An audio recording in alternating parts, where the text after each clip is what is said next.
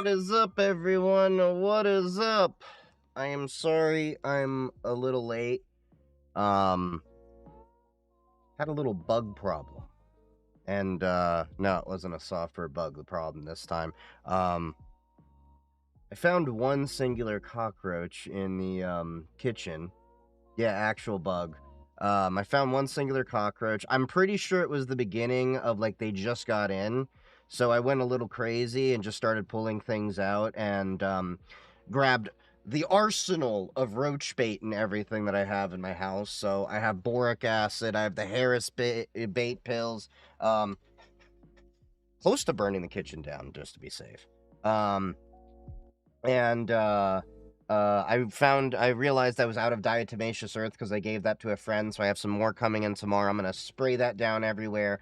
Yitz is upstairs cleaning the kitchen out right now. I did a quick once over everything, make sure there was no issue. I don't really leave much in the way of food out, but of course, as you know, crumbs, things like that get in the way of things. So roach baited everything, all of that. I'm pretty sure we caught it early, but I don't like roaches. I don't like them. I don't even like them when I was back in college, and that was what you had left after a good smoke. Yeah, you get that joke. Hold on. Do I have, Damn, I don't have a sound for that, do I? I gotta get that. Well, I guess we'll just go with the... I won't deny it. I'm a straight rider. I have a better solution, a bomb. Took me a minute, but my brain actually caught up. Yeah. I seen an article that China was attacking arms with Linux malware. I mean, it's, not new Linux malware. Unfortunately, it's been a thing for a while. As I tell everyone, if your computer is connected to the internet, it is vulnerable to a compromise. And the best thing you can do is be vigilant. I mean, that's why I have the career in cybersecurity that I have, is if these things were easy to secure. So I got the hiccups right now. And then also, wait until the ads clear up. The only secure network is the one that's not connected, doesn't connect to anything. In most cases, yes, unless you're dealing with state actors in some situations, and then that's a whole other vector of attack there. Why does my camera look like I'm kind of getting whitewashed here? My white passing Moroccan ass is, starting to look like Casper the Friendly Ghost in light. I'm playing F1 with the missus. Stop being white. Bro, you and I have talked about your hot sauce tolerance. It's just, Dev, we definitely know in this discussion you're the whitest one. You're the one going, flaming hot Doritos seem pretty spicy. And I'm over here like, I want to buy the entire challenge of Hot Ones hot sauce and do that on stream. And speaking of which, at work, one of my coworkers, he has this tradition now, as we basically have it, that for the past several seasons of Hot Ones, he's bought the case of hot sauce, and we do the Hot Ones challenge amongst our coworkers. We get brisket, we get chicken, all of that, and we do the Hot Ones challenge. Okay, so it's the flamin' hot Fritos. Ooh, so different. Ends in Eatos. Thanks, you helped me get into gaming on Linux, Proton, and Mordha, and Overwatch 2 both work well. Yeah, they work extremely well. We'll be doing some Diablo 4 in a little bit. That's kind of the game I'm hooked on right now. Though I do like First Ascendant, I like that gameplay and everything. It's just I'm hooked on Diablo 4 because, well, I paid for Diablo a while ago, and then, I forgot about it. Probably went, ooh, shiny, new game, and kind of forgot about it. So I'm trying to get in the habit of following through with my purchases and everything like that. Somebody said, I know Windows 10 is coming to an end. Is Linux gaming worth it, or should I fold for Windows 11? I think gaming on Linux is honestly worth it. I'm going to be working on some YouTube content in the near future to talk about how to game on Linux a little bit easier. Talking about Flatpaks, talking about Steam, talking about Proton, Proton GE, Lutris, all of these different things. So I'll try to condense it and make it a lot easier for you. Expect it to be a 20 to 30 minute not TikTok, YouTube video.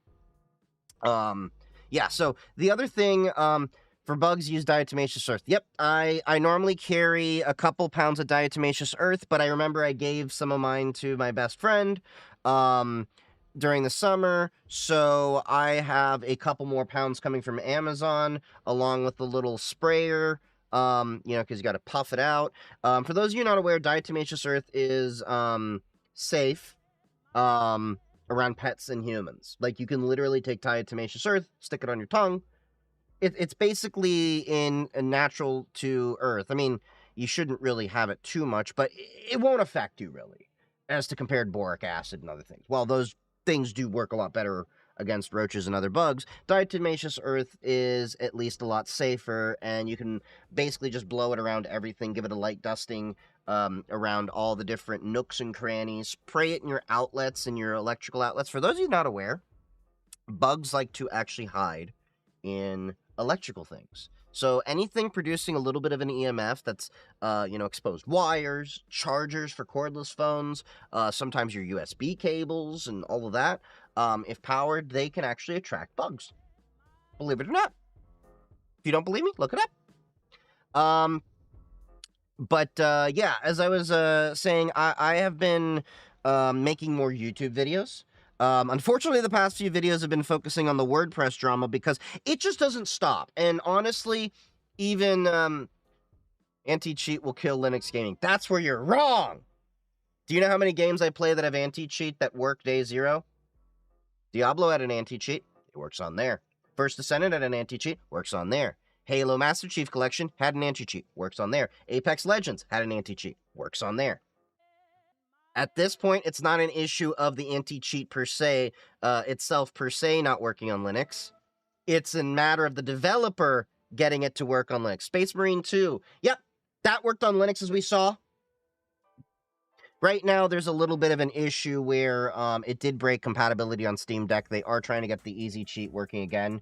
At this point, anti-cheat isn't an issue with Linux. It's developers enabling it for Linux that is an issue, if that makes sense. And now that 5%, roughly 5% of all desktops, and I have a video on that on YouTube about this, talk about Linux using 5% of desktops on Linux are using it. You're starting to see the tide change. Developers understand. You can't explain to a gamer that just spent money on a Steam Deck that, oh, we're not going to make your game work for Steam Deck. They're going to hate the game before they're going to hate the console, because at the end of the day, they bought the console to do the gaming portably. Yeah, exactly. Developers will go, the people are. If there are people on Linux, they'll support it. And that's what I think a lot of people will forget. No dev will go for the extra round for the no money. Didn't say they would go for no money. They're already paying for Steam Deck. And the Steam Deck means they'll have money to spend on games. And it's already happening. If you don't believe me, go to protondb.com. Here, I'll actually show you. ProtonDB. We'll go to ProtonDB, which is a database of all the games that people have been testing out to work on Linux. Boom. You have an entire site telling you of all the different games, and people are reporting different games. So, like, this is the Chromebook ready games. Or, what was it? Space Marines 2, like someone mentioned. You can just start looking up games. Gold rating. Oh, actually, it's native now. Not Dawn of War 2. Sorry. Where's Space Marines? This is the problem with Warhammer, is it, like, always, like, mixes in. But, yeah, you can... Warhammer is like so many... There we go. Space Marine 2. There you go. Gold rating. Some people share their configs, what Linux they're on, little commands that they maybe use to optimize their thing. Works on Steam Deck. Steam Deck. Steam Deck. But yeah, you can see there's already tens of thousands of games that work on Linux, and it's going to get more and more. And there's starting to be, and indie devs are actually supporting Linux native games more and more.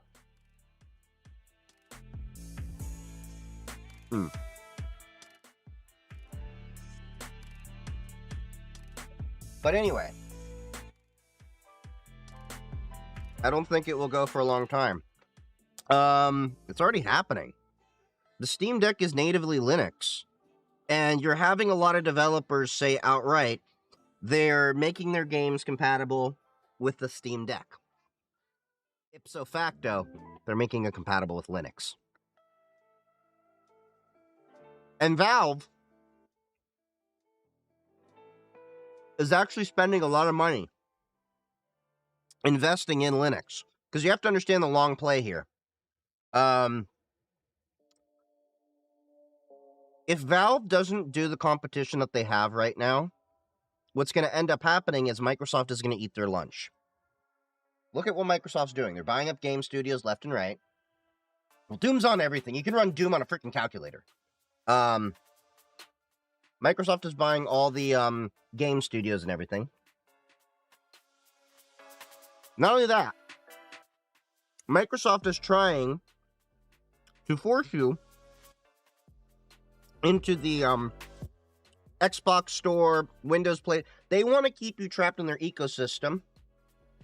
In the same way, all you have to do is look back into the original Department of Justice documents they had. Embrace, extend, extinguish. Literally the words the Department of Justice said during the antitrust lawsuit that kicked Bill Gates out. That is, Microsoft doesn't change that much.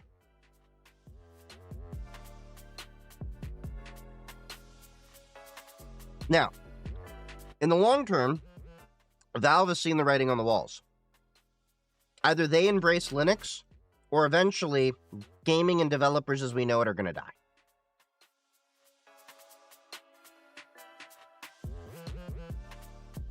And, what do you know about Hazard V2? I don't know. So, I do want to talk about something interesting, though. Morning. What's up, Charlie?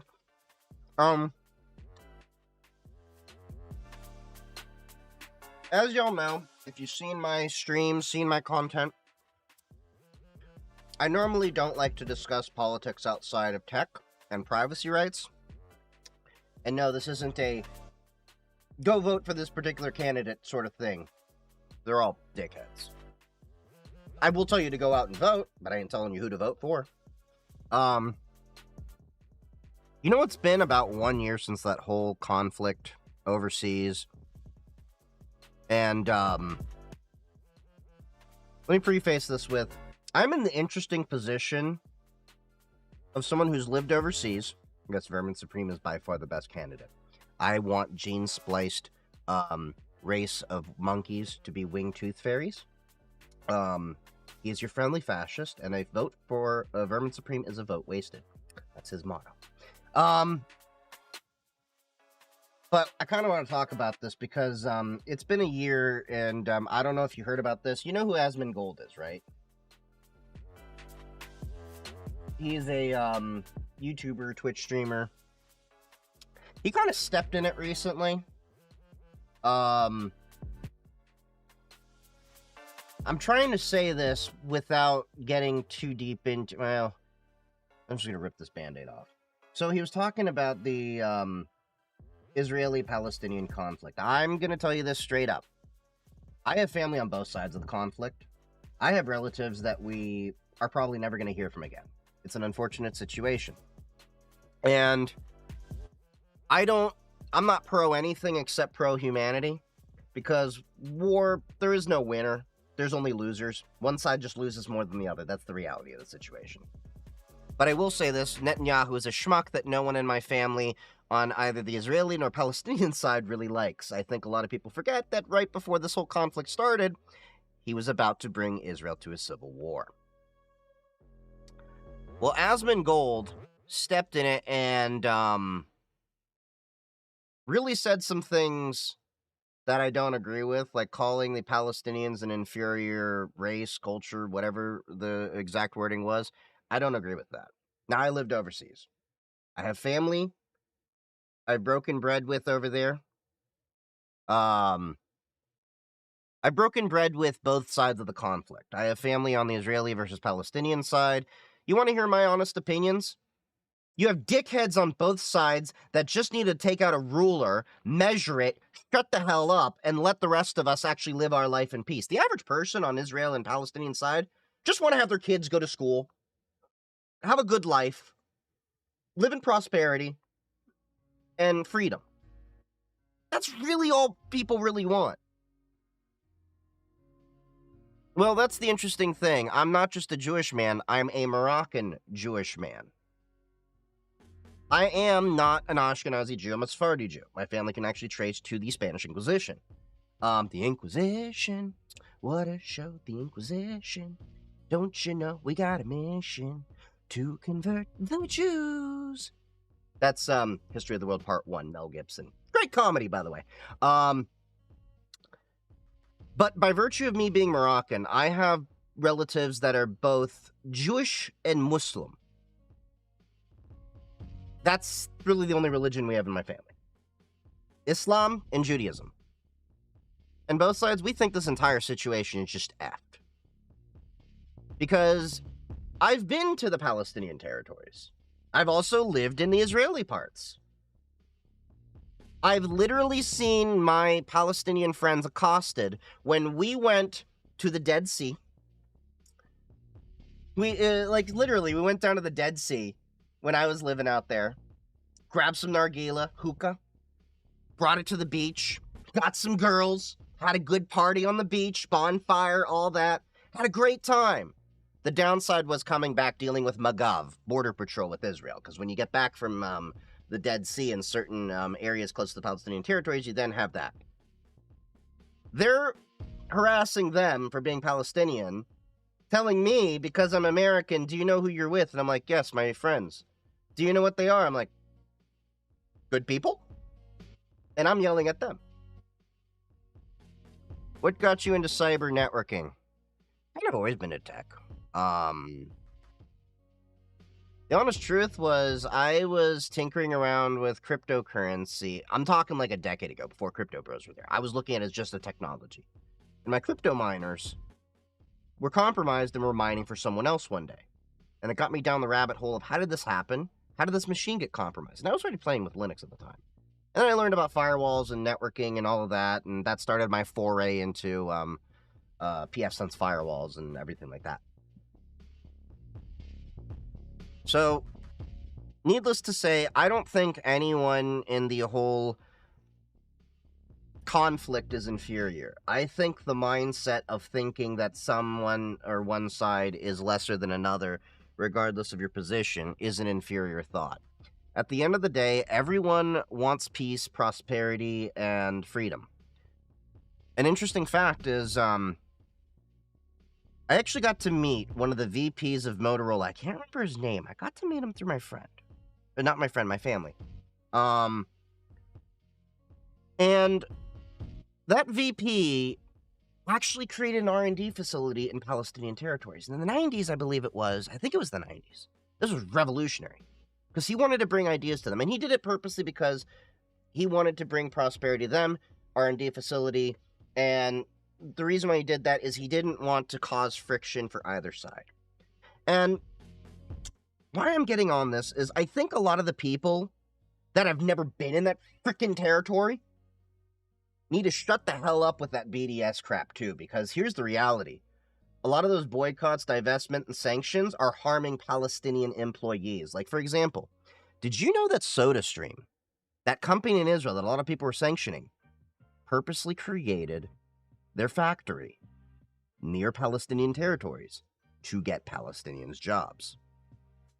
And then were forced, ironically, through this, a lot of these boycotts and sanctions and all that, to have to move closer into the Israeli territories, and then the Palestinians lost their jobs. Has the Firefox CVE been a topic? Which one? There's been a few CVEs over the years. But my philosophy is make trade, not war. You want prosperity, bring people opportunity. And this is where I have a hard time understanding sanctions and stuff like that. And, because all you're doing is you're harming a bunch of people that are innocent in the whole thing, just trying to have their lives and their needs for basic life met. So, I really think a lot of these keyboard warriors need to get off their freaking keyboards, go touch some damn grass, and realize the human on the other side. And I'm going to tell y'all something, too. I used to have my head up my ass and really think that there was one side that was always in the right.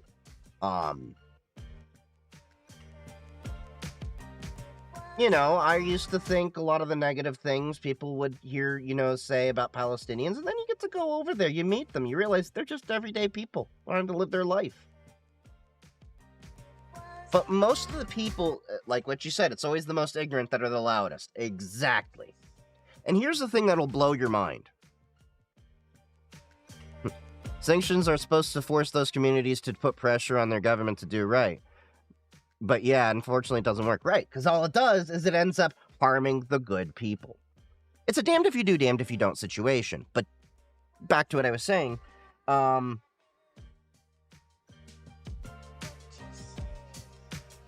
I'm curious about what you think about the idea of being in a cyber war. We're already in a cyber war. What are you talking about? Being in one. We're already in one. You have state actors going after different companies and institutions owned by different governments and stuff. What I heard is that they want to make a Muslim country. That may be true for some people. But also, let me tell you this. You have a vocal minority in a lot of these places. A lot of the people are in the middle, just like in America.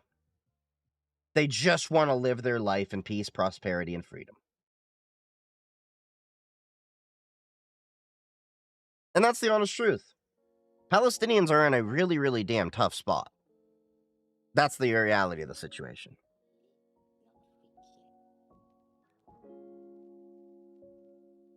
Yeah, it's basically trade war if you think about it, Charlie.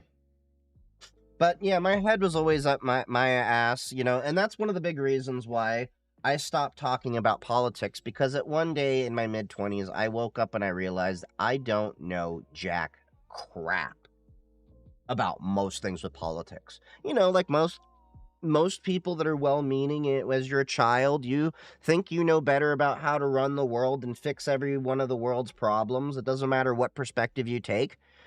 And then one day you wake up and you maybe realize you're nothing but a tiny ant in this grand world of things. You don't know jack crap. And that's why I generally like to stick to tech and privacy rights when I talk about politics. Because I know what I know, but I don't know but I know what I don't know. And the problem is, a lot of people don't know what they don't know and think they know. It's that whole Dunning-Kruger effect. You can't be everybody's friends, and you'll have less to, if all you do is talk politics. Wise words from my grandfather. Exactly. I don't talk politics with most people. I mean, if somebody wants to ask my opinion on things, I'll give you my opinion, but I'll also tell you, like, I generally don't care. I was basically hyper-focused. In the height of my... Yep, I was basically hyper-focused on politics and current events, as was I. And let me tell you, there are some opinions that I made in my younger youth that I do not agree with. People grow up, they change, their perspectives, everything like that. Like I said, I came in with the wool covered over my eyes when I lived in the Middle East. And by living in the Middle East, I got to meet some amazing people. I had friends who were Jewish, Druze, Muslim. I even met some Krishna people out there. There's Baha'i out there. I met some, I said it, Christian, right? I explored all of the different holy sites that I possibly could. Didn't get to the top of the Dome of the Rock. Stupid politics got in the way at the time. Go figured, I sobered up considerably when I stopped hyper-focusing and ranting. Yep. And most politicians don't know enough to help. And that's the problem. So that was one of the things I was going to say is a lot of people have the misconception when it comes to Israel, that they think that overwhelmingly it's Jews that want to support Israel. Do you know what religious group overwhelmingly is Zionist and actually gives money to the most pro-Zionist, anti-Palestinian positions? Evangelical Christians. I want y'all to think about this for a second about how effed up their reasoning is. And I'm not saying that they are effed up in and of themselves, but I want you to follow this train of thought with me for a second. A lot of them believe in the second coming of Jesus, right? Well, how do you get there? You get the majority of Jews in Israel for what is supposed to be some kind of final battle with the whole thing with Revelations and everything like that. Essentially, what they're calling for is the annihilation of most Jews, when you think about it in a roundabout way, to believe in the second coming of Jesus. I want y'all to think about how effed up that is of a train of thought. See, Charlie knows what I'm talking about. But just think about that for a second. Think about how effed up that train of thought of logic is. Hey, what's up, Sikne? You jumped into my rare opportunity of going into a non-tech political rant. I'm also looking at that Firefox CVE, buddy. Don't worry, I didn't forget about you.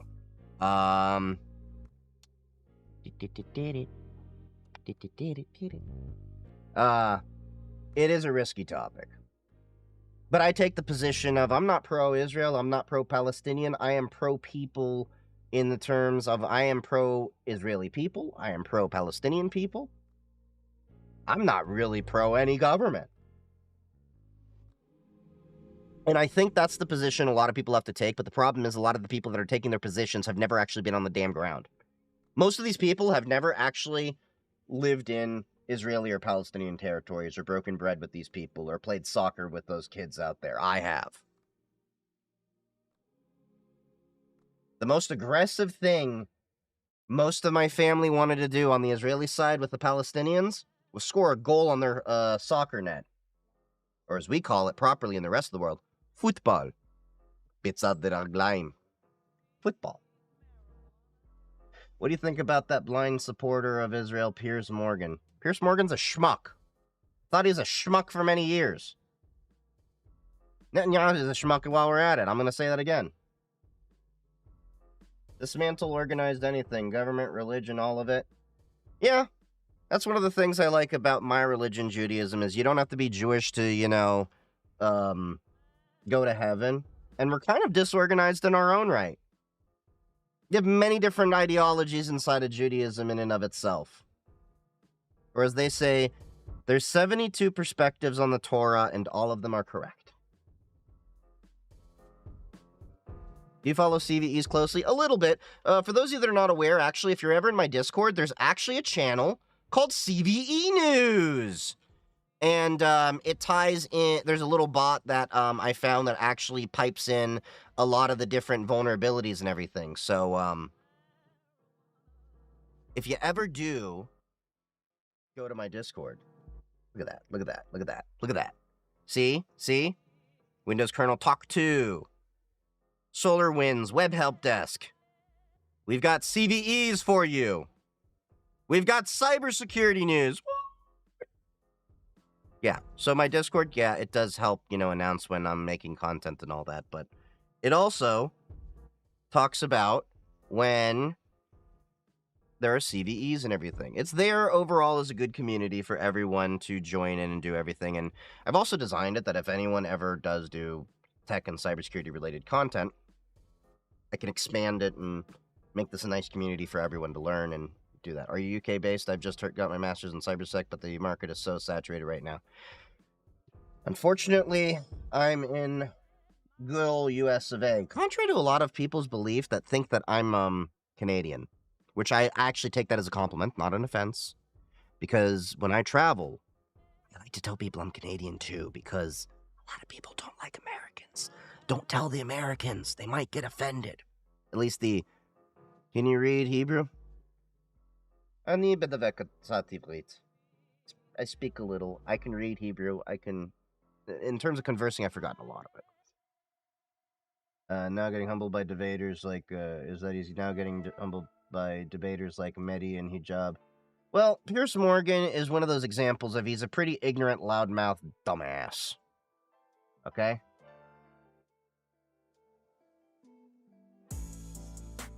Alright, so this CVE here.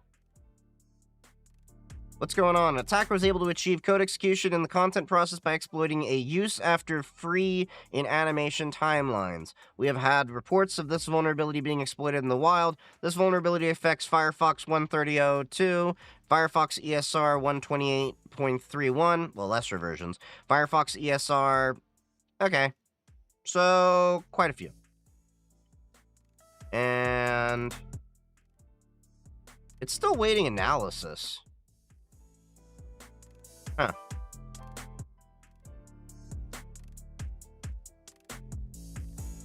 Well. Wait. Less than. Okay, I should be good. This is the flat pack of Firefox. So the good thing is, and I'll talk a little bit more about this in some YouTube videos and everything. I flat pack pretty much anything that is connected to the internet. A flat pack is a great way to run Linux applications. It's an open standard to sandbox your applications. Windows doesn't really have good support for sandboxing out of the box. Linux does.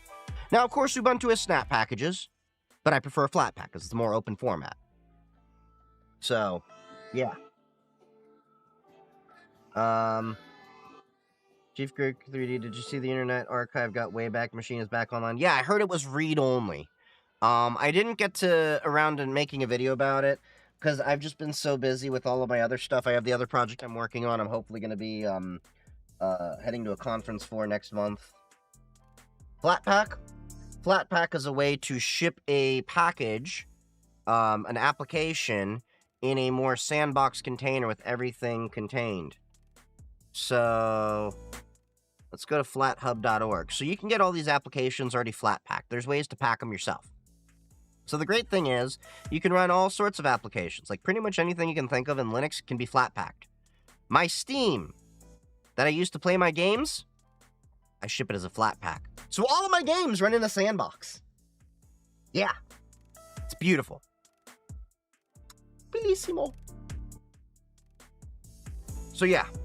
Flat packs, wonderful. So, yeah, the Firefox CVE, tis a doozy, but, once again, I wish I had a, voice modulator to do Bernie Sanders' voice. Once again, I am asking you to update your packages. What is the first model number of the Good Think laptop? What do you mean Good Think laptop? You mean ThinkPad? Sorry to ask a Q&A. Do you have any good materials for learning Linux more towards doing versus listening? It's kind of hard because a lot of the stuff shifts. Like a lot of the things I did to do and learn Linux, it shifts. It's one of those, you just kind of have to pick it up and do it.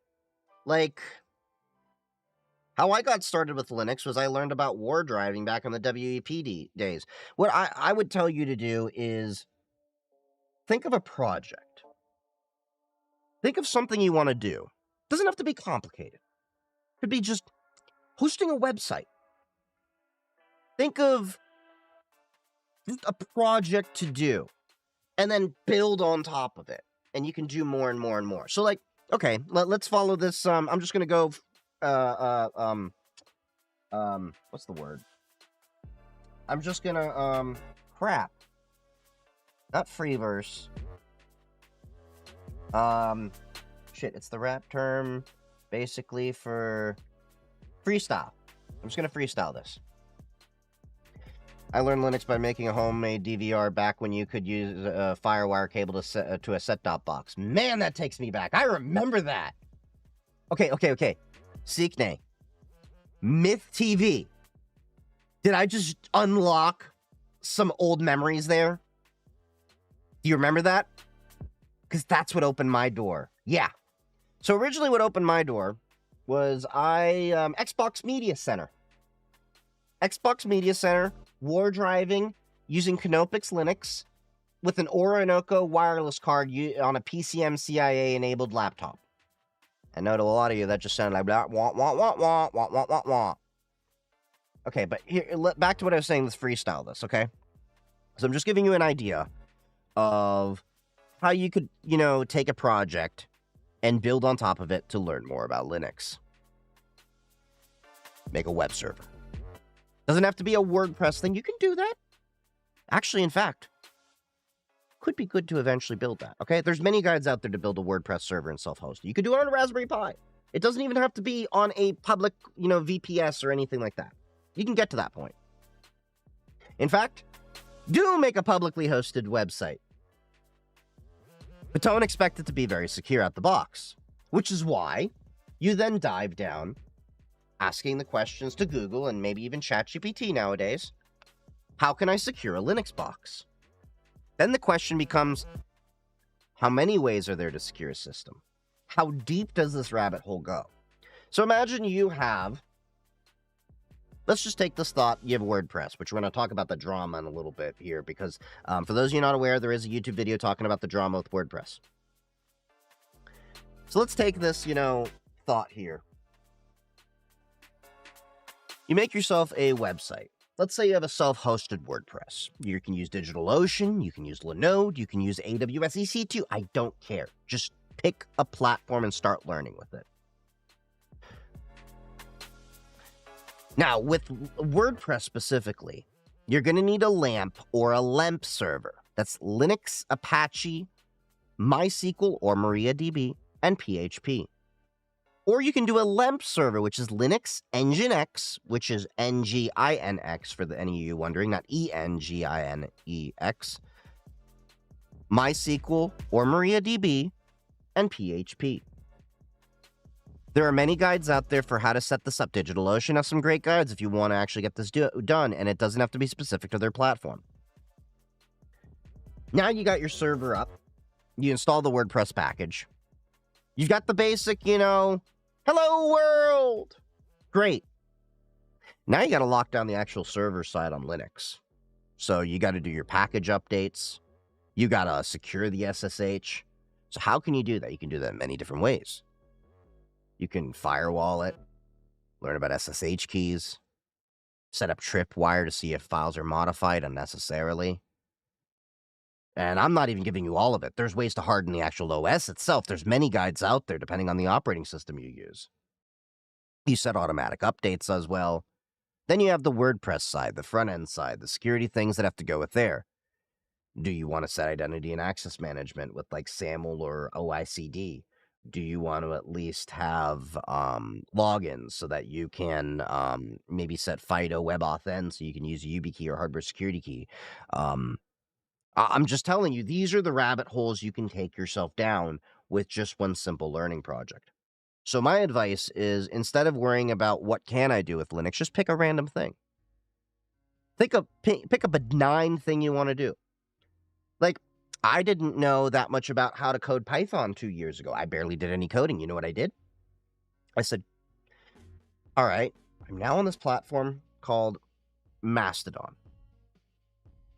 That was when Twitter started going downhill. And this was when I was in the world of Twitter and Mastodon, and I decided I wanted to make a bot to announce when I'm live on Twitch to Mastodon, which still works to this day on a Raspberry Pi, by the way. I still got to enhance it. I know that. I just don't have the time right now. But if anyone wants to contribute to fix the goals there, where we can Dockerize it, as well as get the capability for Blue Sky and potentially even threads posting for it, I by all means will welcome you to make a commit, and I will check it out on GitHub after I review it. But I digress. I started learning about Python with ChatGPT 3.5, and you will learn more from bad code than good code, believe it or not. I learned about error handling because my bot went stupid one day when Twitter took away my API key, and it was in a loop, and I spammed my own Mastodon server about 30 I think it was 300 or 400 times in about 30 minutes. Yeah, that took me a while to clean up all those posts. And that's how I learned Python, is I just made a project, picked something, and worked with it. And the same thing with dealing with APIs. I just picked it up and worked with it. Took me about a month, but I got there. FreeNAS is another project that's simple with some spare hardware. Absolutely. PFSense is another thing. PFSense, if you want to learn the concepts of firewalls, hosting, your own hardware-based firewall without getting too deep into it, because if you go get an off-the-shelf firewall like a Unify, yeah, you can connect it and get things working, but it's kind of like Apple. You're going to be very stupid in how the things are going to actually operate because you're not going to learn the concepts there. Yes, Vampire, you know very well of that day. You were there on stream. I get it. Rub the salt in the wound, won't you?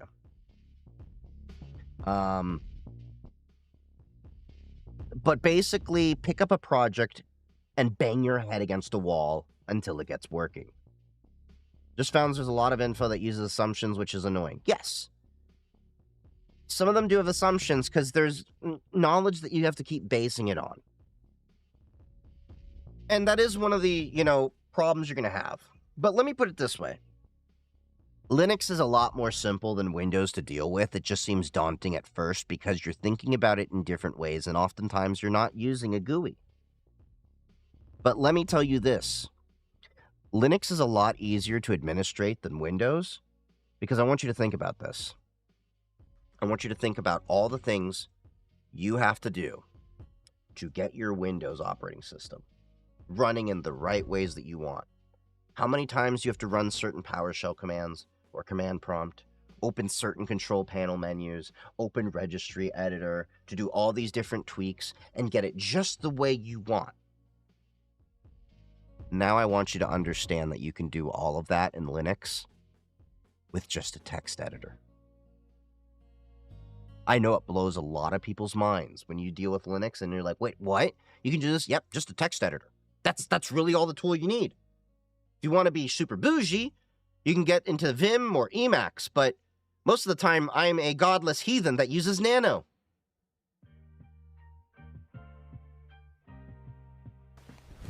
Emotional, damn it! She even caught me on camera. Is there a way you can stream websites in a browser on Linux? When you say stream websites in a browser, do you mean like Netflix and all of that stuff? Or do you mean, what context do you mean stream a website? I can't bring myself to learn Vim. Nano is so simple for quick editing. I am in the same boat. If I have to do anything more complicated, I will just open Visual Studio Code. Again, godless heathen here. I'm sorry, Miss Jackson. Can I guest? I don't think you can because I'm doing it through an OBS thing. Wait, hop on Discord. Hop on Discord. I can do something this way. 1 second.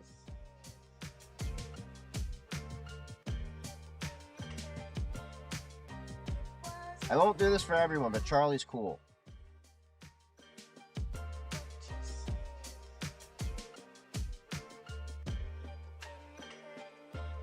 Alright, so hold up. I got to...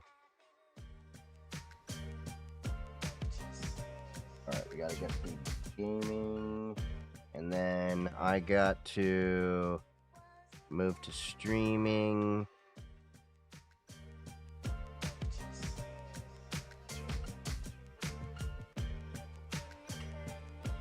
And then let me make sure...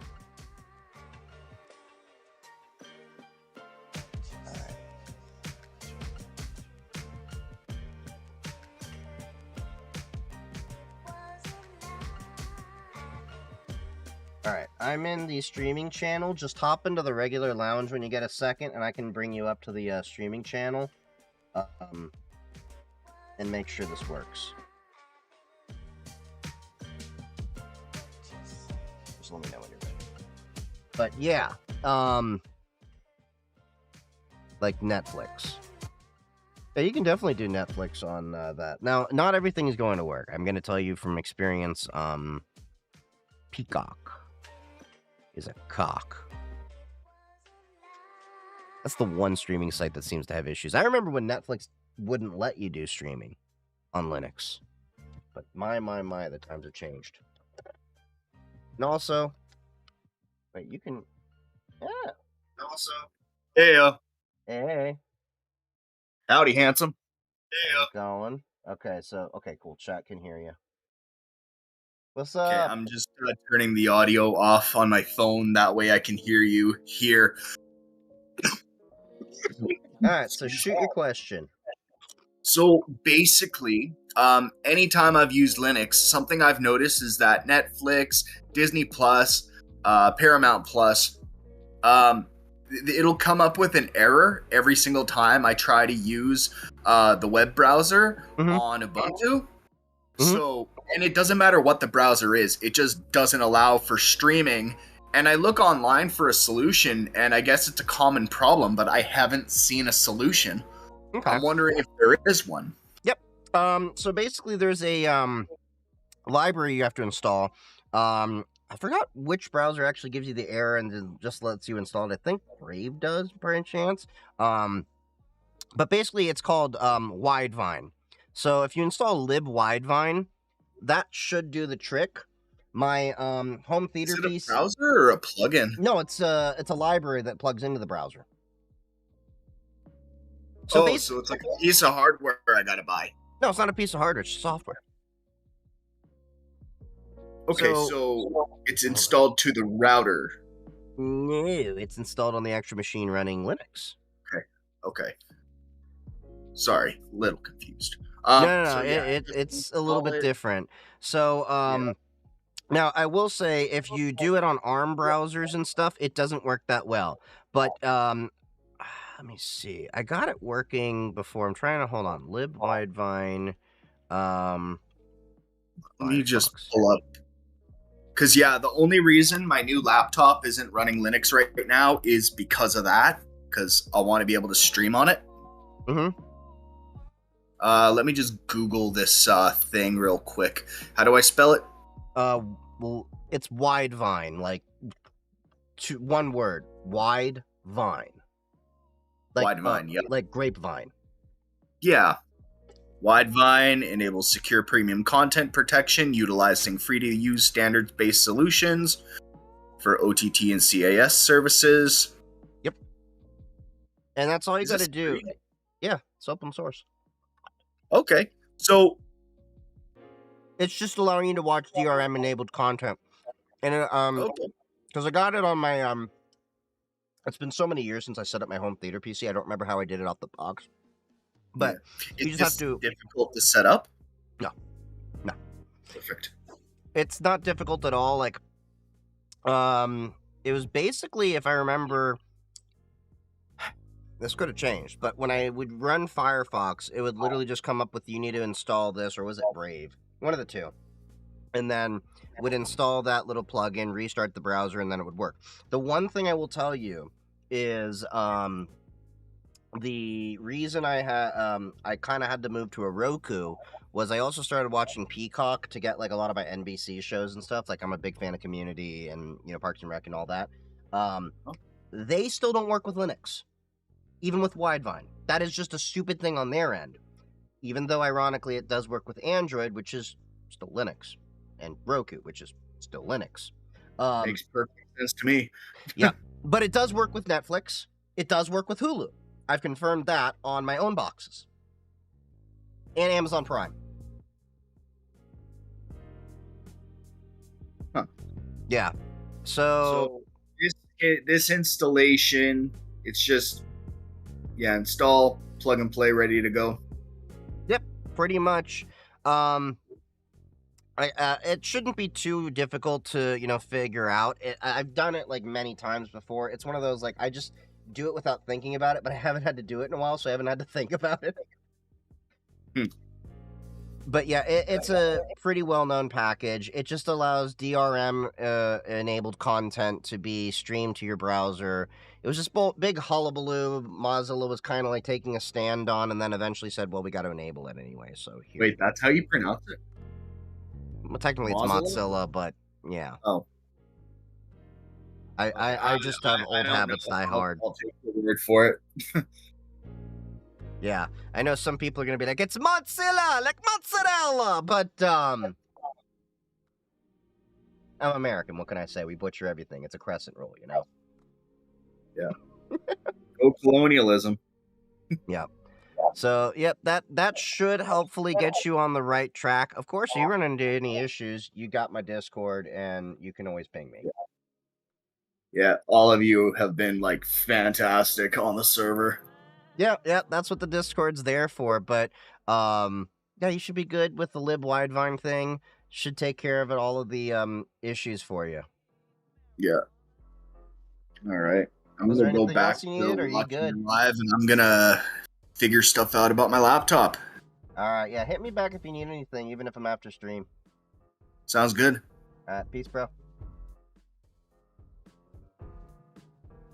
That's Charlie. He's a chill dude. Yeah, so I do have a Discord server for those of you that want to join. We do help each other tinker and figure things out. And on Saturday nights, we usually have a movie night as well. This past Saturday, we watched Revenge of the Nerds. I think this Saturday we're gonna do Real Genius. We also watched Blade and a few other movies in the past. Do you think AI is closer in replacing coders or people in cybersecurity? No. I don't think so. I think it's going to be a tool to aid a lot of people. A lot of the jobs that are going to be replaced are those that can be repeated. But that's the same thing with a lot of the things with automation in general, like assembly lines, things like that. If your process can be repeated, yes, you are at risk. If your process requires critical thinking and variations and thinking out of the box, things like that, there you go. Found your YouTube channel. Awesome. Cash rules everything around me. Green, get the money. Appreciate ya. So I am going to be working on more tech-related content. Well, it's all tech-related content, really. But I'm going to be focusing on YouTube and Twitch. Anything you see on TikTok is merely just going to be a clip from Twitch or YouTube. Because TikTok has been an absolute dick. If I do anything too technical, they censor the content. I remember how many times I have worked on content on TikTok.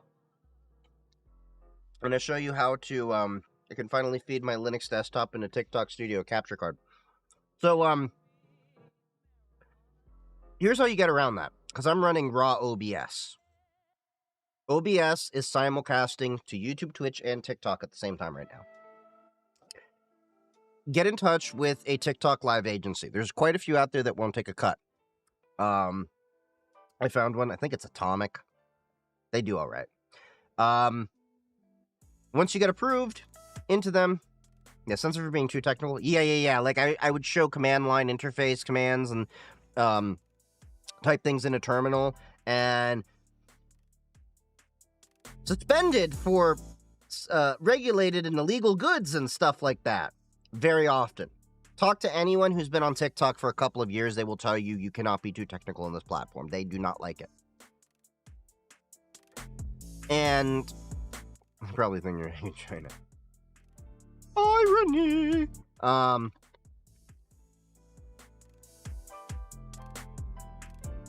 So I use OBS with a stream key that TikTok generates.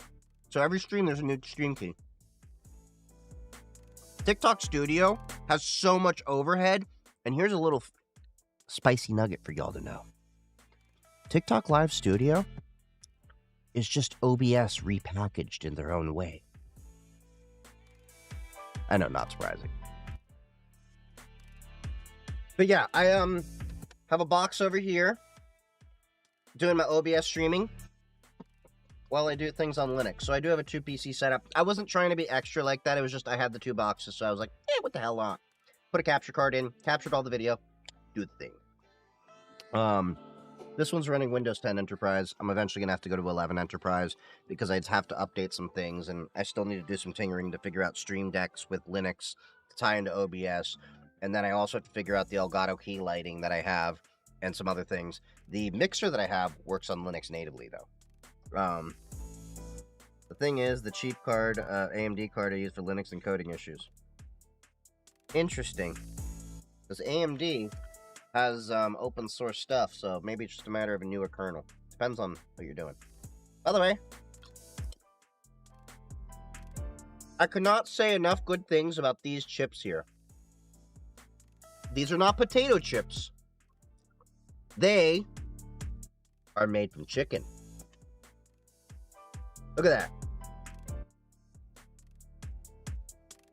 They are so good for you compared to regular potato chips. Look at that. Look at those ingredients. Look at that table of nutrient contents. Whatever. In like one serving or 20 chips, you have 20% of your protein. Basically, it's like chicken breasts. They dry out. And it's got, these are Nashville hot. 10 milligrams, 10 grams. What if they made spicy zebra cakes? What are zebra cakes? I'm 6.8. I would go to 6.11, but it hasn't broken my PCI pass-through. It depends on how it's configured. What's the Linux kernel now that I'm on? uname-a. I'm on 6.9. How easy would it be to get Arch Linux on a Samsung tablet? Depends on which Samsung tablet. And of course, why is it gotta be Arch?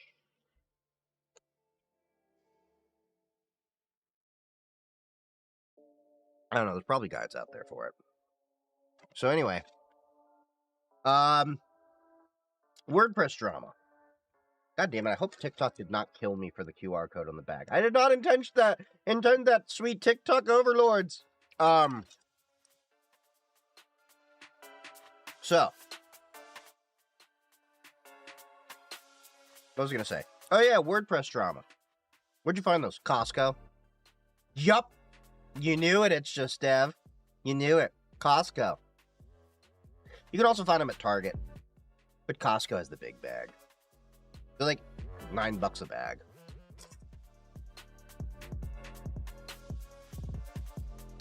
Look, I'm trying to find ways to lose weight. So after my injury, we'll talk about this, then we'll get back to the WordPress drama I was going to talk about.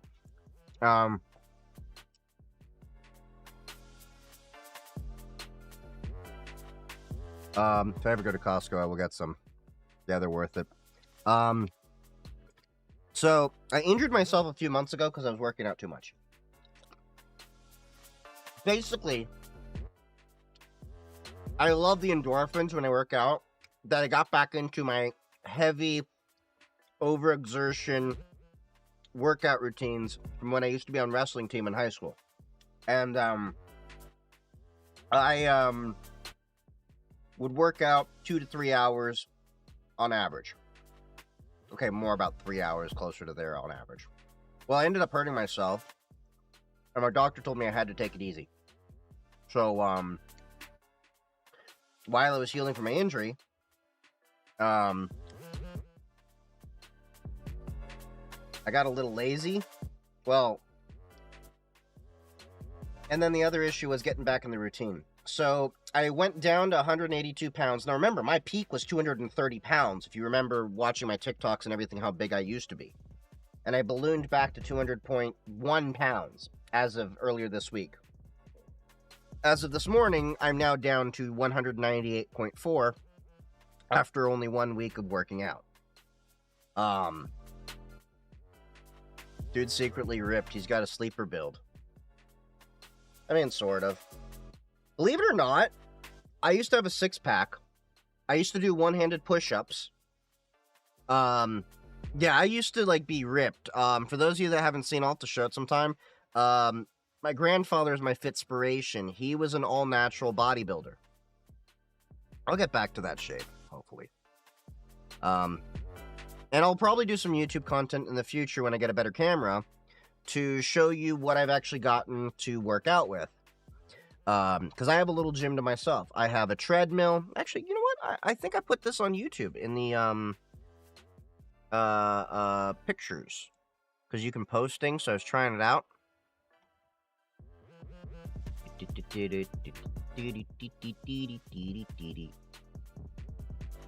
Okay. Community.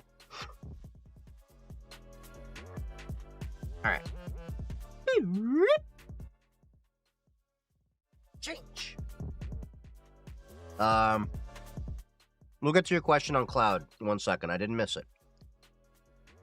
So as you can see, this is a post I had 8 days ago.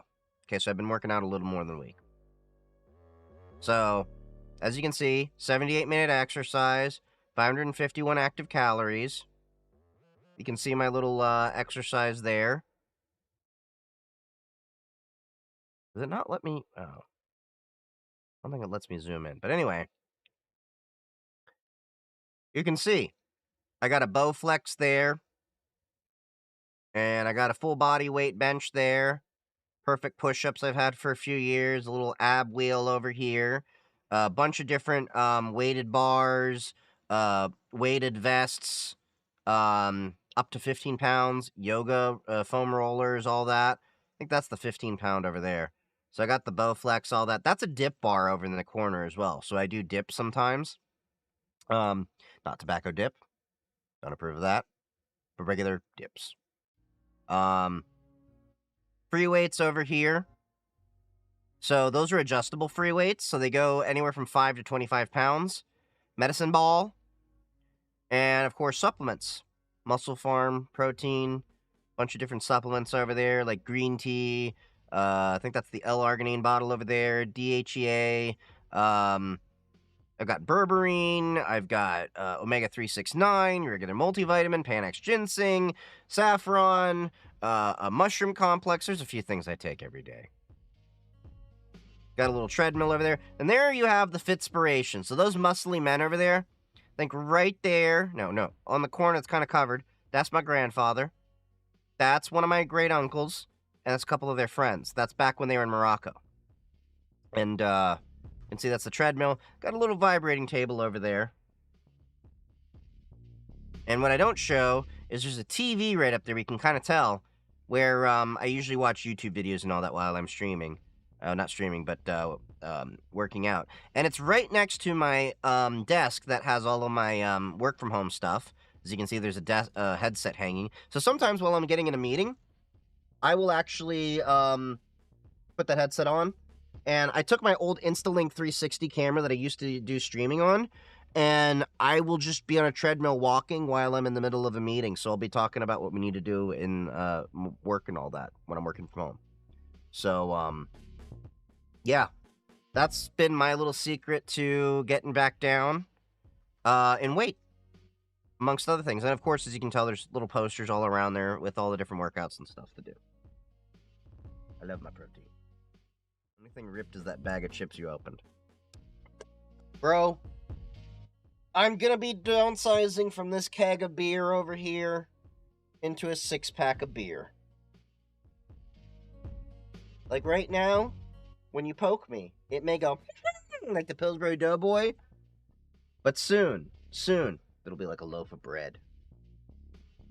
In your opinion, companies start moving to AWS Cloud is good and will save them money? Save them money is really a long... How do I put it this way? I don't think it necessarily will save them money. I think it'll save them the headache of the liability of the data centers that they have to build. Because the data centers cost money. They need computation. What's crazy is I thought I knew computers till I turned into a penguin. I know, right? Linux lets you learn about your computer. Windows lets you use your computer. Mac just lets you think you're playing with the computer. But in reality, Apple's designed to make you feel like an idiot. And I say that as a former Apple user, not an Apple hater. But back to your AWS Cloud thing. Here's what you have to understand. The cloud is just someone else's computer. So all you're doing is you're shifting the expense of building an infrastructure, the liability of making sure that infrastructure works, having to deal with a hot, warm, or cold site for a backup, load balancing between all of those things, all the hardware intended with it, and you're shifting that to AWS. Now, can it potentially save companies money? Yes. Will it always? No. It's infrastructure as a service. So you can build the infrastructure, but you still have to design, architect, and do all the things properly with it. So it won't save you in terms of the labor costs, because the labor cost in architected and all that. You may not need as many networking guys and all that. There is ELB, WAF, S3, etc. that you get. Yeah. But technically speaking, you can build those things in your own data center. It just makes it a lot easier in AWS. Or Azure. Or whatever. Yeah, you don't have to worry about setting bare metal setup or dealing with co-location of different appliances and all the infrastructure there set up. But you do still have to focus on maybe not a VPN as much. VPNs are so passé. We're all about zero trust network architecture these days. So you want to use your thing like TwinGate or Zscaler or another platform out there and get secure access to your cloud that way. You're still going to need a posture identity and access management, have all the resources provisioned, everything like that. So, is cloud easy to get hacked? Anything on the internet is easy to get hacked if you don't secure it properly. So, that's why it doesn't really change all that much. You still have to have a cyber team. You still have to worry about identity and access management. You still have to worry about maybe not like using a vulnerability management scanning system, but maybe you'd have to use a CSPM, a cloud security posture management system like Wiz, that can then tell you contextually, I wish I had this platform so I could show you it, but I don't have the money for it. So, subscribe to my YouTube, because that money is going to go into all this fun home lab stuff that I'm talking about one day. Because I'm telling you, I have a dream that one day I can do an entire enterprise setup and show y'all the bells and whistles from XDR to Zero Trust Network Access to a SIM, your security information and event monitoring, your CSPM, all of these things. But those require Get the money, dollar bill, yo. money. Splunk is free up to 1 gigabyte. Do you know how fast you run through 1 gigabyte of log space? Do you have any course right now? No, I don't do courses like that. I have a Discord server. I have YouTube content I'm working on. I have a stream that we're on right now. AWS comes with its own problems, like IAM policies. Yep, overscoped roles, all of that, and then you have to tie it into your identity and access management for centralized IAM, so then you're going to be worrying about Okta, Duo, Jump Cloud, whatever platform you're using to link those into the proper roles, and blah, blah, blah, blah, blah. Yeah, it's a whole lot.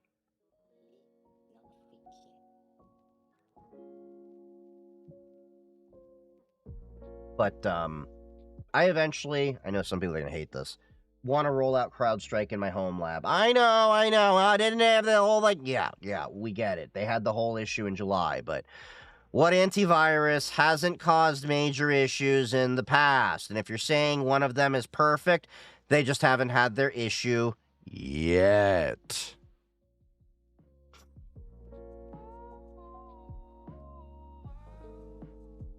So, ideally, I want to get CrowdStrike. I want to get Zscaler. I want to get Datadog in my home lab. Then I want to start doing my identity and access management. I would like to pivot to Okta. I got another system I use, but I'd like Okta. Wouldn't Azure be good for web hosting? Azure wouldn't be any better than any other web host. It depends on what you're trying to do. Do you want a managed host like Hostinger or any of those things? Or do you want to host all your own stuff entirely? You can use AWS, Azure. It really depends on what you're trying to do. Yeah, cloud provider doesn't matter. Okta is too expensive, to be honest. It is. But so are most of the tools I want. Zscaler quoted me $10K a year. I have my email security system, at least, for my email that I get for my content creation. I use Avanon. That's $7.25 per user per month. Covers my whole Office 365. Not just the email. Also does OneDrive and SharePoint. And technically Teams, but you have to be on the Microsoft Teams E5 plan for that, for API access. What tech job have high demand right now?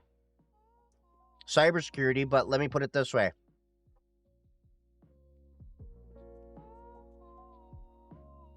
In reality, there is no such thing as an entry-level cybersecurity job. All cybersecurity roles are looking for people with a few years' experience, not specifically in cybersecurity, but system administration, networking, and understanding a lot of the concepts. Oh, I like Okta too. I also like Duo, but I think Okta has a lot more integrations than Duo does. If you could recommend one thing to companies to reduce risk, what would it be? Continuous security education for the entire company. Your number one risk in any company, no matter what you go, is the human. Let me put it this way. I can build you a castle. I can build you towers, put archers in it, put mortars behind it, knights behind it, build a moat. Put piranhas and alligators in that moat. But if you lower that damn drawbridge and let them in, there ain't nothing I'm going to be able to do to help you there.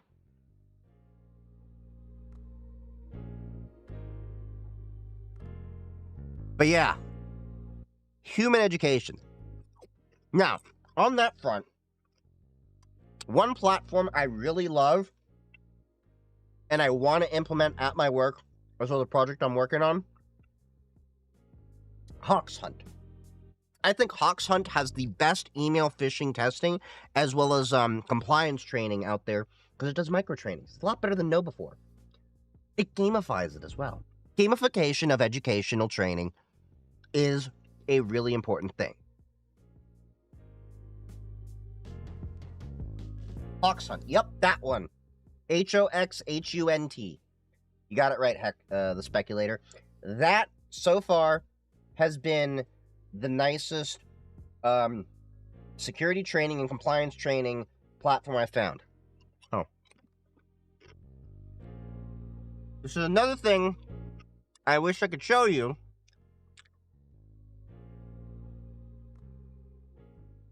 I got demos for this. Really, really nice. You can have AI build out your training, little micro trainings and all that kind of stuff. Do they have like a way to show you what it looks like? But they have phishing training that's a little bit more realistic. And you can actually, here we go, gamify it and see progression over time. So how it does it is like, it'll start out with weak little things, see if it catches you off guard. And then as you do more and more, and you, successfully pass them, it'll up the difficulty just ever so slightly. Then if you fail, it'll lower the difficulty so you don't lose the confidence and you still engage. On top of that, you can basically have a high scoreboard across your entire company gamifying your security education. So that way, you could then turn it into like, hey, if you get this many points, or whoever's the best, person to catch the most phishing emails gets a gift card to Costco or whatever, As an AppSec engineer, I would say build paved roads and guardrails, but not gates and locks. Training is often viewed as a checkbox. It is.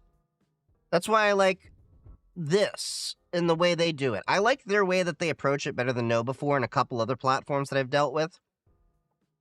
And it actually shows you like a little spider web over here of, your skills and how you've been catching in spear phishing, BEC, all of that.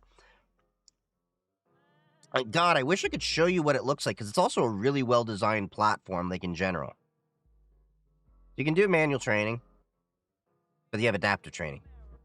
So the AI can actually learn from your employees and, have them level up. I do training 2 to 4 times, so it gets repetitive. That's why I like Hawks Hunt. It adapts it. My company is hosting a public CTF-style training on AI and LLM security, but goal is to gamify.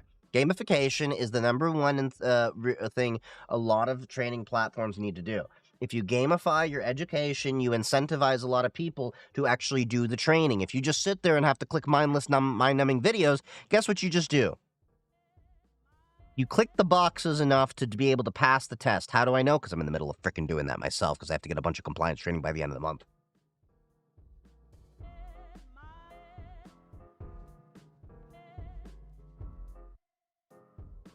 Yeah. So that's my take on training. My recommendation: do they offer a demo or IT coordinator is looking for resources? Yes. So reach out to Hawks Hunt. They have a request demo button over there, and they can walk you through the entire platform. Just do me a favor, the speculator. Let them know where you learned about this platform, because I wouldn't mind working with them. I just have no use rolling this platform out in my lab, but because I would just be training myself, and then I'd have to also open the holes for Avanon email security for it to work. But you get my point.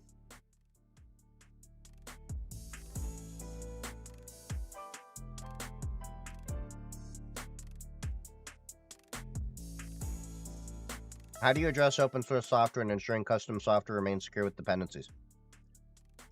In what context? Like, you're developing the software? Oh, use an internal dependency manager. Yeah, that. Crap. I forget what the thing is. We have a tool at work where it caches the plugins. We have our own repository for NPM, for, the Node.js modules, Python, all of that. I'm not much of an app security guy, but I know this exists in our company. And they hit that to have secure versions of the libraries that are then vetted and everything like that for checking. Organization of about 100 to 150 people. You should be fine. You should be fine. Know before might be on the, I guess, cheaper end of things. But this, I think, is going to do a lot better in terms of, like, getting people incentivized. But, talking about larger issue where software is built with OSS components that may go unmaintained. Oh.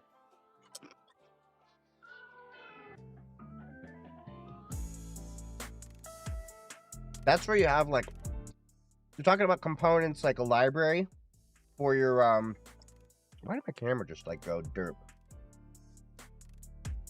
My camera didn't focus on me. It looked like me without my glasses on.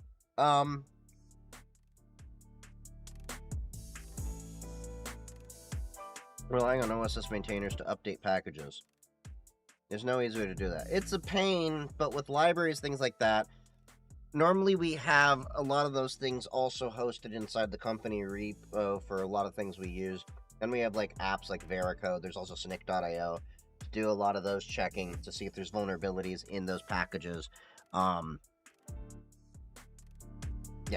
not an app security guy as much, so Chief needs to give me harder training because I'm like level 10, no fix.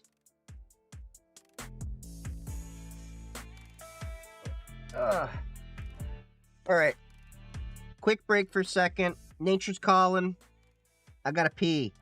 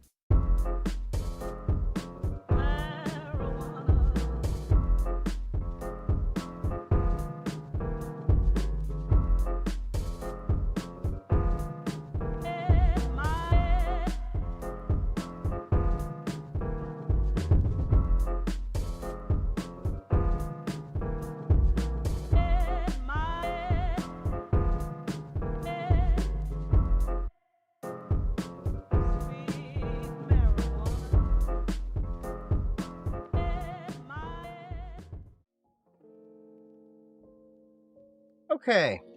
Just Dev, this is just for you. Like, wash your hands. Alright. Make sure.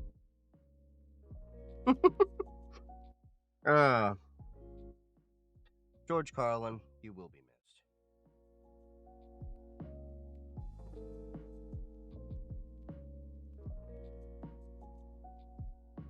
I wonder if it's just Dev saw that.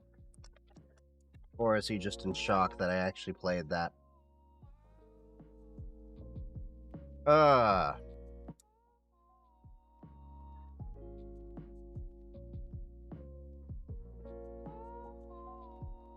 Alright, now, for the next part of the show. It's time for me to play some digital crack. Or as I like to call it, Diablo. I don't know why I stopped playing this game, because I actually do really like it. It's a great game. Diablo 4. So I started playing it again with the,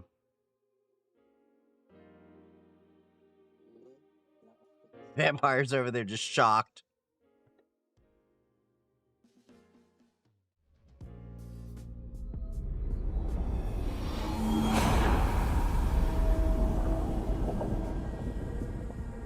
I actually do have to say this is probably one of my top favorite games so far. Although, I don't think it quite knocks off Diablo 2 in my mind. And of course, we've got Timmy the Barbarian.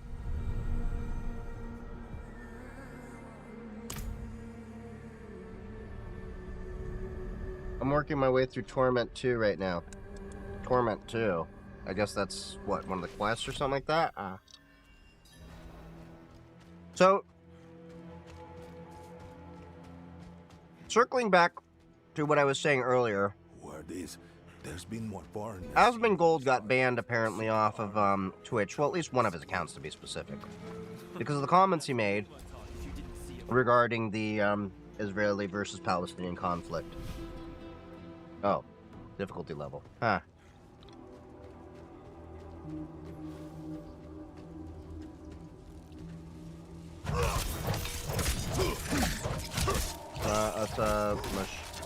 Mashtek? Sorry. אני בדווקא קצת עברית. אנגלית בבקשה. Do you host your own mail server? I used to. I don't anymore. Because friends don't let friends run their own email servers. And don't feel sorry for asking the random questions. As long as they're not weird and intimately personal. Like, what's the color of my underwear?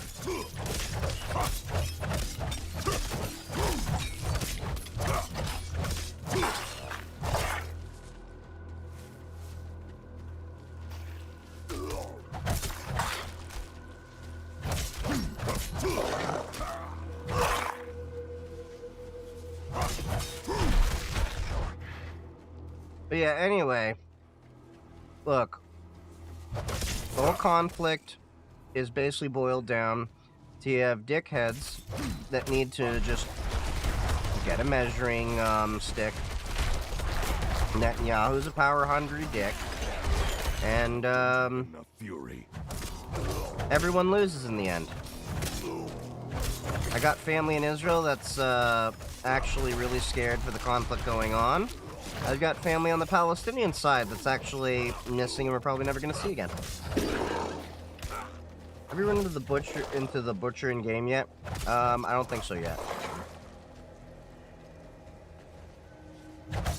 What do I use? I use Proton Mail, which, by the way, I am affiliated with them, so if you do use Proton, please use my affiliate code in there.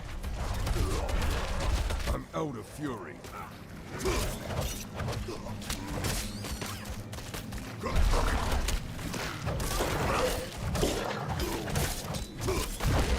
With all due respect, all sides have had really effed up laws in this conflict if you look at the Hamas charter too. Hamas is not great either, neither is the, some of the actions the Israeli government has had. But like I said, I don't support any government. I side with the people.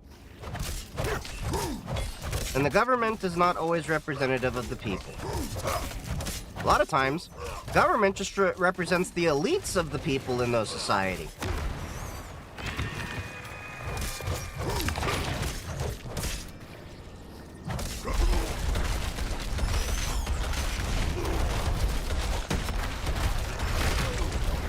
No, I meant desktop environment. Oh, I'm using GNOME, but I can't wait for Pop! OS Cosmic DE to be released. Don't have enough fury. God damn it. I'm not scared. Why are you running away?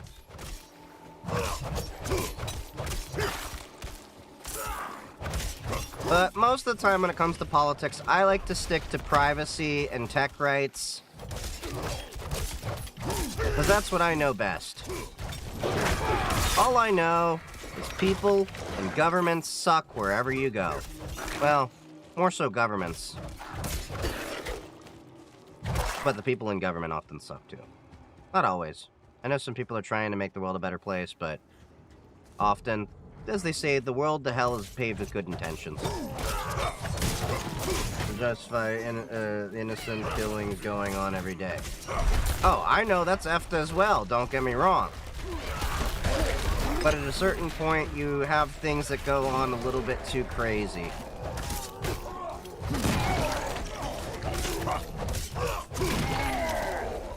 Like, I think we can say the events of October 7th were reprehensible, but the events that have happened since are also reprehensible in their own right.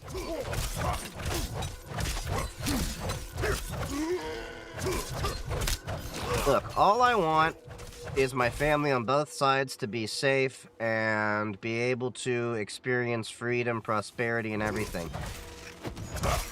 I don't think Netanyahu's good for the Palestinians nor the Israelis. He almost brought the entire country to a civil war right before all this was happening.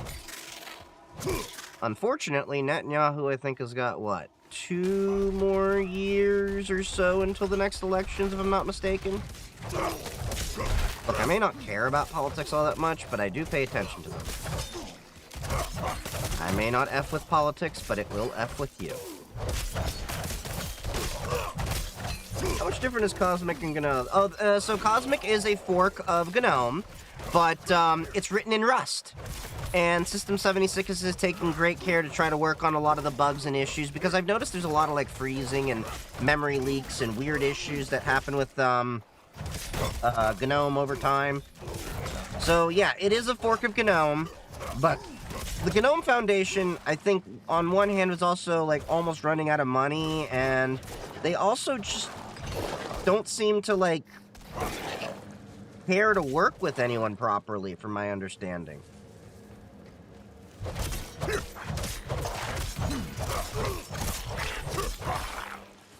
Do you have Israeli or Palestinian family? Yeah, I have family on both sides. So as I was talking about earlier on stream, I actually lived in Israel for a short period of time. I'm Moroccan and Jewish, and by virtue of that, I have both Muslim and Jewish family. And by virtue of that, also, I have family in Israel, the Palestinian territories. I have a very diverse family.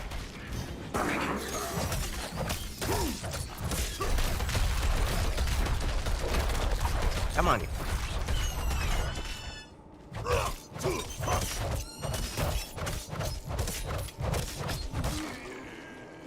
But that's why I get also really upset at a lot of these keyboard warriors that try to say, like, one side is way better than another. All sides are in the wrong for different reasons here. At the end of the day, everyone just wants the same thing. Prosperity, freedom, and, peace.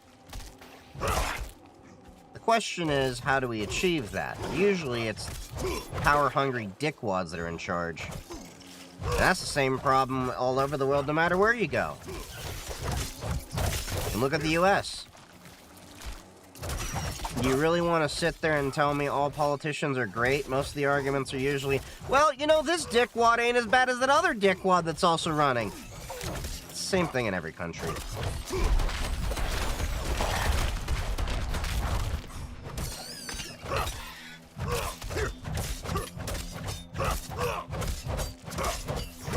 All these games run better using Proton on Linux than Windows. Yeah, that's because Windows has a shit ton of overhead.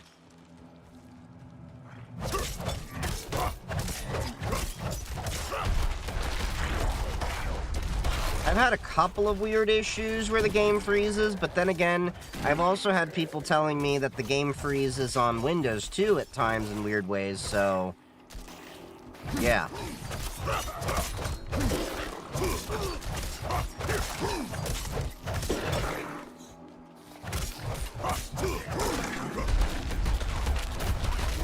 Come on! Damn motherfucker, damn motherfucker, damn motherfucker, damn motherfucker, damn.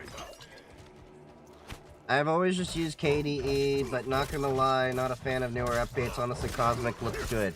KDE does look pretty, but I just am not a fan of some of the distributions running it, and I like what System 76 has overall done to give me a smooth experience of a computer and how they check the NVIDIA GPU drivers that you pull from the repo, and they just do a lot of things to make the experience a lot more smooth in my experience. That I think, honestly, I'm at the opinion of it doesn't really matter if I'm the desktop environment for the most part, but having used Mac for a few years, I am still partial to the Mac layout of things, like the bar at the bottom and stuff like that. Although every day I do use Windows at work, because Windows is just what most enterprises use. But I will have to say Mac is kind of a huge limitation in what you can do with a lot of architectures and security and managing devices especially. And I say security because, well, it's such a pain in the ass to manage those devices. Yeah. What do you do at work? Well, normally what I do is I come into work and I just stare at my desk for about like 15 to 20 minutes and I zone. No, I'm sorry, that's the intro to Office Space. I'm a cybersecurity engineer. So I manage a lot of the cybersecurity tooling, some of the vulnerability management scans, some of the zero trust network access stuff, the email security stuff, CrowdStrike, those kind of things. I don't do identity and access management stuff. There's a whole other team for that, thank God. That would be a pain to deal with every day.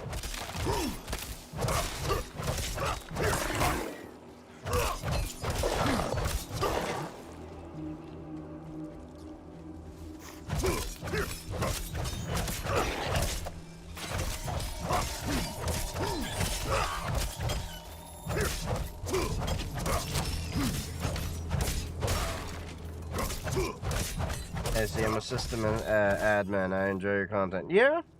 Thank you for the love. Yeah, I used to do system administration work at one point too, mostly in my MSP days. I used to be an MSP, and then I kind of got burned out by that because the issue that I had is a lot of the clients that I had never wanted to advance their systems and then would complain when their systems got breached or compromised, and I'm kind of sitting there like, well, if you implemented all the systems we had talked about, you wouldn't be in this pickle.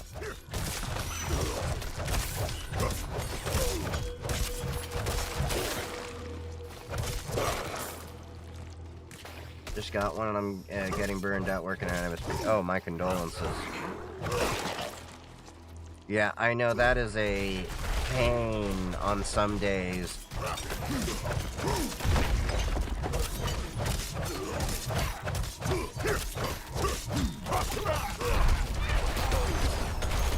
I did not realize that I turned my stomp into a brawling skill.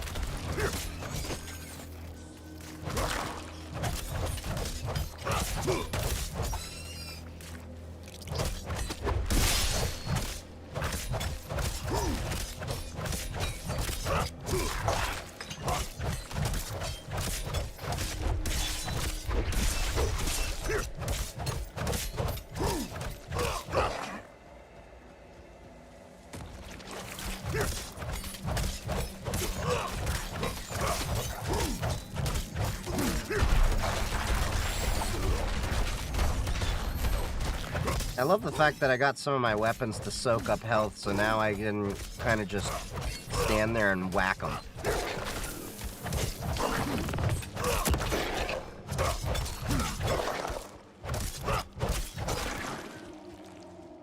Favorite modern game?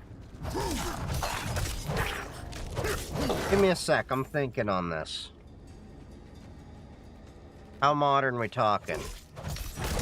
Like, does it have to be within the past year, 5 years, 10 years? Like, what are we talking?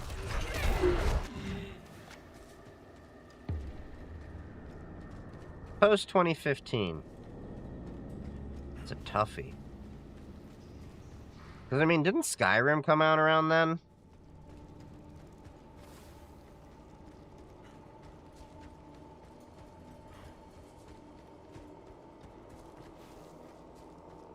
I'd also say I'd like Black Myth Wukong. That was a fun game. I still gotta beat the final boss, though. I just know I gotta go and grind out to get, a bunch more skills and all that. Skyrim was 2011. Oh. God damn, I'm old!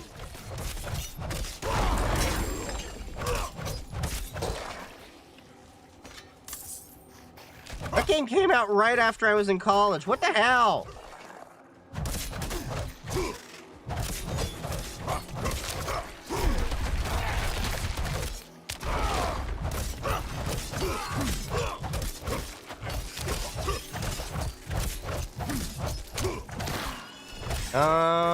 Shit, I'm really thinking. I mean, Diablo 4 is up there, but I wouldn't say it's like my all-time favorite.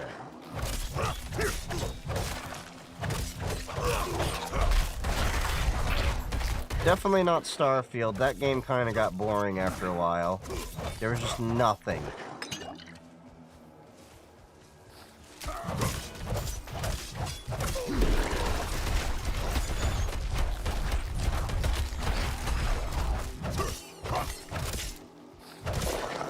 And I think Halo 4 came out before 2015. And you got me really thinking.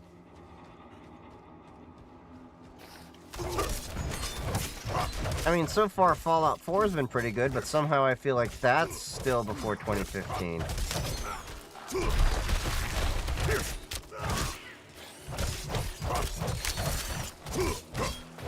Yeah, I'd probably have to say Black Myth Wukong so far. Diablo 4 is probably up there too.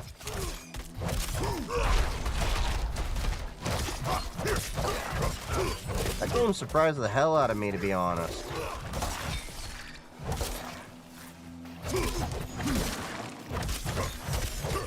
I'm just sitting here realizing how many games that I actually play are really old now, and probably older than some of you guys.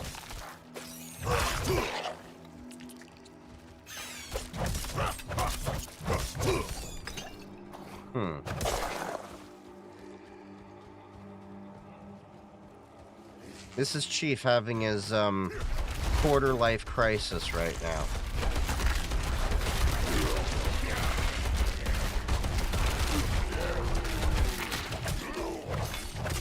I do want to say one thing I definitely want to get into is, that I enjoyed is when a couple of people were asking me to, what's my education?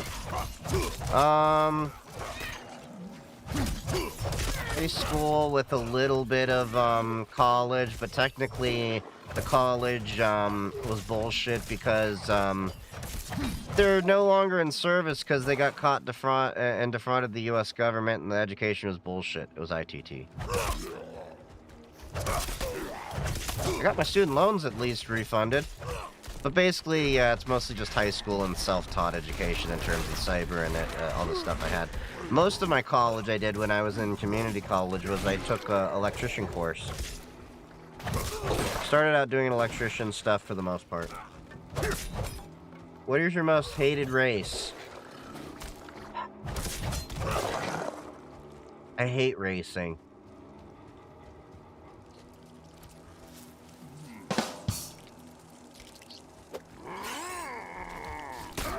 Whether it's, you know, hurdles or the 50-yard dash, I hate racing. I hate them all. Mine is the 400 meter. Surprised you can even do the 400 meter, buddy. Don't have enough fury.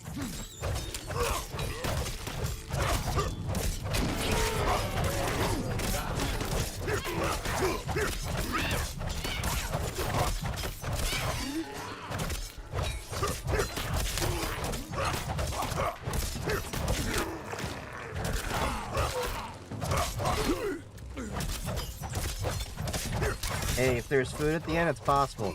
That's what I'm saying. Dang a little cheese. I'll be there.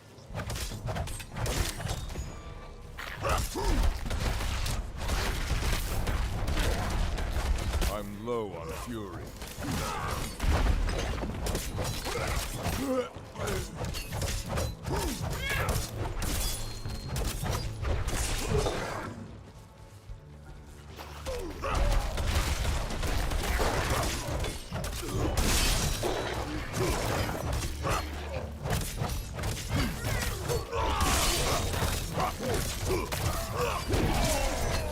Forgetting I have these other skills I can use other than just frenzying them.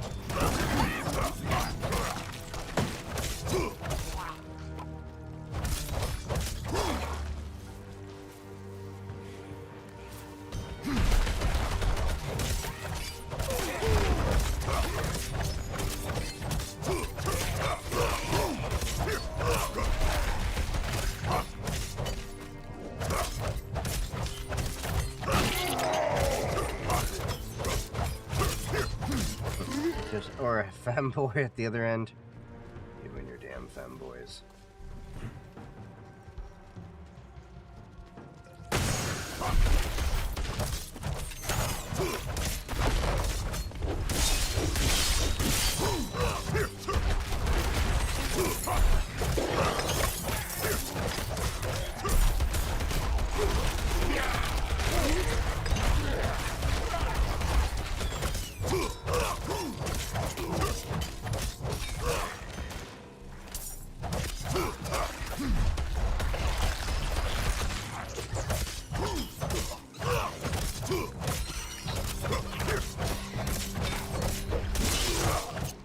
The missus is now installing F1 2023. I haven't really played any F1 games. Forza Motorsport, though, was pretty fun to play. Although, I would love to get Need for Speed Underground 1 and 2. Those are, like, my all-time favorite racing games. If they could redo those Need for Speed games, keep the microtransactions out, that would be awesome. I love the Need for Speed series. Then microtransactions came around and killed it. Like, they had this whole stupid card system I remember I was looking at, and I was like, what the hell?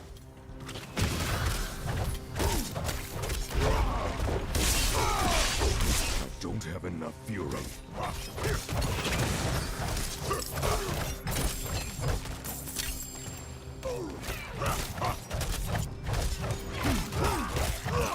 Oh, that was Rivals. That was it. I was going to make a joke, but it might give devs some ideas. Yeah, can't give them those ideas.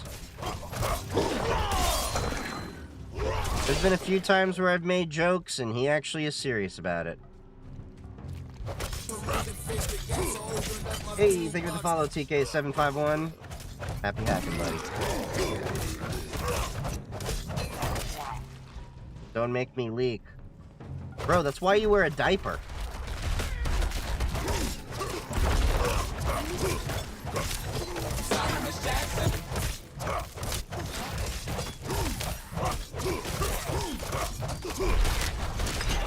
I must wait.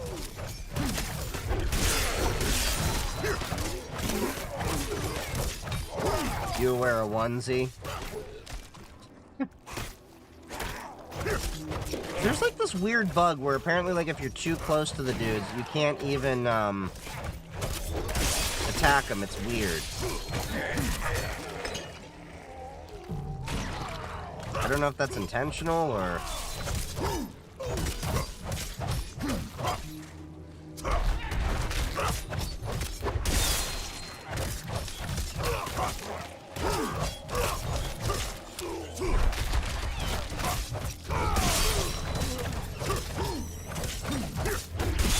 I do have to say that I like the amount of enemies and slight intensity that you get more in this game than Diablo 2. I never played Diablo 3, so if it sounds like I'm skipping, it's because I've never played that one. For some reason, I just never got it. Oh, I think it came out during the period of time when I was like, hey, taking a break from all gaming and working on my career.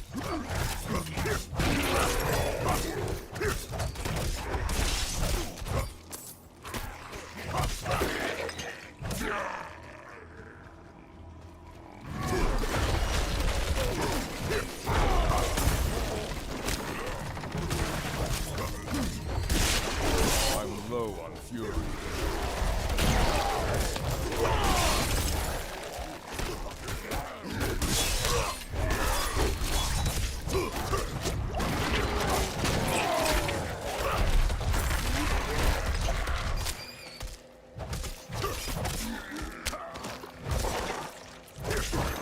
Found a thing on Reddit, an abandoned hardware for NFS. Need for Speed? I'll have to check it out. But I would love to play that game and get a wheel going again. You know, the wheel to actually do, like, racing games. Not like, I don't need a racing sim wheel, but you get the idea. Oh. Why is there a giant healing pot there? As I say when there's a giant enemy that is coming. Piece of mosaic.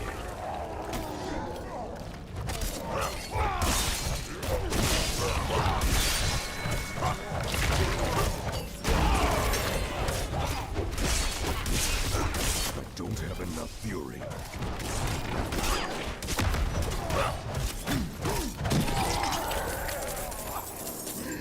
I love how his body was just mostly filled with gold.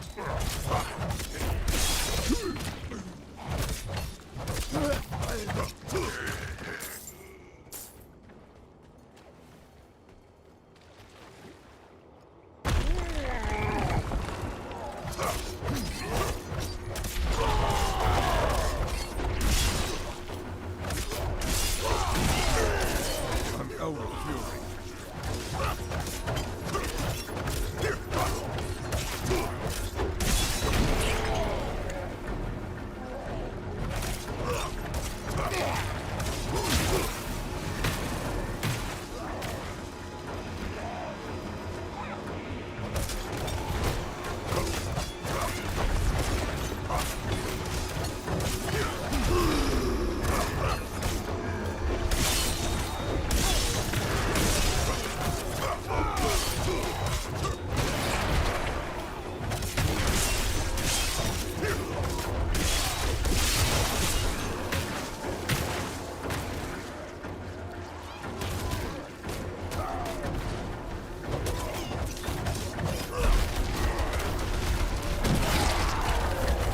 Heal me, bitches.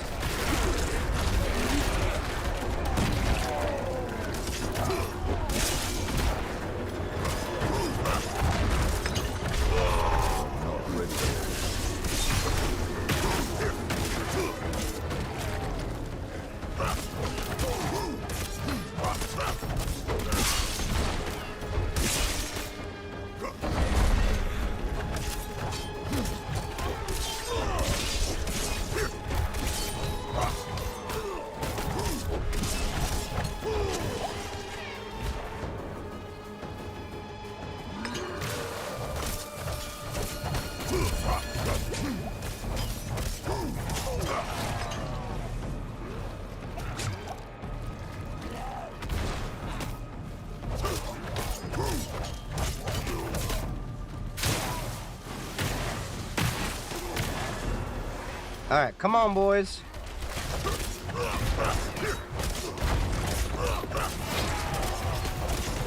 I must wait.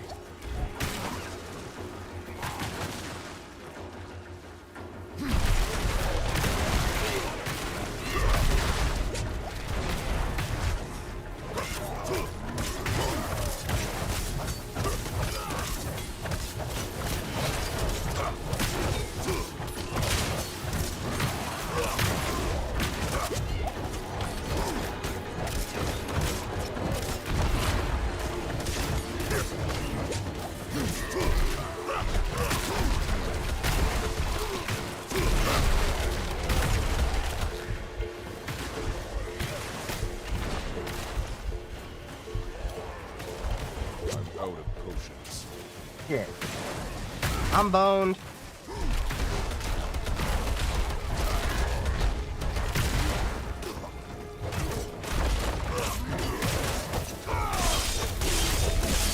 I don't have enough fury. God damn it.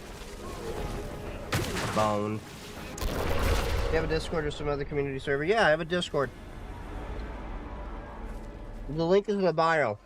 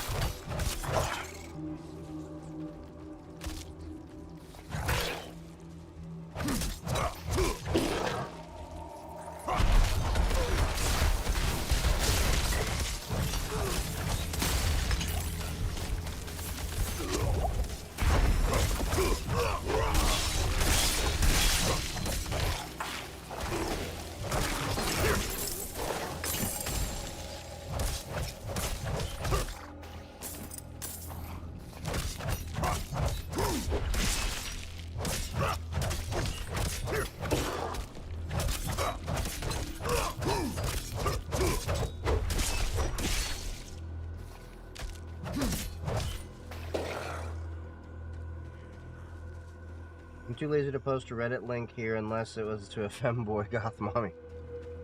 I see how it is.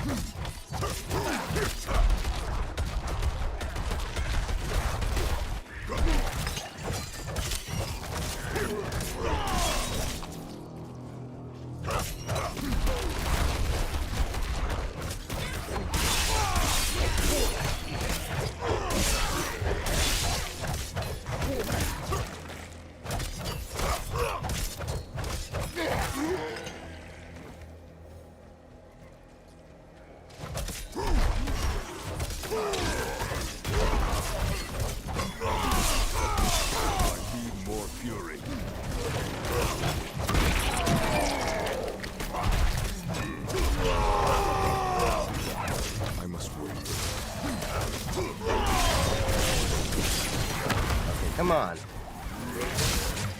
God damn it.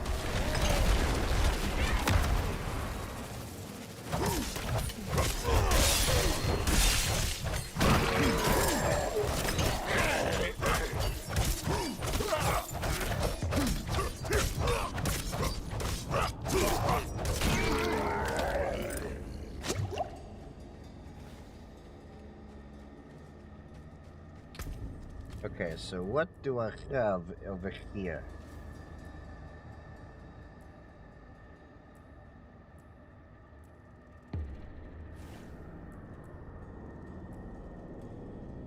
Plus 27 strength. Wait, what the hell?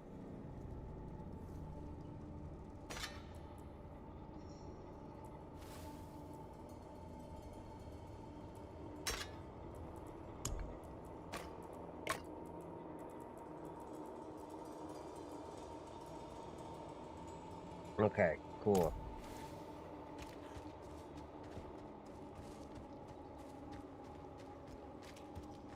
I got a new weapon. Basically, my weapon was weak.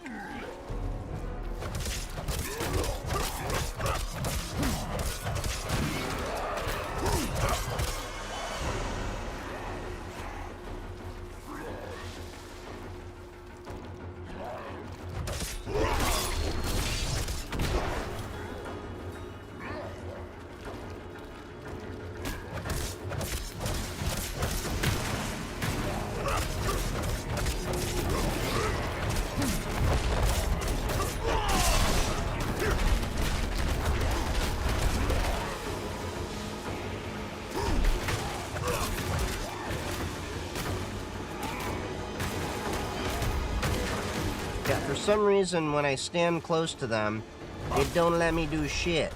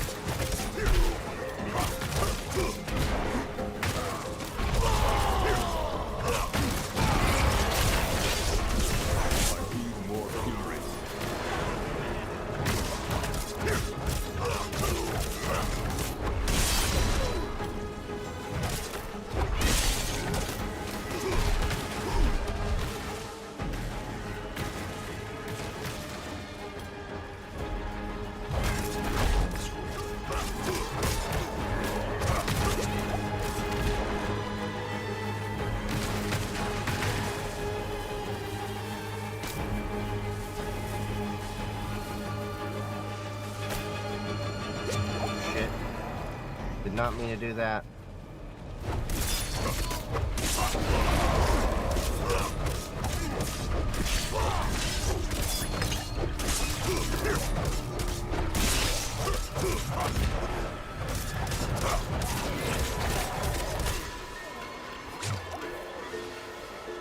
Nanny, nanny, boo boo, you can't catch me.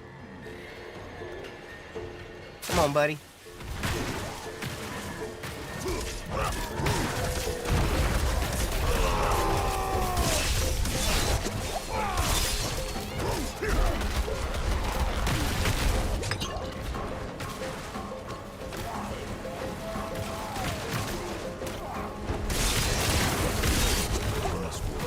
Shit! Is Bit Defender good? Bit Defender's pretty good, I think. I mean, the consumer edition is. For businesses, it's alright. That is no use to me.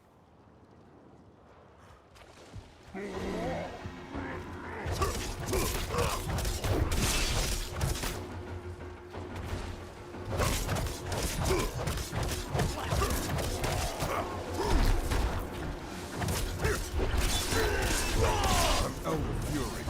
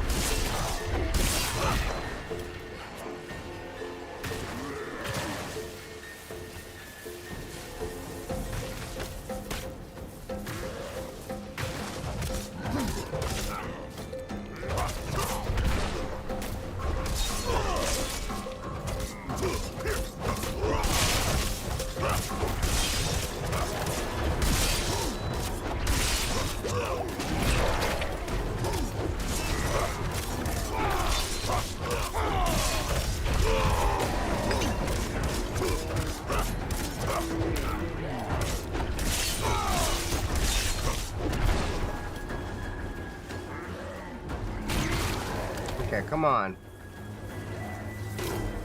God damn it.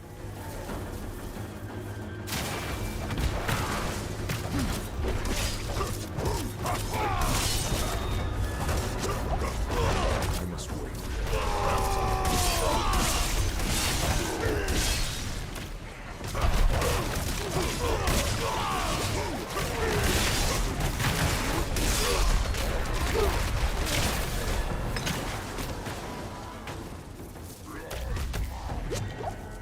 God damn it, it does this stupid thing where I get too close and it just doesn't work. I'm not ready yet.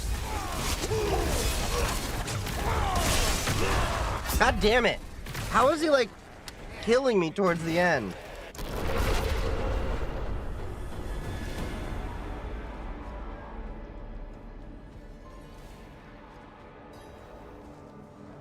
That is no use to me.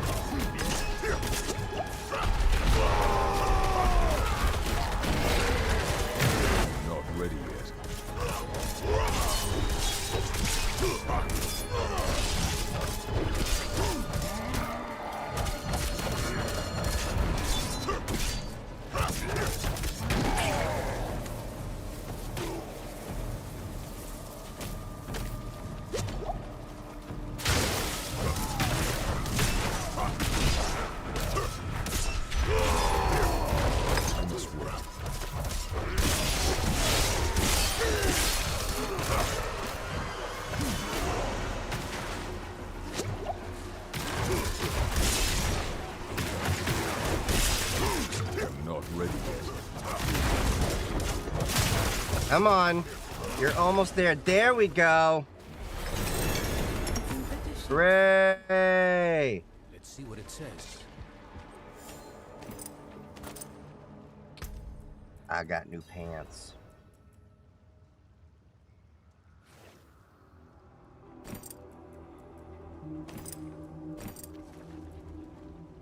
All right.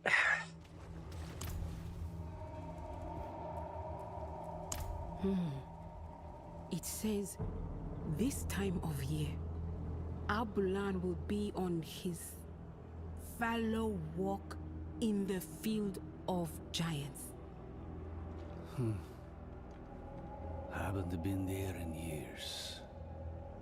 Not since your trials, I'd guess. Must be what? Look, I need better weapons and stuff. Maka. The field of giants isn't far. Speak to Ormus. Tell him what we found. We'll meet you on the road.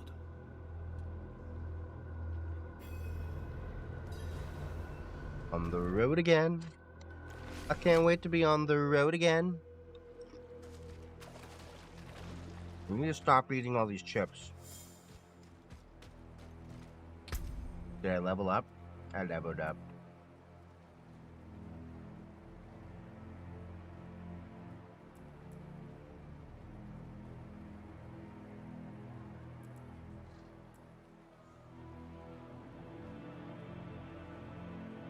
Deal 900% increased damage.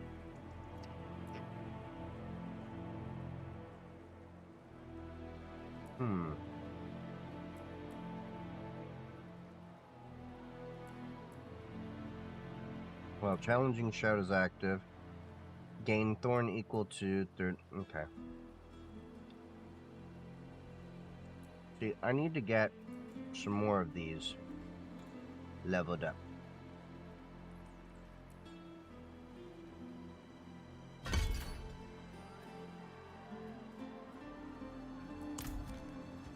I gotta do like a few more levels here.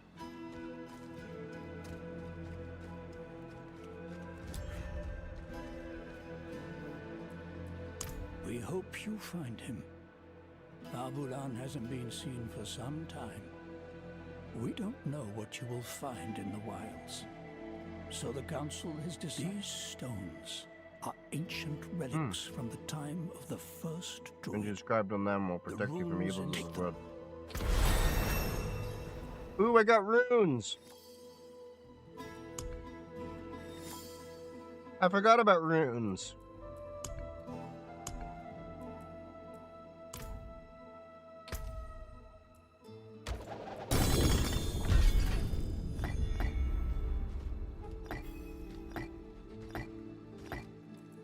Wait.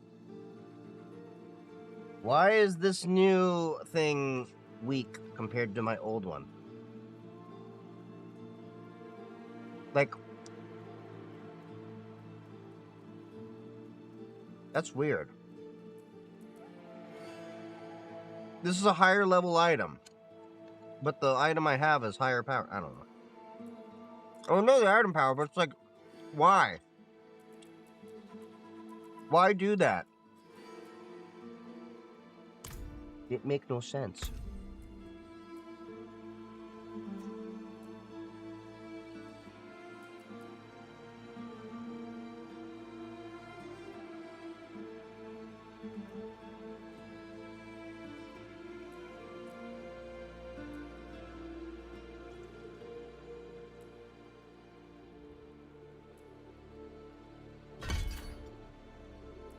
One more flay. And I can max it out. So basically, I gotta do the regular mission to get more skills and everything. If I'm understanding correctly.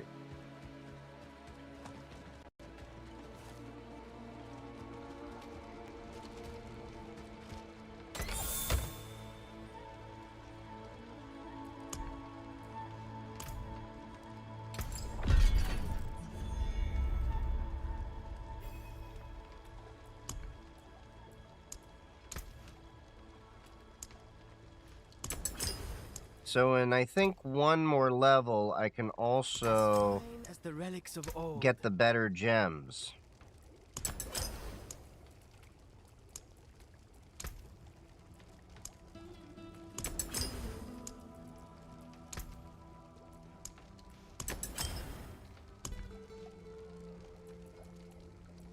Let's unsocket this.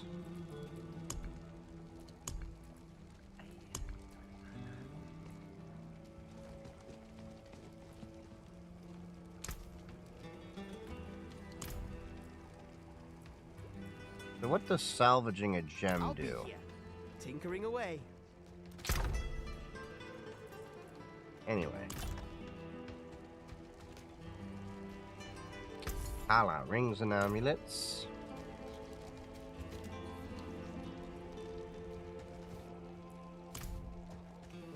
Right, what am I looking for? Oh yeah, someone to sell all of my wares.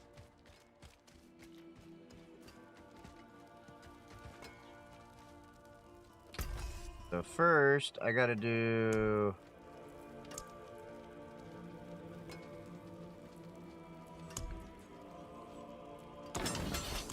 all items. Here we go.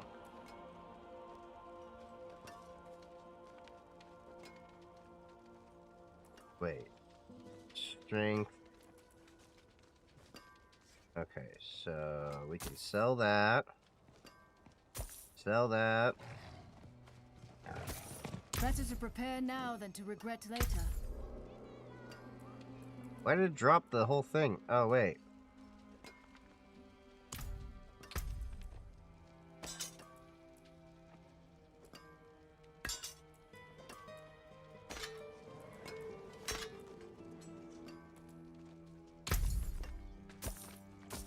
I'll find use for this. What Linux distribution do I use? I use Pop OS. It's made by System 76. I've been using it for a couple years now and I've been loving it. I think I've been using it since Pop OS... What was the first LTS they had? My thanks. 1804, I believe, if I'm not mistaken.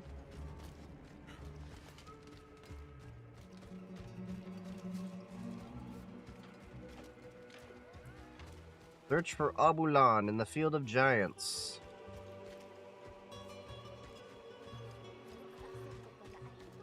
I think after I get my Flay maxed out, I'm going to start working on movement speed, or maybe one of the other things.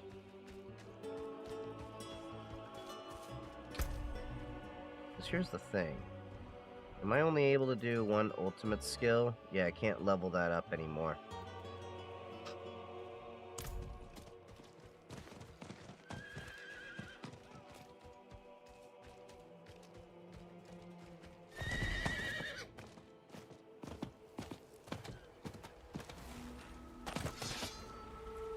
An impressive hunt. Zalir has blessed our hunt. We shall eat well. You can find a small shrine that we built in...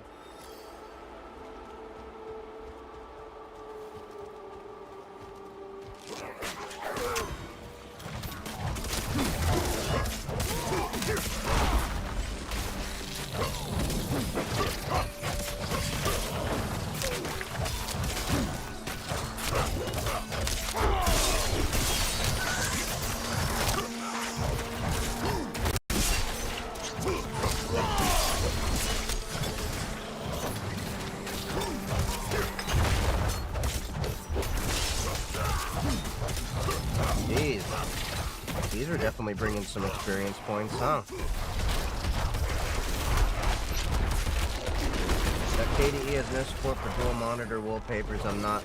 Wait, they don't have dual support for dual monitor wallpapers?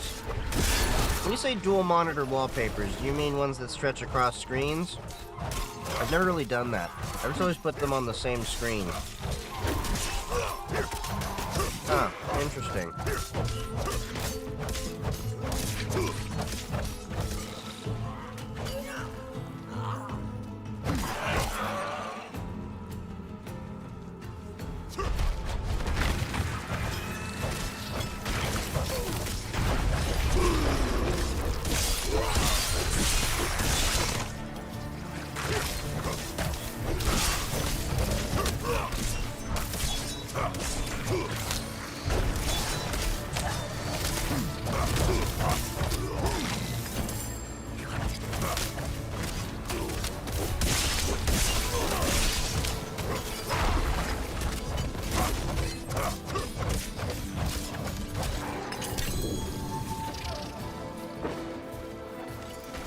Definitely want that rare amulet.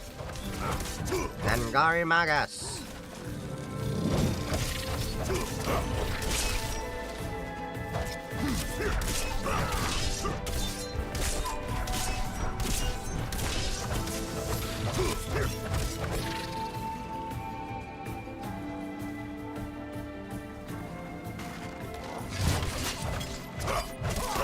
They definitely swarm you a lot more than Diablo 2, at least that I can remember. Oh, you want some? Come and get it.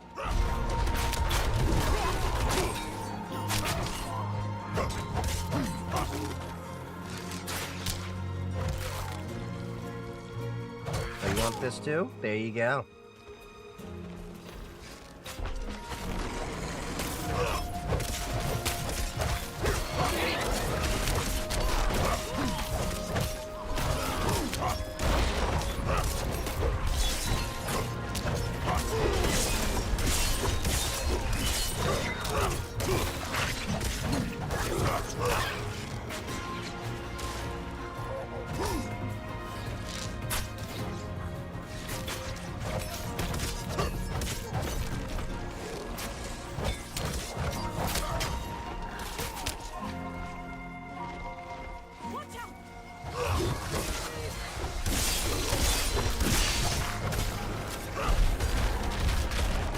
God damn. Any advice for beginner IT? What's the useful certs and the bullshit ones to avoid? I have an entire YouTube video that I actually go through a lot of useful advice for a lot of beginners. If you're curious, it's do you really need college or boot camps to get started in IT or something to that effect?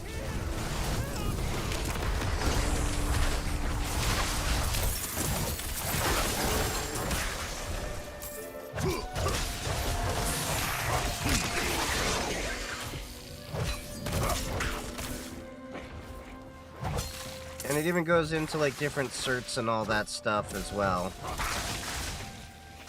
There's a lot of good certs out there. I honestly didn't get my first cert up until about a couple months ago.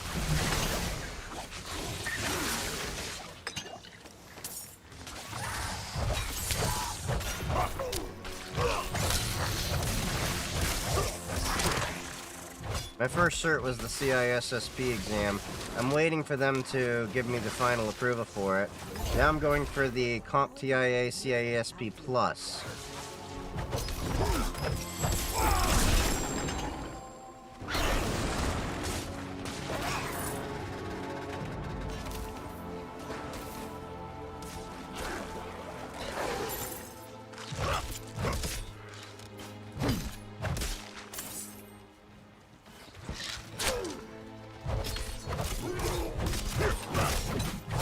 Alright, cool. So we got that taken care of. Managed to get that side quest going.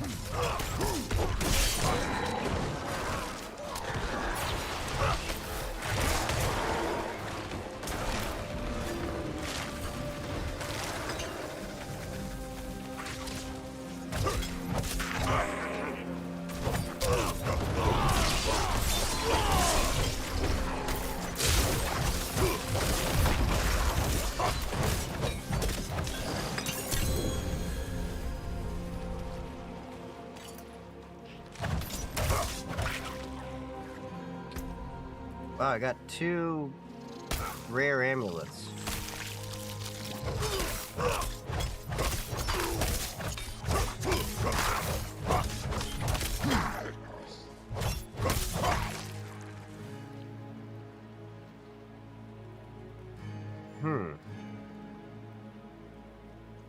My movement speed will be slowed a little bit. Alright, but I can take that. That one has a faster movement speed. But then I'll be dropping my armor.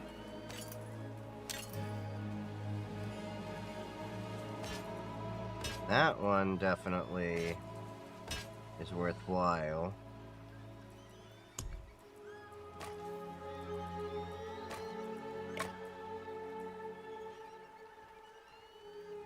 Cast an ultimate skill.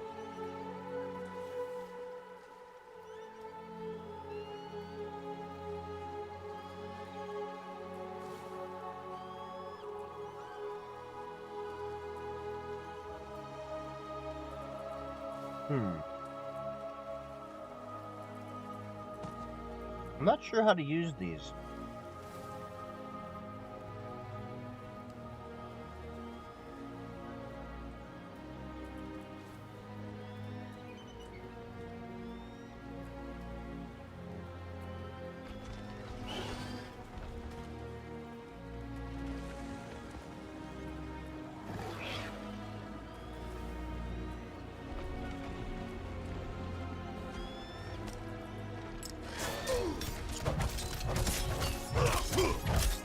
Oh yeah, I forgot. I'm in the middle of a jungle.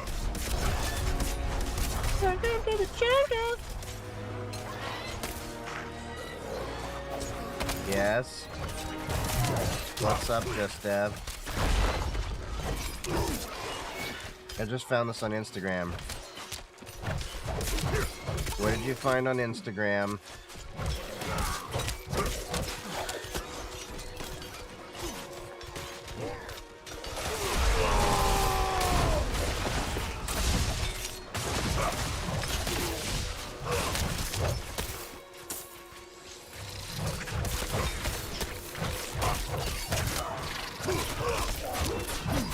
I must wait.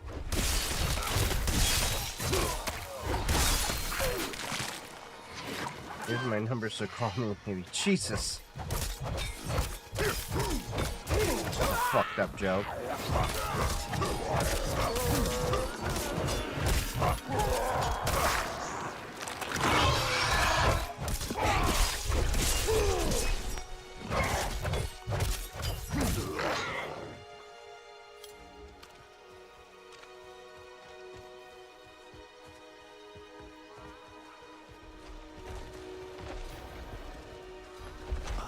Good.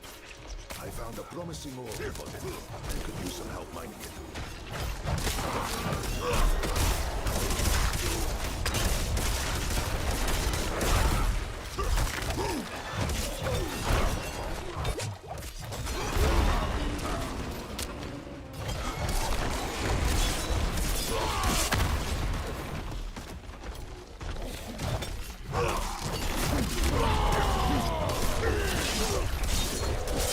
I must wait.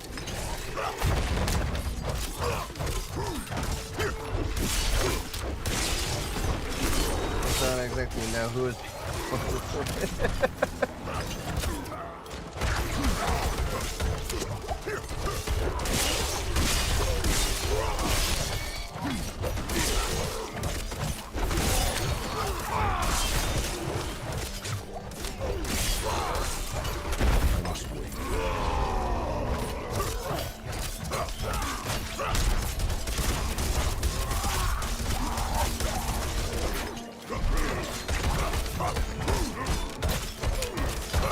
Okay, come on.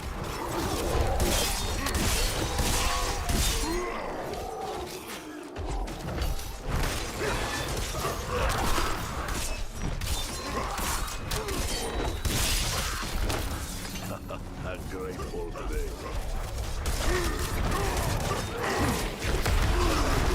Not ready yet.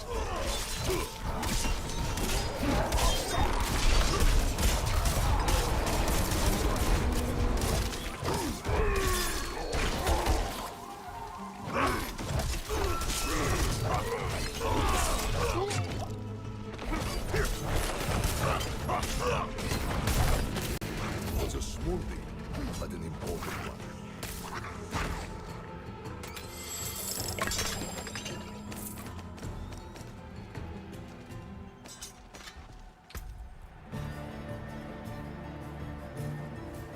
Okay.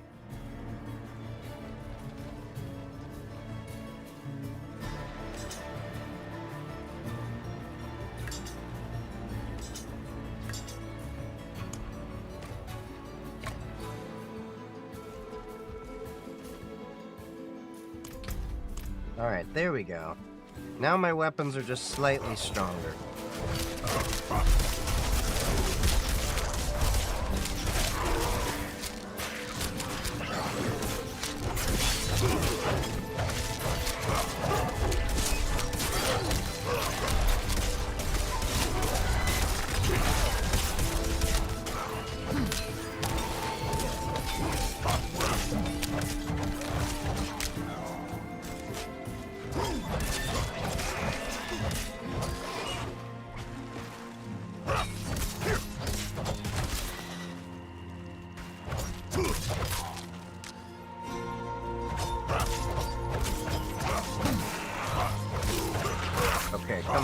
almost at level 40.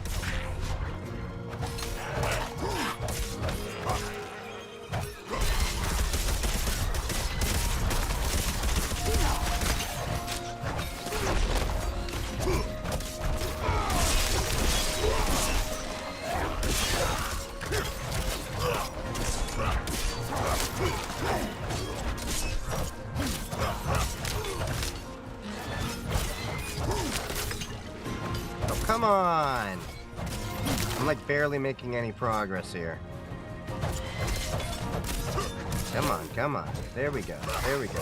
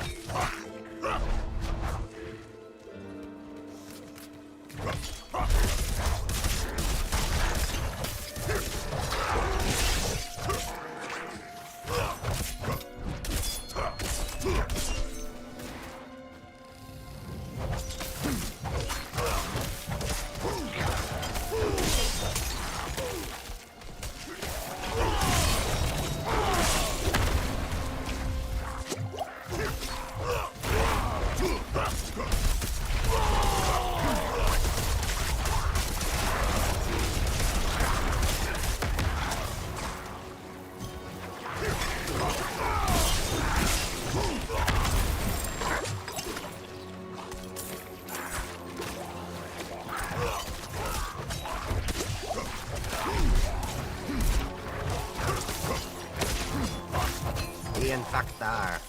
What's the chains over their head mean?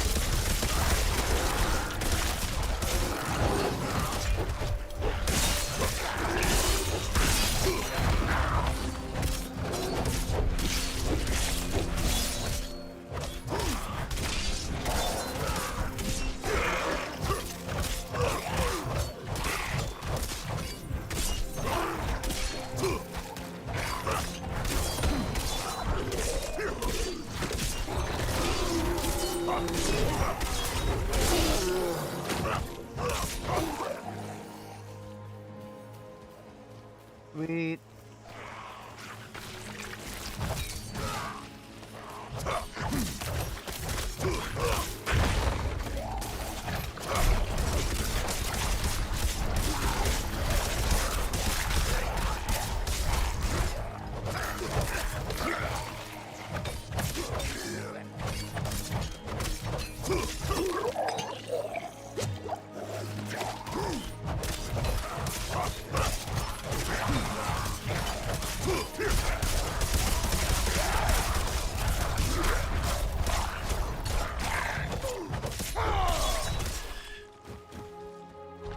God damn. My dude's gotta have PTSD from all this shit.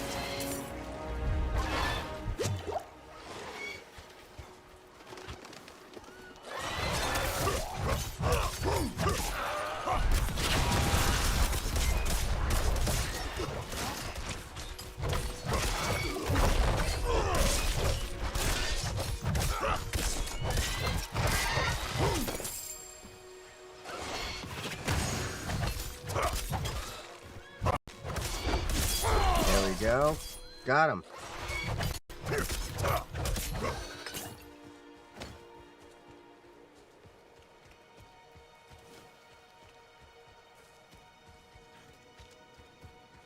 Visjun Greater Mouth. I wonder how arachnophobics do with this game.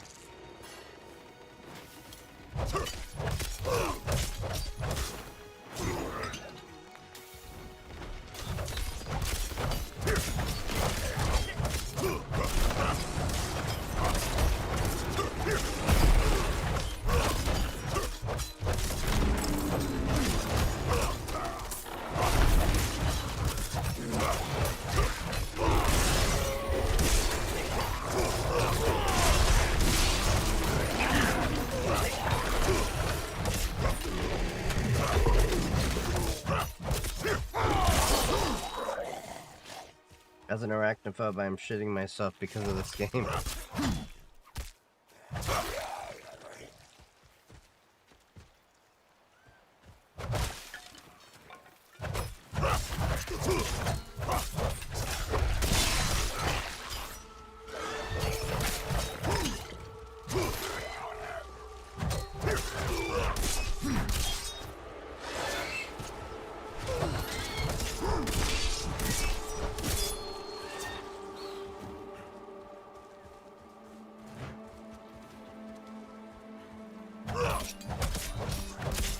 Alright, we're almost at level 40, which then opens me up to better gems and all that stuff.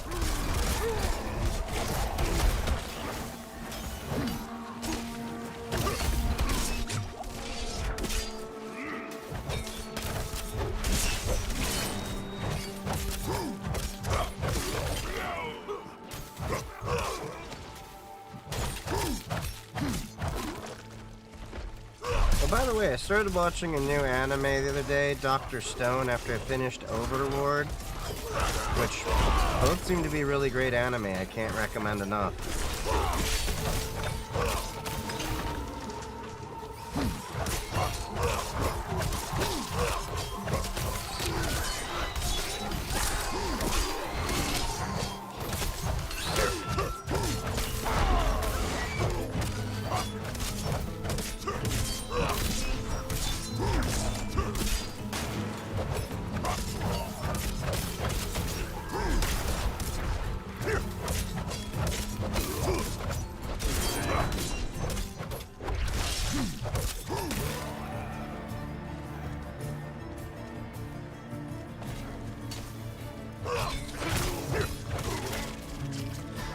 For Bobber the door guard spider that there's a competition and I don't. It's probably a body match for me.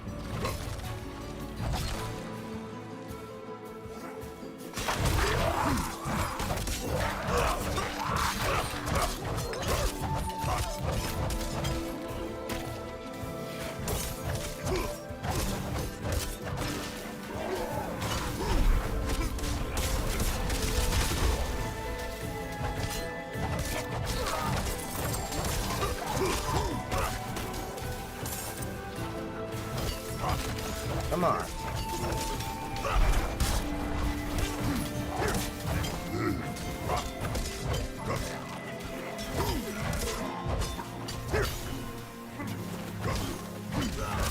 Quit moving so I can kill you.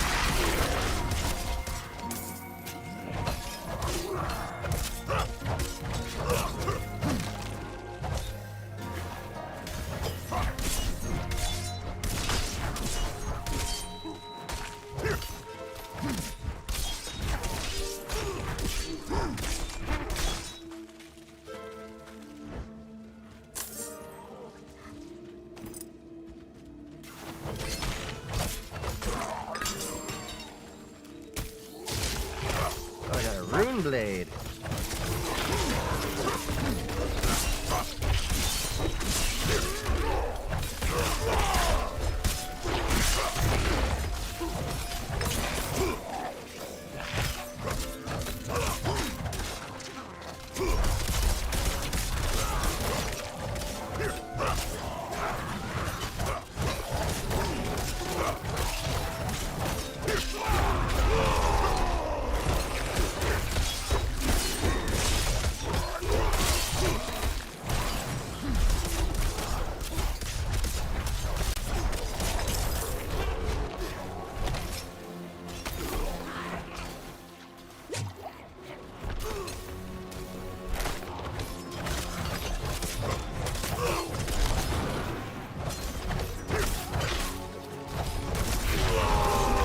Not ready yet.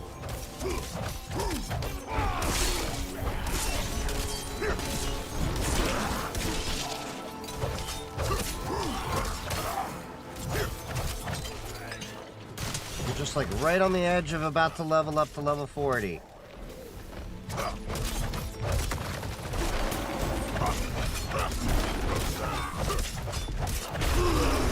Must wait.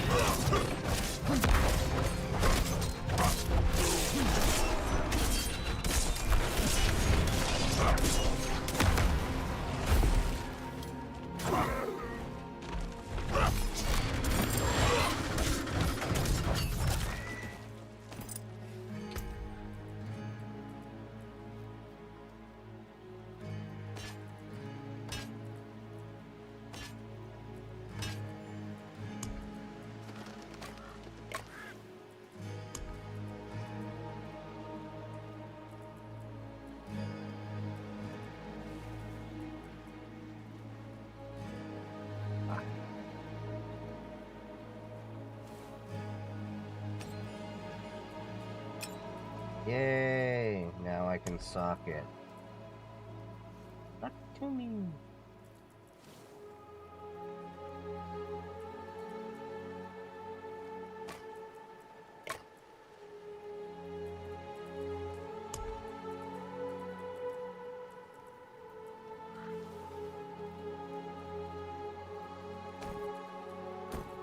Okay, so I might be able to get better boots.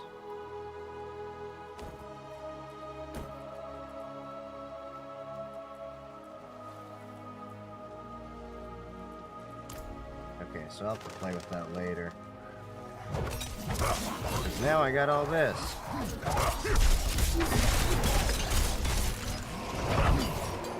How much longer am I going to be edging level 40? Jesus. There we go.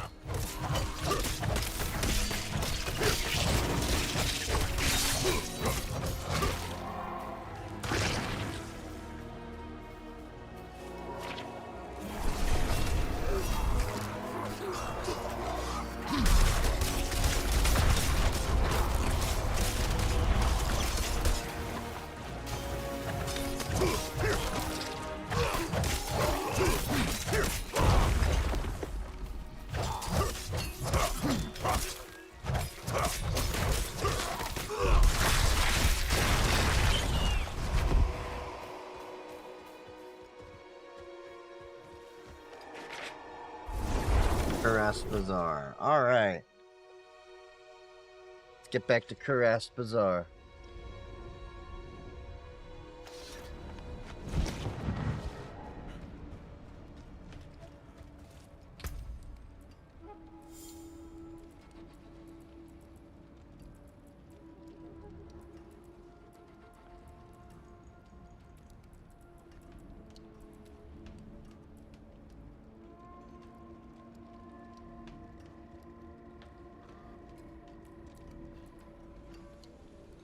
Oh, I'm moving much faster because of 2 items.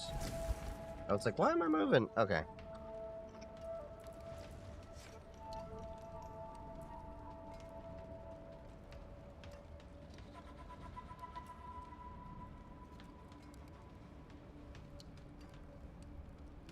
Hmm.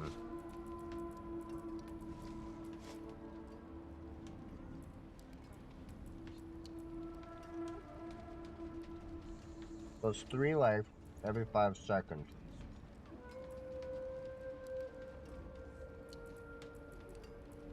Okay.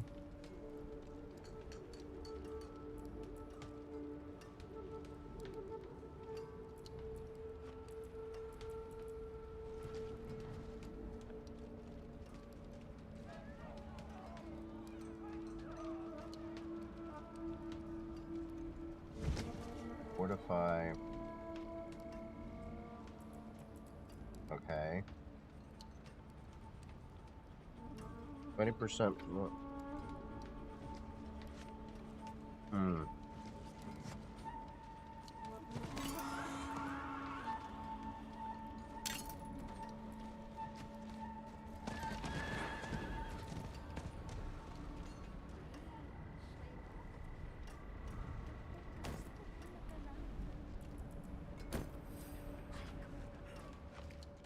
Okay, so I am a bit slower with those, but... Okay.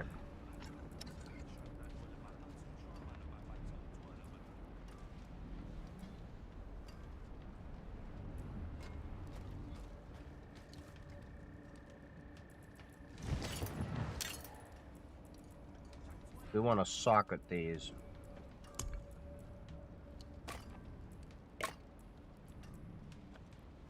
Alright, so we got 1 empty socket here.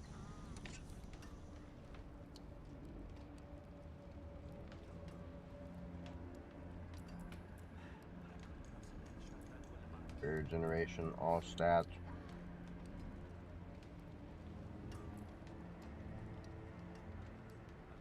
Strength, willpower.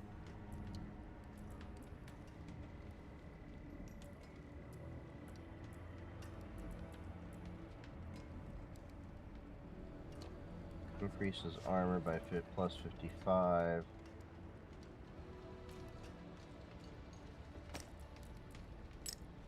Okay.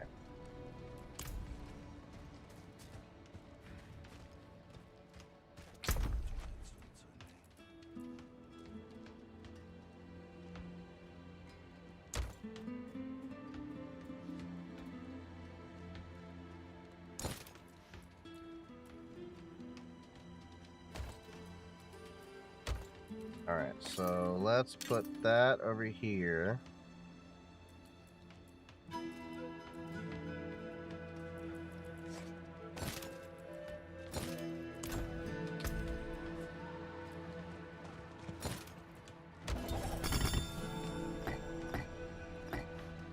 Got some runes. Now let's unsocket these.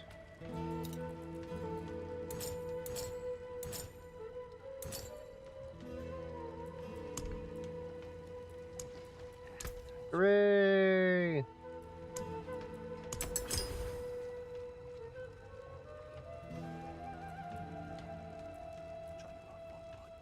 I cannot make this right now. What's missing materials? Amethyst fragment. Are you kidding me?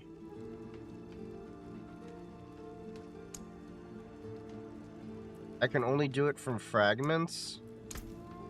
Wait, are you kidding me?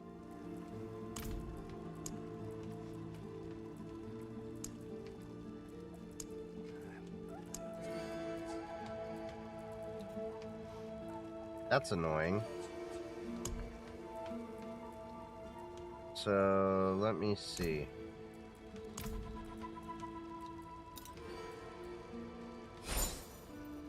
Oh, okay. So it just turns them back in chips. Okay.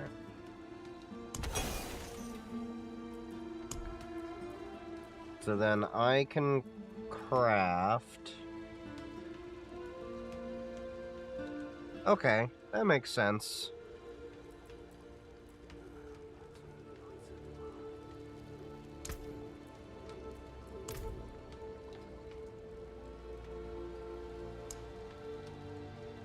+4 life on kill.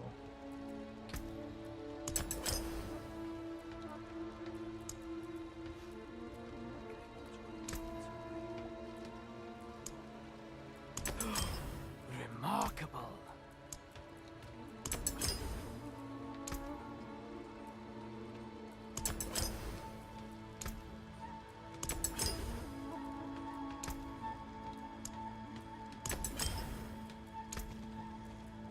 Utterly timeless.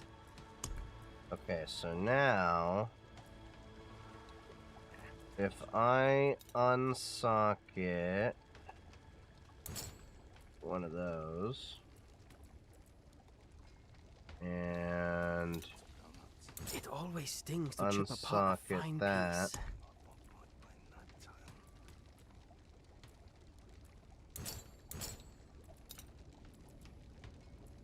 Bring a challenge next time, won't you? then I can put a regular skull in there.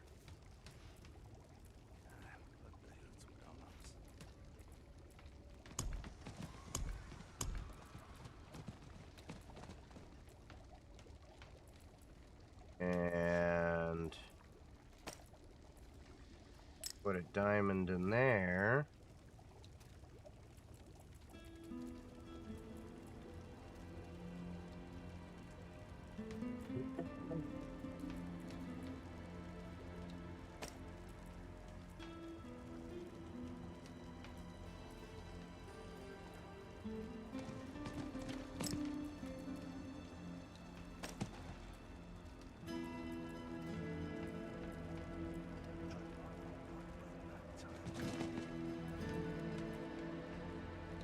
Chipped ruby. Huh. This is decisions. What's willpower do?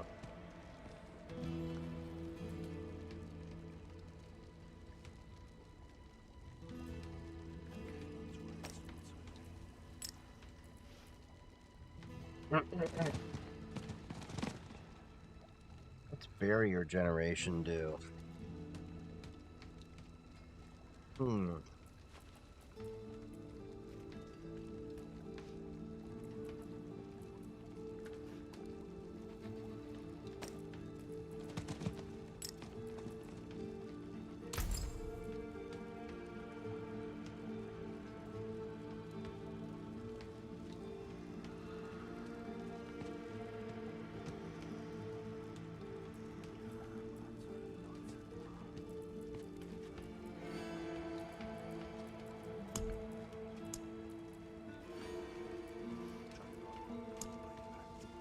Alright, so I got...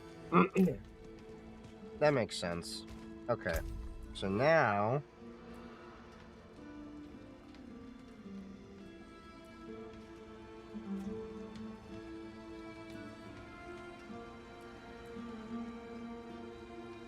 Increase your movement speed by...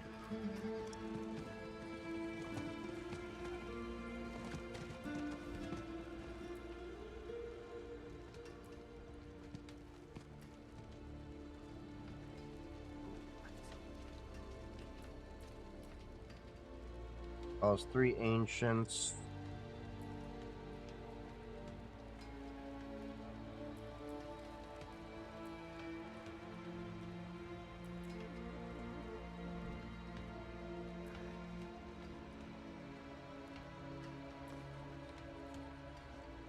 Oh, I don't have charge, I just have that. So then... Yeah, we'll max up my flay.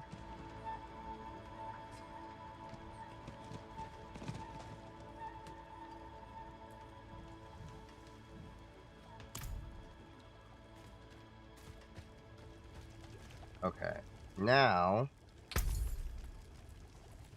If you're ever feeling plain, you know where to find me. Let's go and find...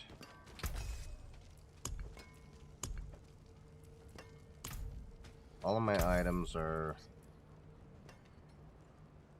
good there. My thanks.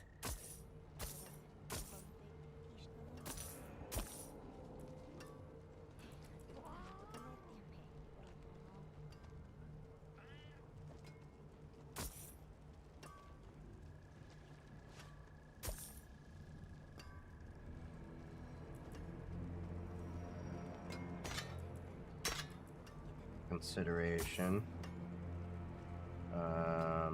No.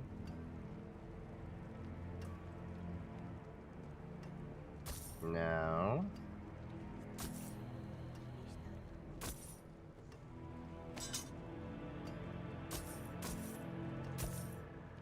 Good deal. I'll take it. Oh yeah, I need to level up my potions now.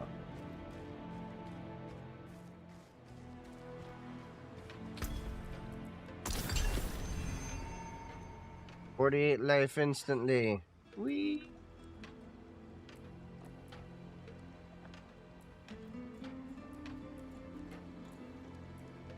I don't know why the potion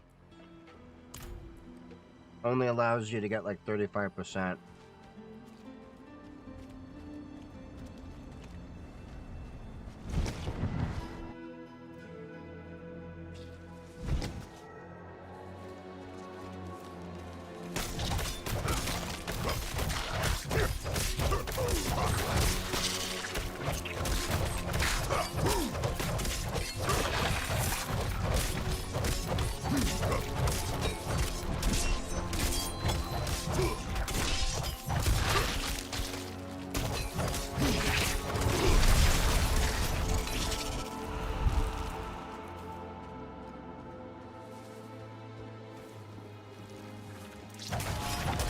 So I'm a little bit slower, but I'm also a little bit faster in attacks now.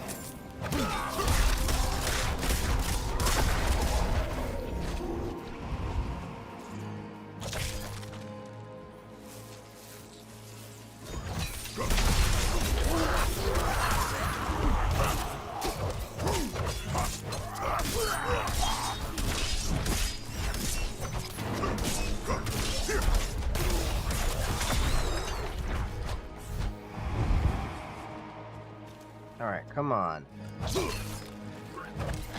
What are these Zakharum remnants? Picking up.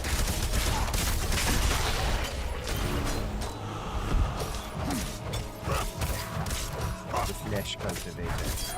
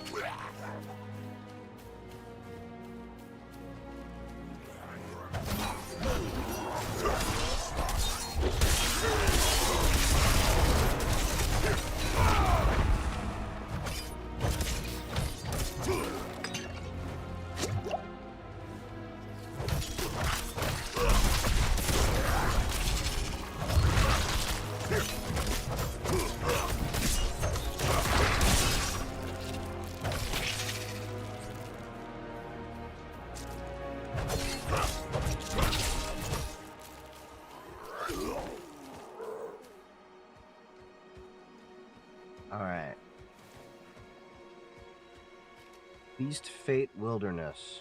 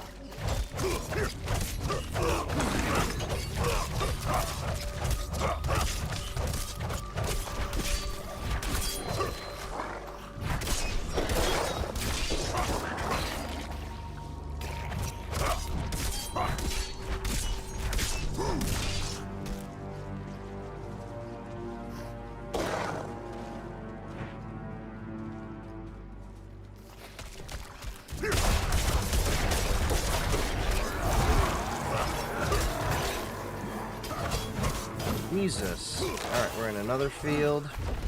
Clearing these guys out.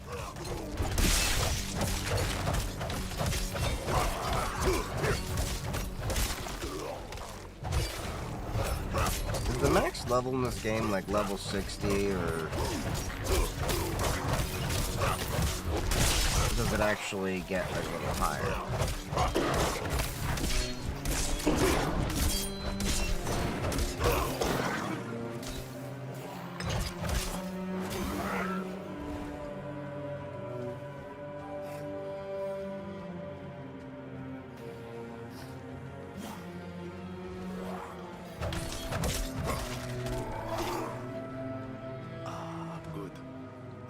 Promising ore deposit, and could use some help mining.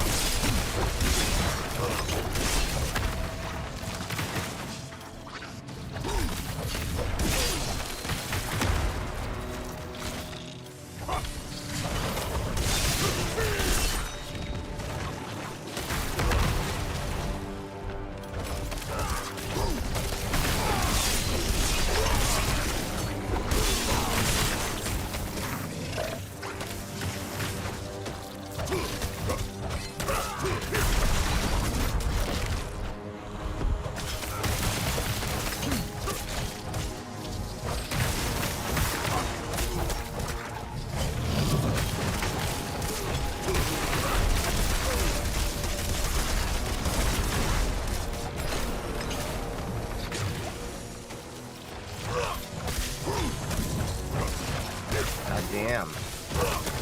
Gotta clear out these parts.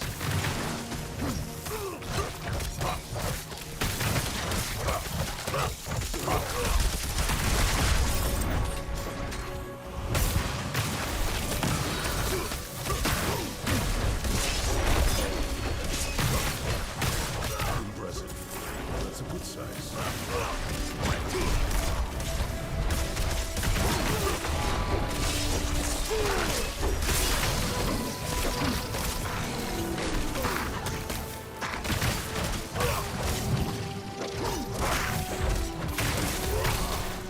I'll have to charge you extra for that.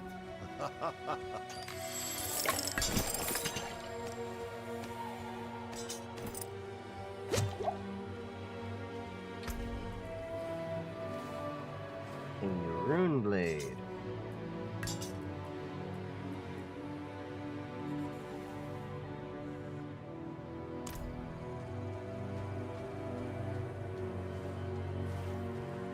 The Widevine didn't want to install. Interesting. Wonder why. It shouldn't really have an issue, but... I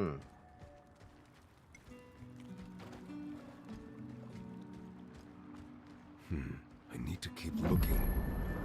My armor would often tell the tale of our ancestors who helped take down the giants when they walked this land. Can't even find the install button on the website. Not really, maybe an apt install thing. I can look it up later if you remind me in the Discord. Aye, that'll heal to a breathtaking scar.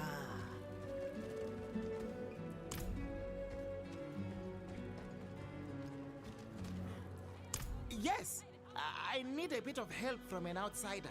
Usually...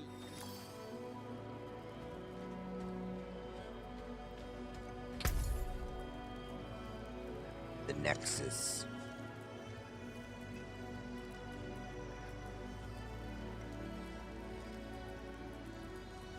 That was so easy.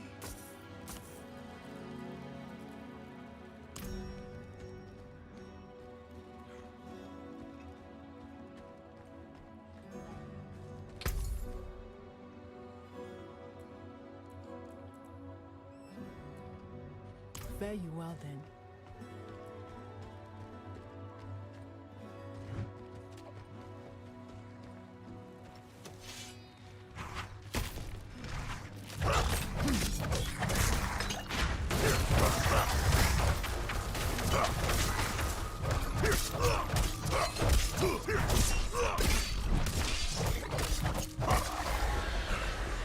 Goddamn Balrog.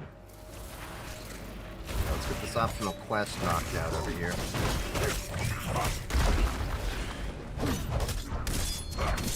Soul Burner. Burned her, Zoe. Not ready yet.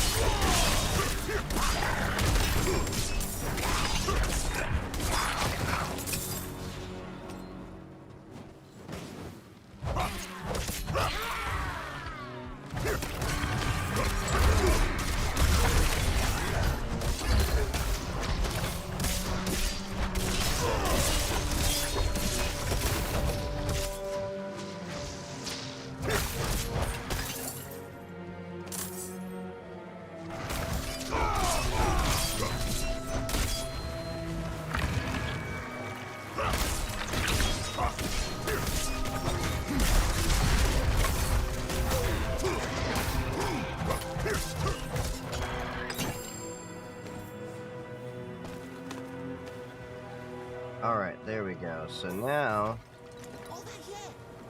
But how are you surviving with all these guys? We need to distract them. Oh, once you've got their attention.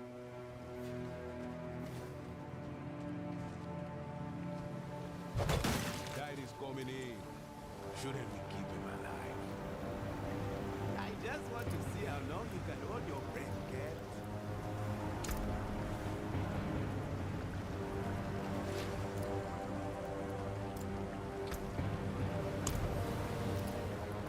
This will be your last stupid mistake. This will be your last stupid mistake.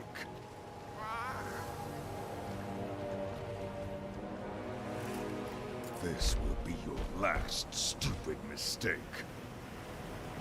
Wait, what the hell?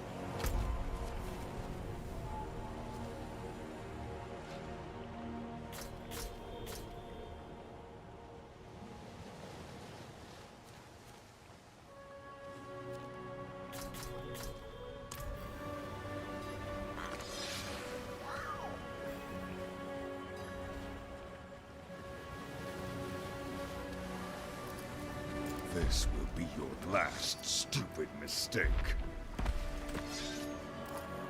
This will be your last stupid mistake. This will be your last stupid mistake. Okay, so why is the taunt not working?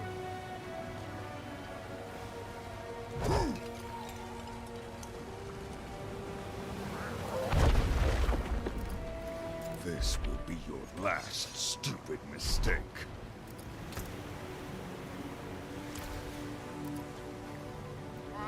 This will be your last stupid mistake. Okay, that's not working.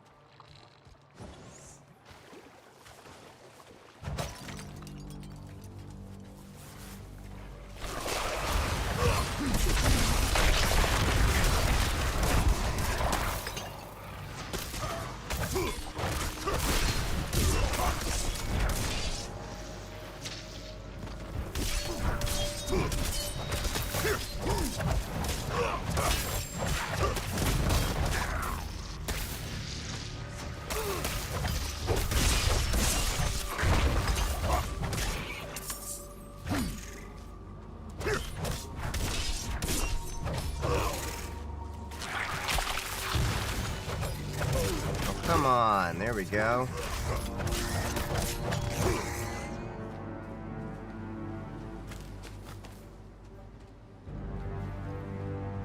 I do wish that he could move a little bit faster. Gave up some of those charms for that.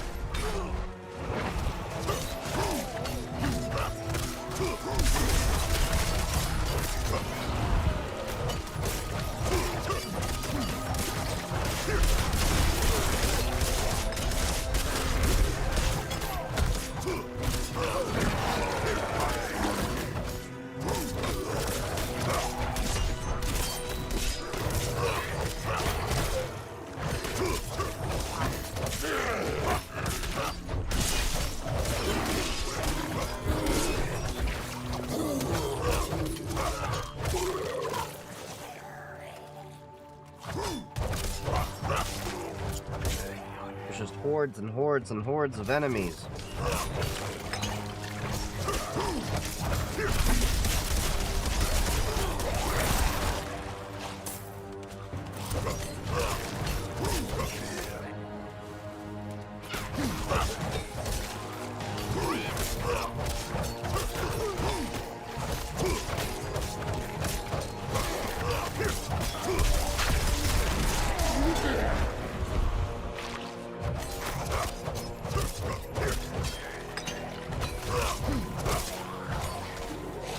I don't know, it feels like the further I get into this game, the less I actually get to do in it.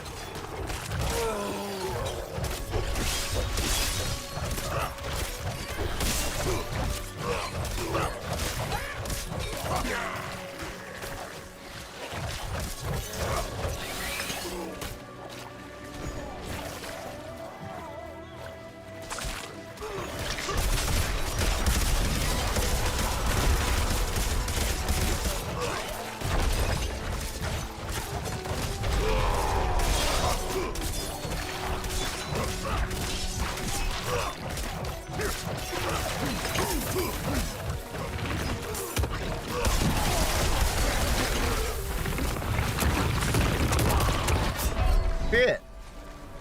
That happened pretty quick.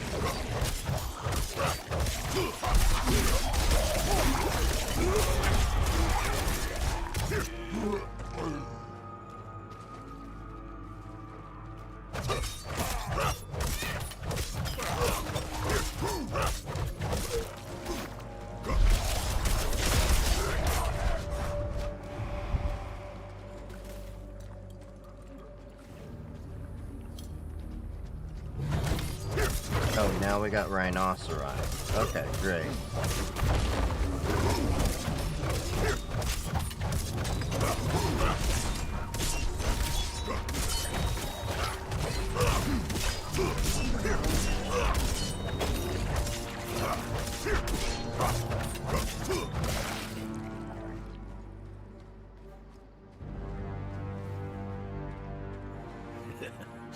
Never gets old.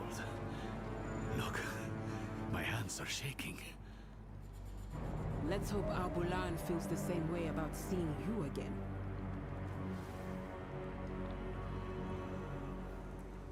You will be given a rare gift, my friend.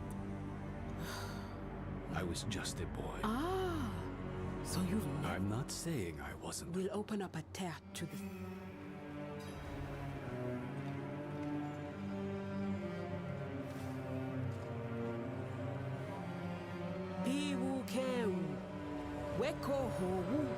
You wonder if they actually use a real language in this game, or if they're just like making words together.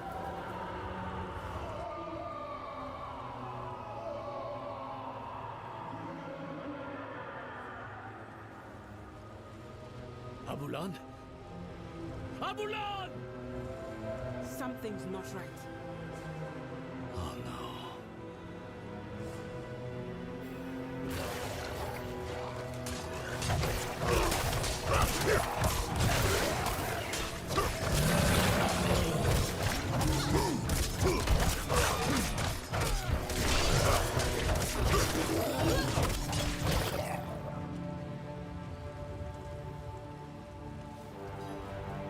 Hollows have breached the spirit realm. We have to go in there. You and me, maybe. But them? The pain will shatter their mind. I can do pain. If it'll help. Nereal has poisoned the one thing. We'll need an entryway. He had worshippers once, many years ago. I'll check their old ground.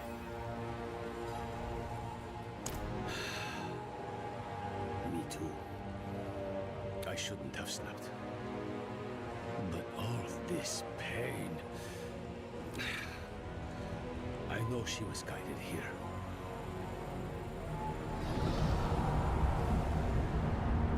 Confront Mephisto. Ah, what's this now? I'll handle this. Are we gonna deal with Mephisto?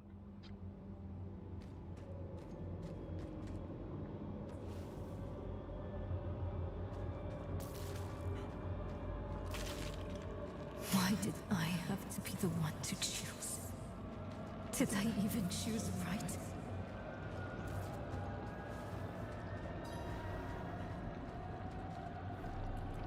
She cannot hear you, Wanderer. You think you know her, but I am one with her mind. They put the world on me. Others' burdens. Oh, and at the end of it all, a choice. Alright.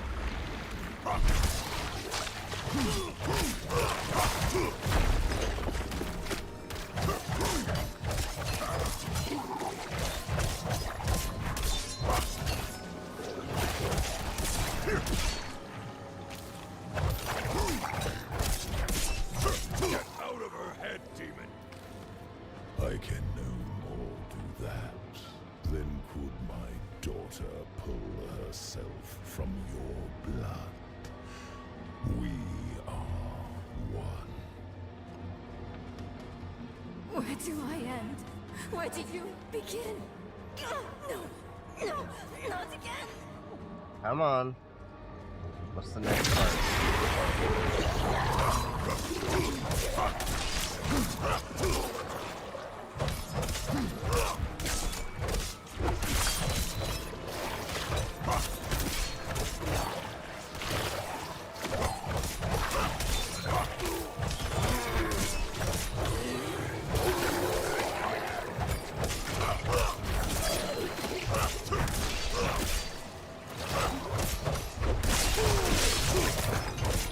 They're my closest friend. They killed my mother. Lilith killed my mother. Because of me. I wasn't smart enough, fast enough. It's my fault she's dead.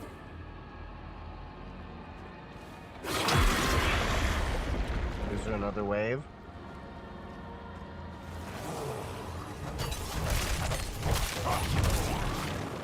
For F2 race?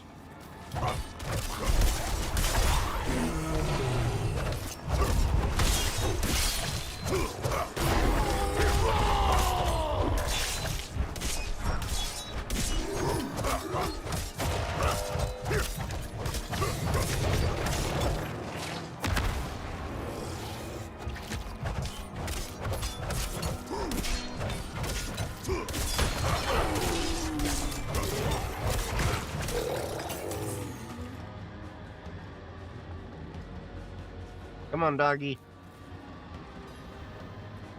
You misunderstand. I come to offer you a way to aid her. The prophecy speaks true. My brothers are coming. He's not murdered you, Wonder.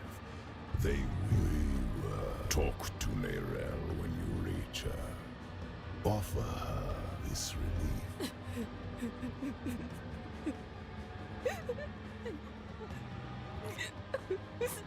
So she's dying because of the damn stone.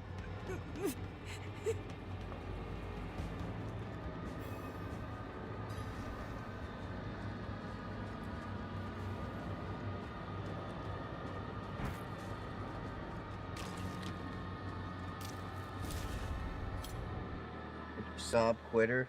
Quieter? You're back. Yeah, well, did you? How many times has he invited you to talk? More than I'd like. He thinks if he can get me alone, he can manipulate me. I know better. That beast really is me. Just an aspect of him, from what I can tell. Wasn't he like some fat bastard in Diablo 2 or something like that? That wolf has grown. And what exactly did he see? Actually, don't tell me yet. Come. Hooray! Another skill point.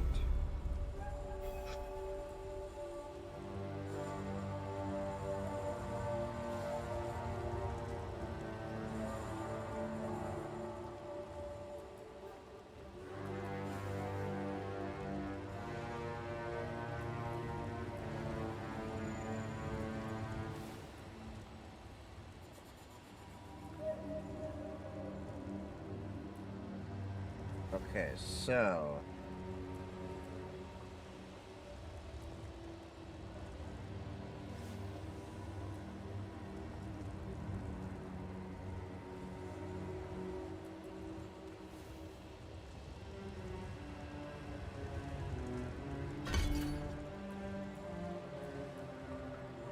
So 2 more stomps. Or what I can probably do.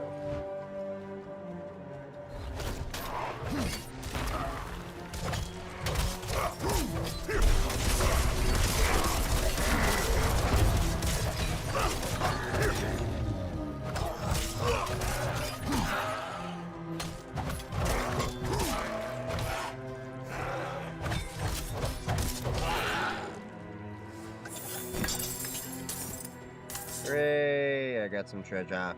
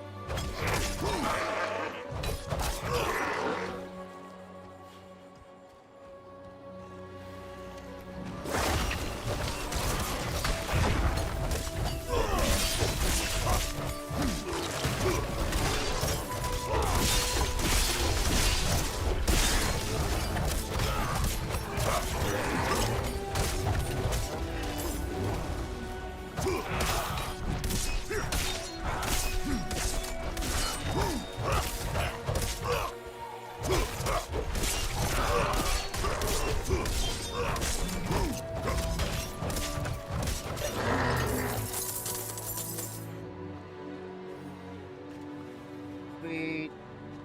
Alright, so now, all these guys get to, like, run across. Demonok Fritos are good, though. I ate enough of them, I don't need water. Of course I know him, he is me.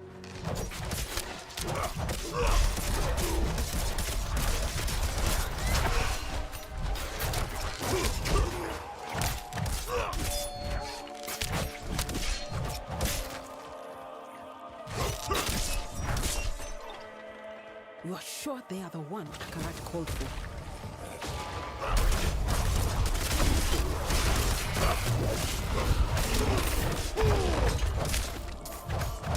I love how they can just stand there and just talk casually while I'm just doing all the frickin' work around here.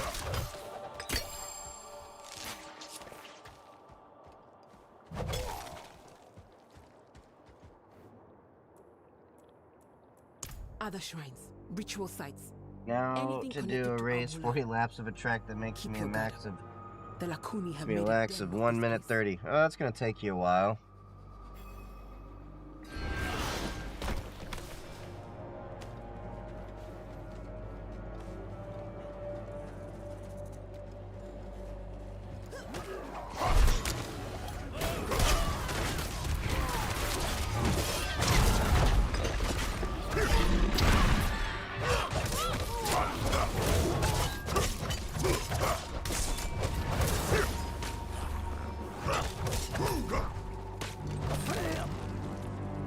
We're doing a total of 60 laps on this track, including the formation lap. Oh, that's gonna take you a while.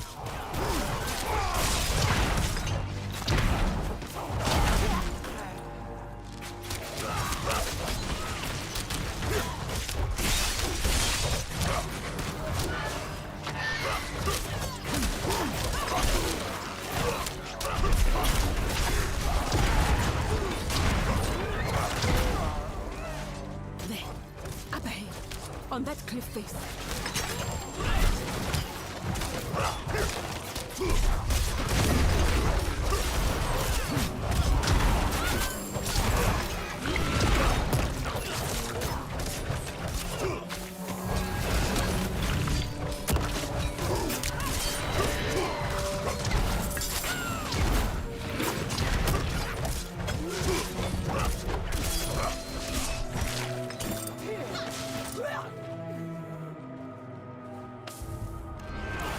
Kise, mender of veins.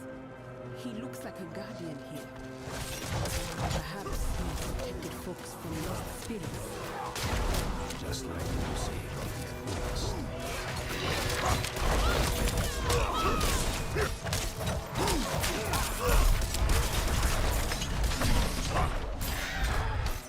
Oh, now we can get big chunks of skull fragments and all that? Nice.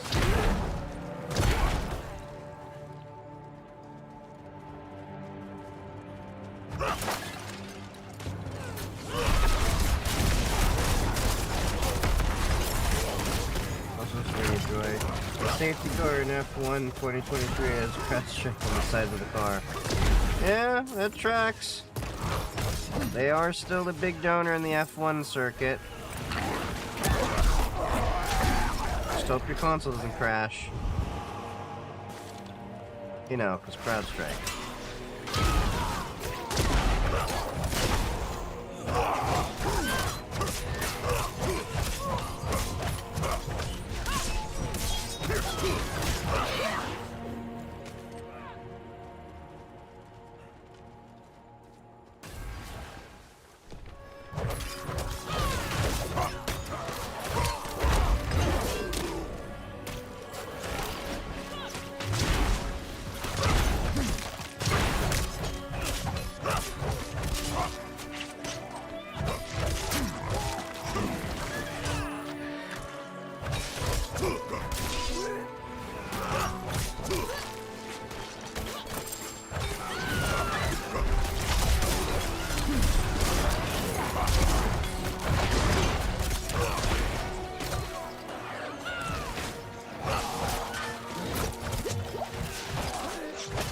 Over there, another one.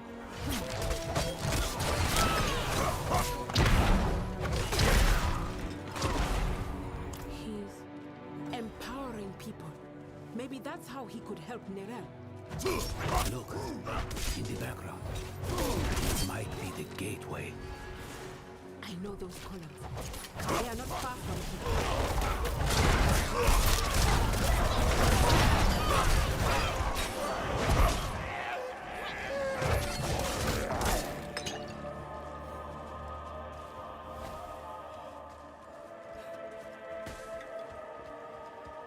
Alright. God damn, there's a lot of these tiny little minions.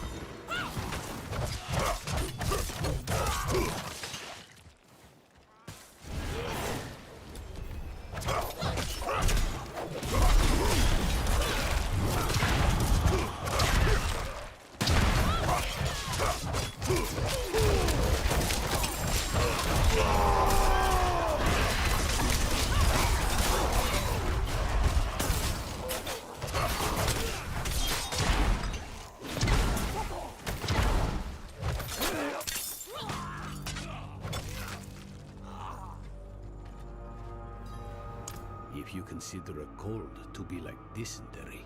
Ready, Maga? I am. Across the threshold. Do what you must.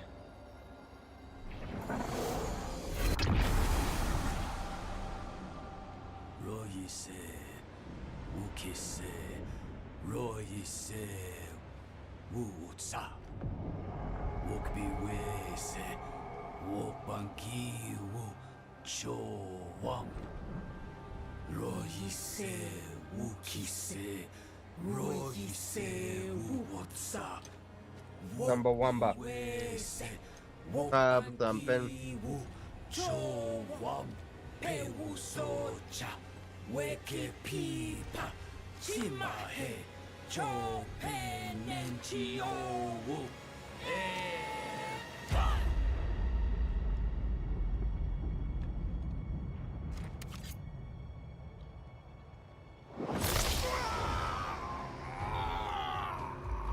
Do not fight the pain. You will not win. Let it move you. Let it carry you through.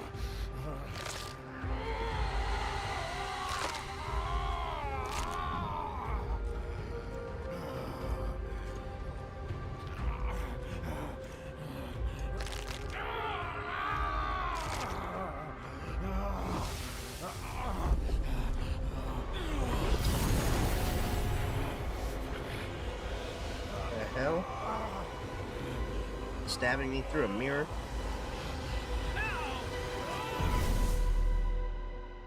I heard. They said pee-pee.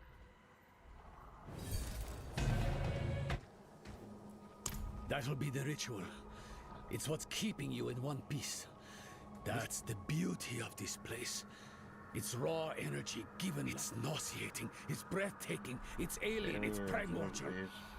And for spirits such as this handsome fellow, if it helps, I feel the same pain.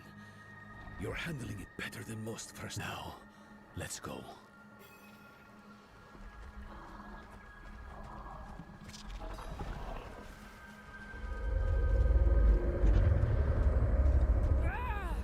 Feel that? Rot on the air.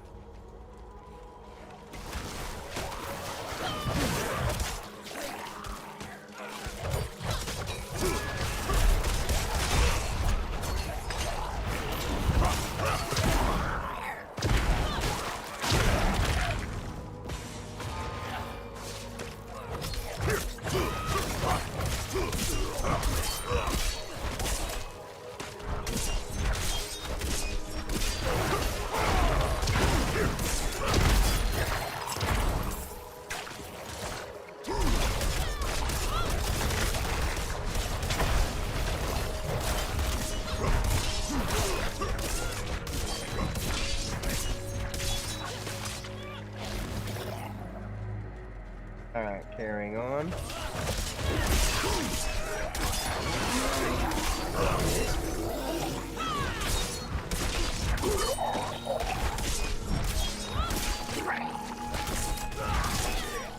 Hey, Sugarloo, how's it going?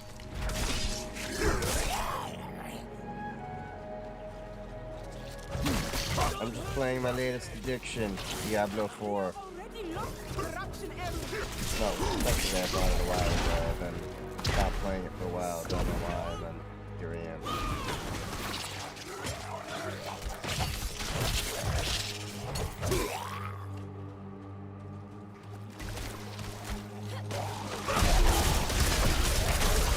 Damn! Hey, rage or shit.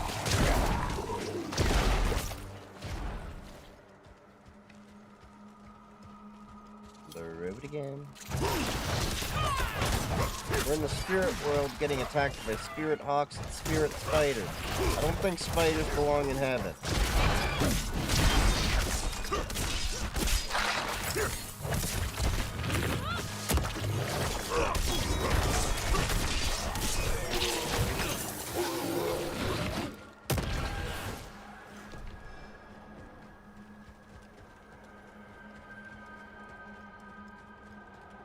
I don't know which way I'm going. Come on, come on.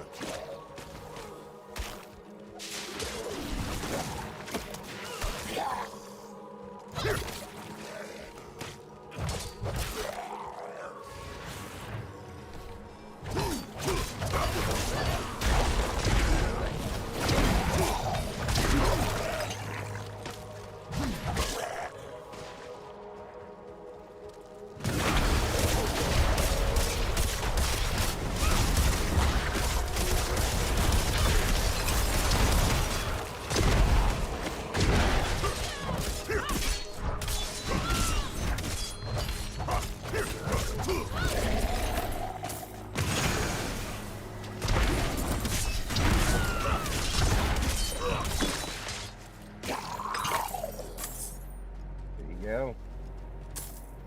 You are dead, son. You are dead. You are spirit dead.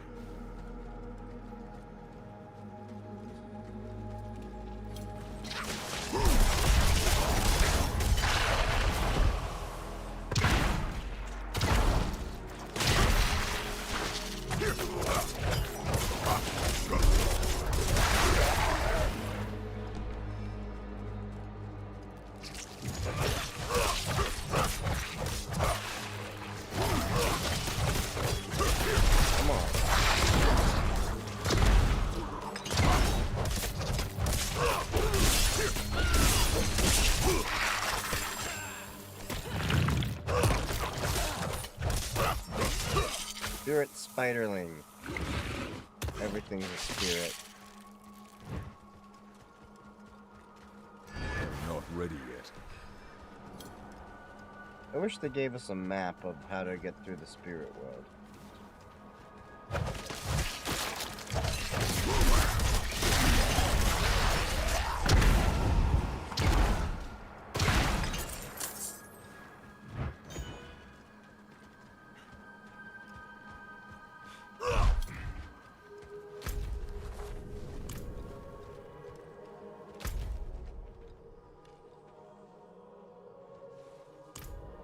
Oh, so I gotta go north a little bit more. I'm not ready yet.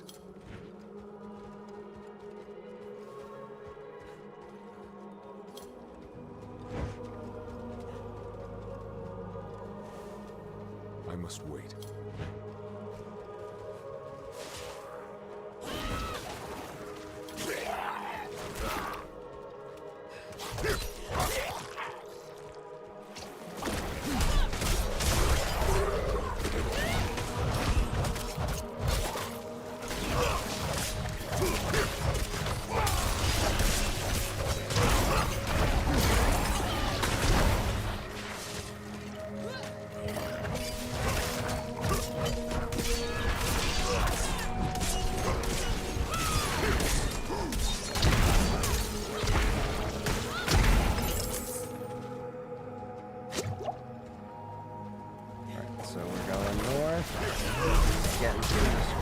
world with all these weird demons that happen to leak through the spirit world.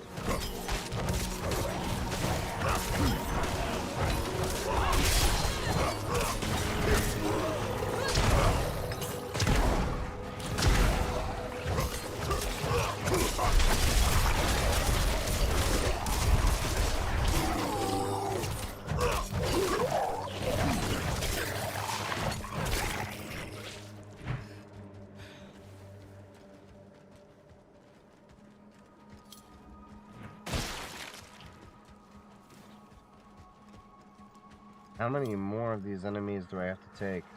Oh, I'm about to hit level 42. That's at least a plus.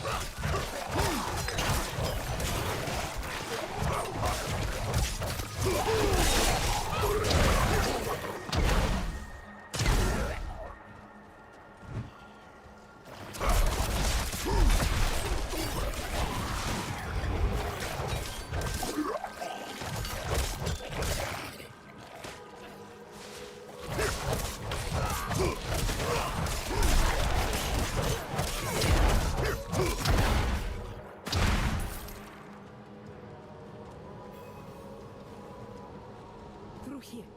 I'll open the way. The only lap 8 and I have a 40-second gap between me and second. He seems all right. It's your other personality. Go carefully.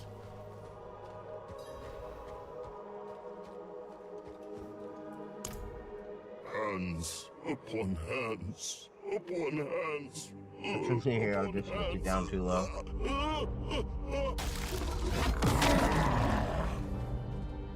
Abulan! Don't you remember me? You're too late.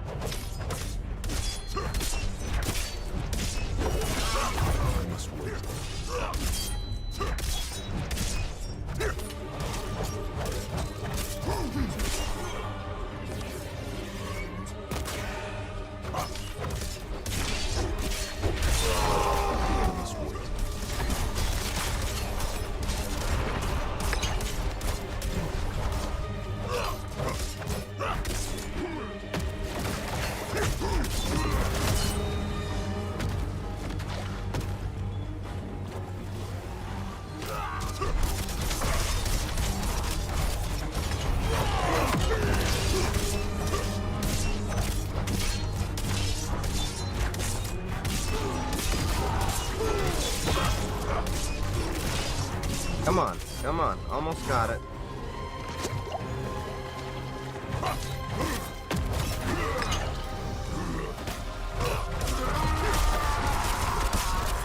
No! No. Old friend. We can't let him die for nothing. Power gathers there, in his heart. He can still help Nerel. Then cut swiftly. The corruption is spreading.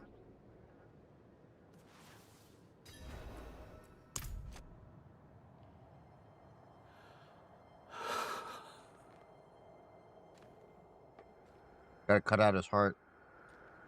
Do it. No.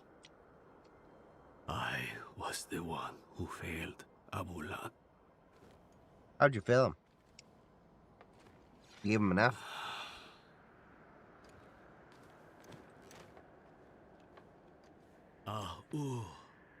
Ana. Accept me.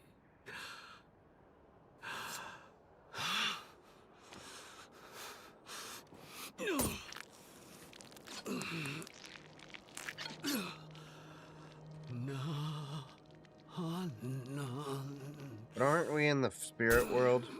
Taking his flesh? If you're in the spirit world, why would he have flesh? I'm just confused. Yeah, let's just sing while we're like stabbing the heart out of our good friend, you know, there. Nothing psychopathic about that at all.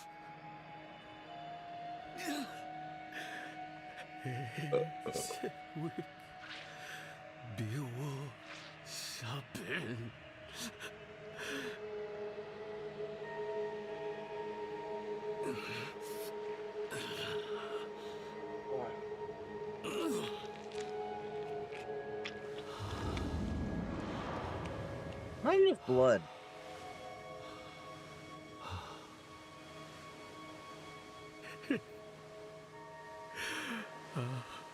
Bula lese kuki se.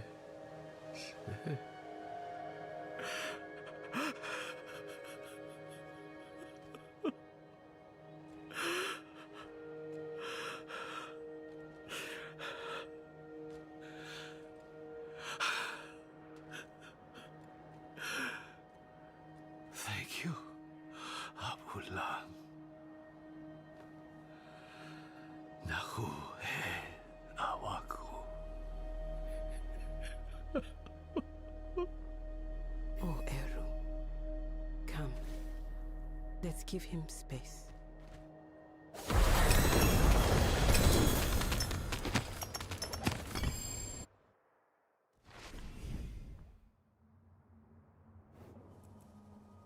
Go and find out. Did I not just get all those items? When he's back on his endless.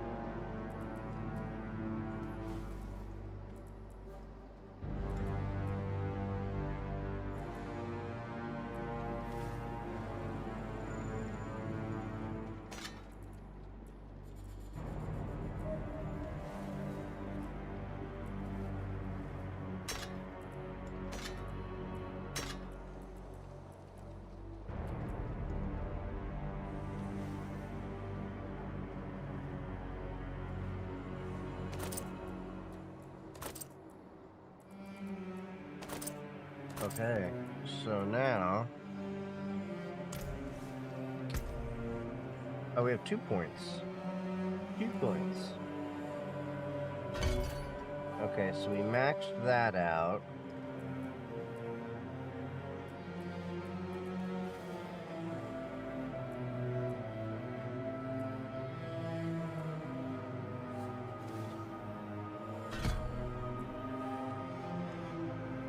damage bonus 6%. Okay, so now... Oh wait, hold up.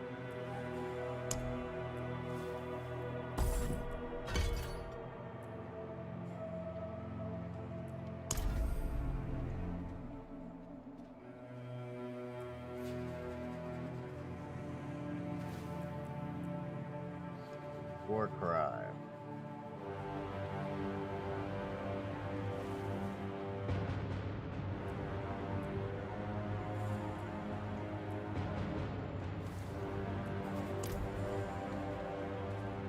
Alright, let's go just a little bit deeper.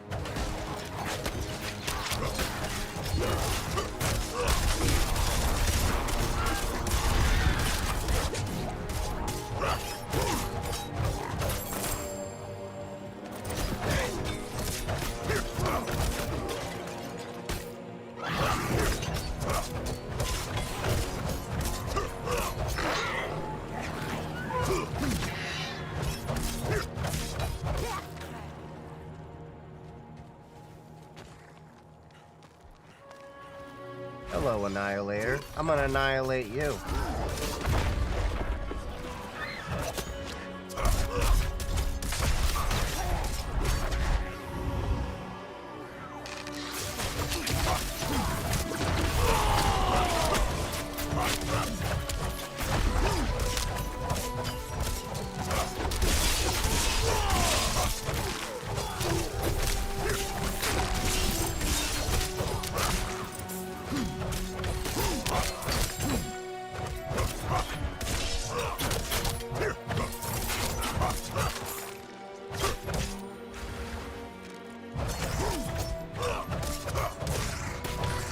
So we should get level 45.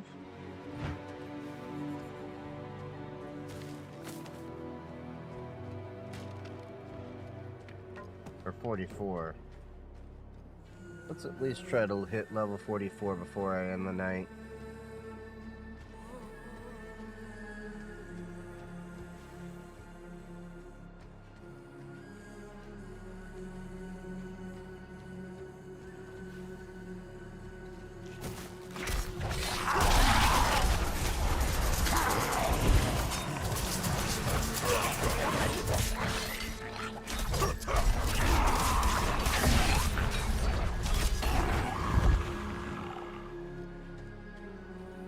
And now instead of losing fury, I'm gaining fury.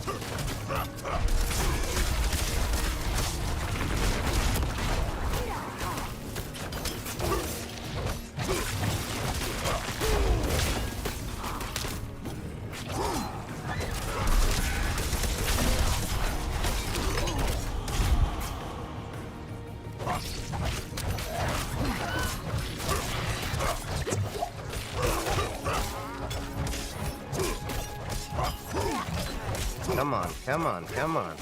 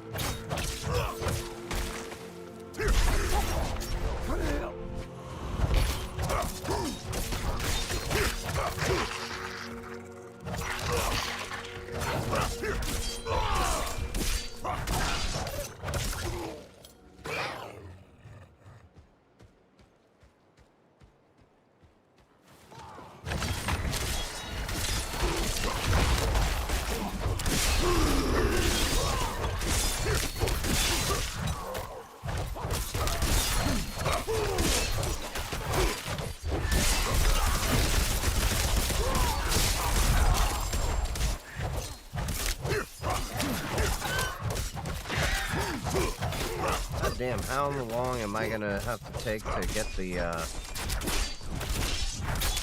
level 44?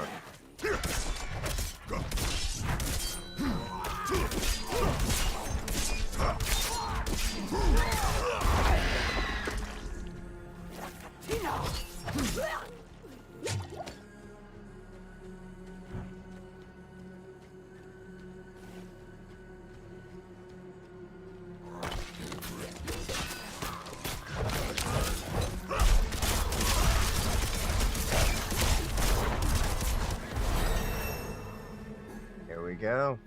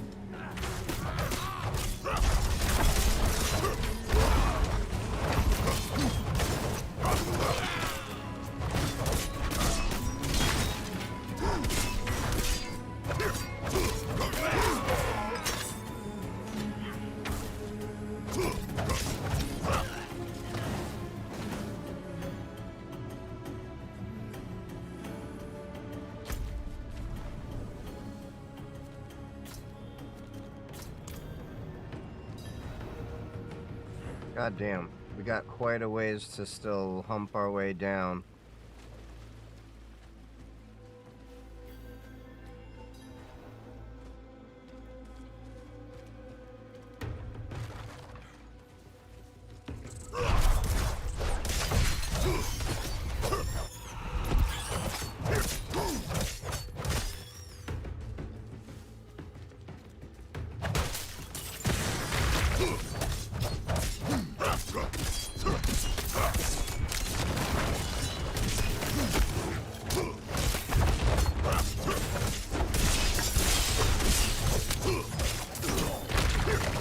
My burden is too great.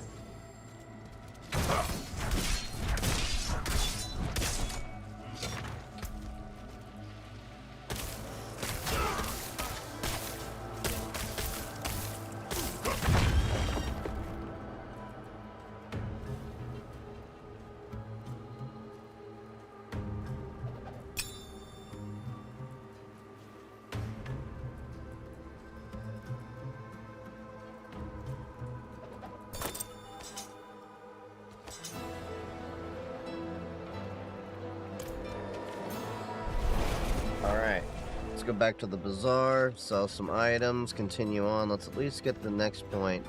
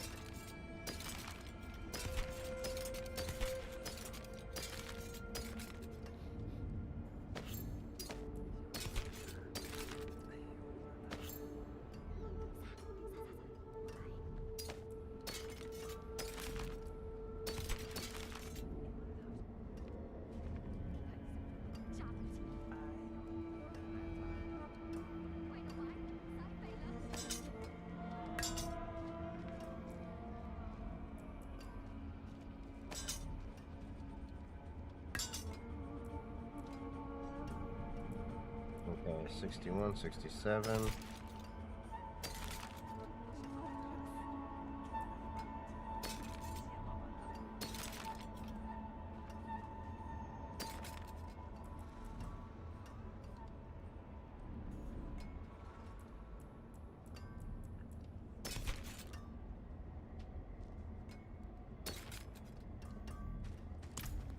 Cool.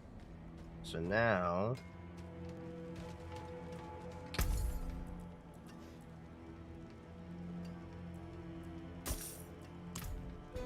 oh, this game is really fun. I've been playing it for a few days now.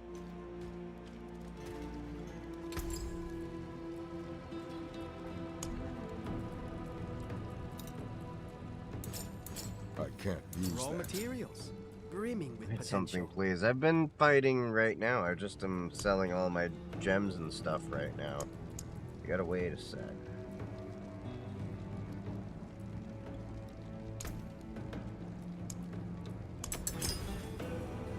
Alright, so let's get my rubies. As fine as the relics of old. Diamonds.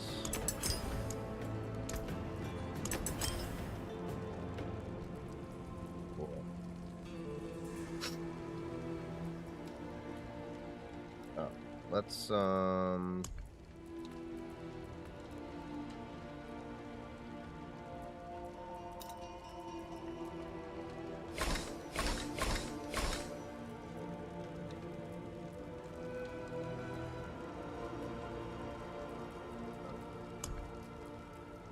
and now we can make another skull.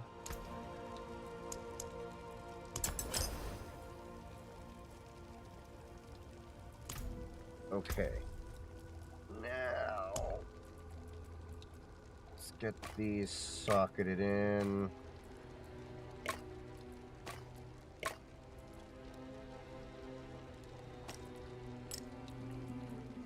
Now, what do I want to put? 20 strength. When was this game made? I think it just came out this year, honestly.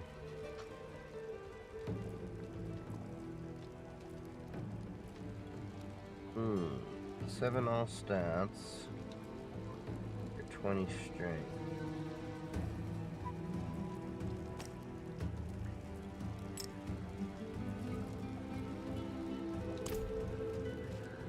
Or maybe it was last year.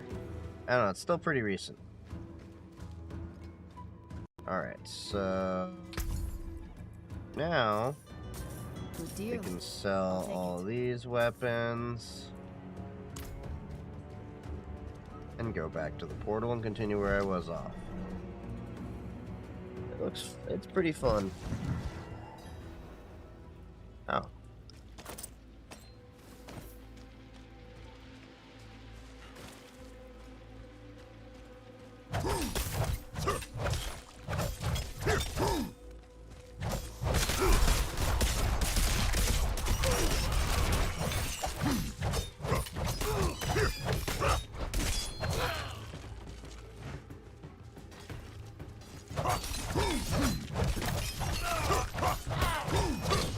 June 5th. Okay, so yeah, a little over a year ago.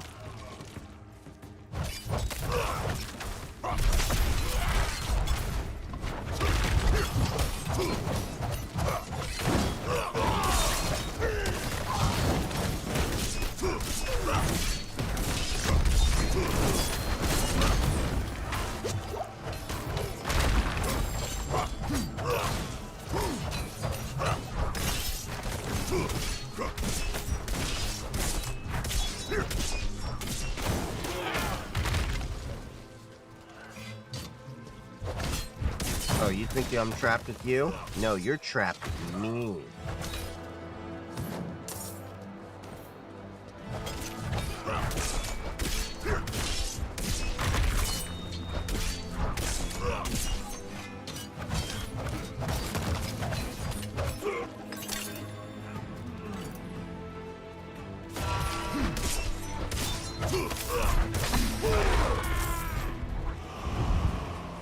Yay, sword reach, strength 9.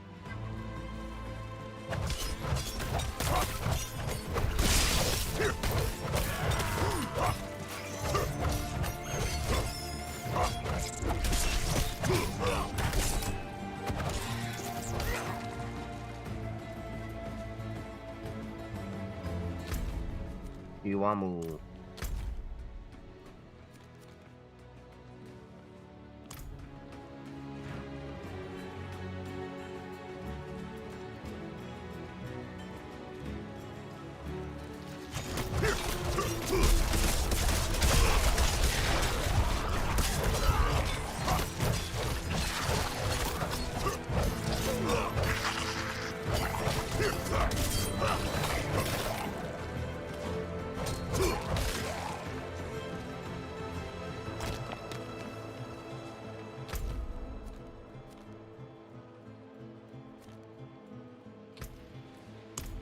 Wait, I can fast travel a little bit faster there?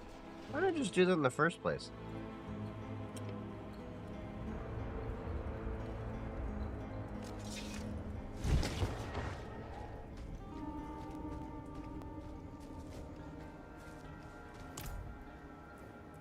I seek fame and glory, of course.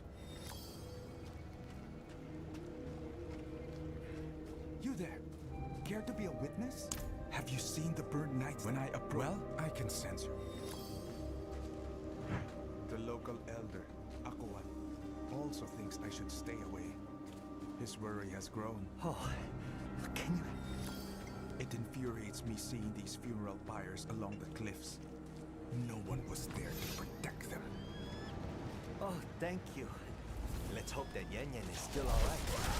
My mother taught me this ritual to bless our cows and invoke the good spirits of the land.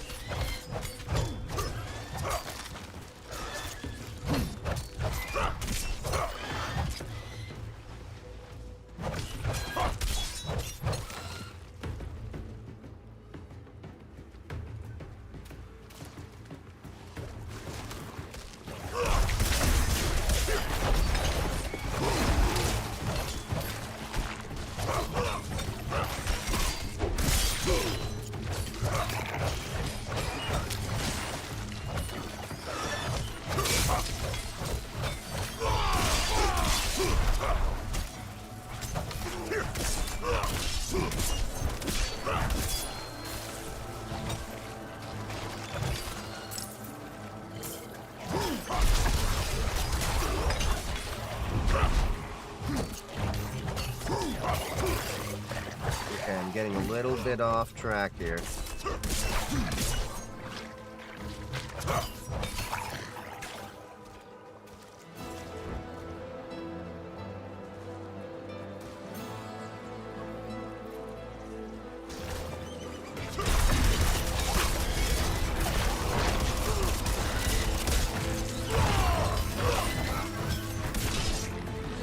I have now lapped in this race. What race are you on?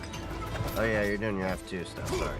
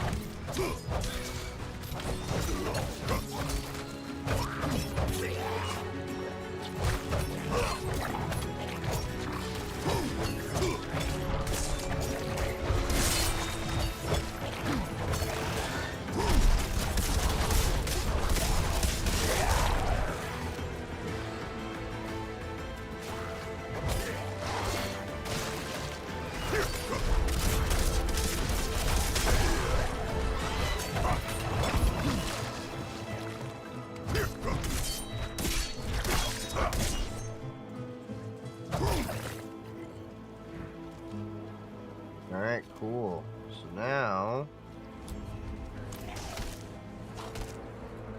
Don't be.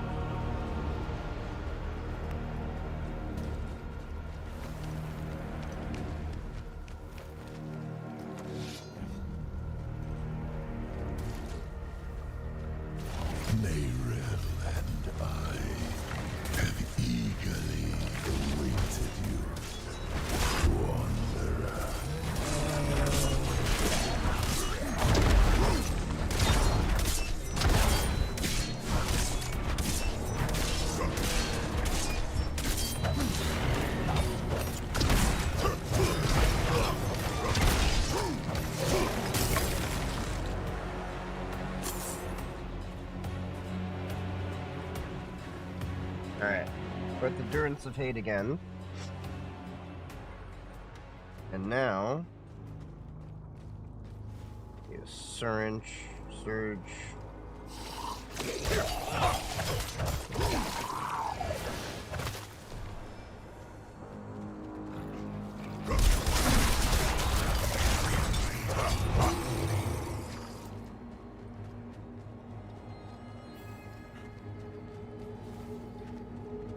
The way we took before is blocked. Come on.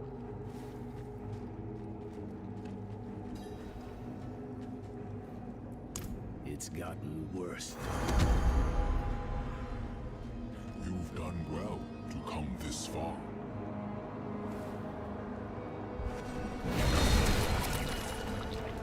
Baccarat. He's still here. A good sign Nerev is still holding on.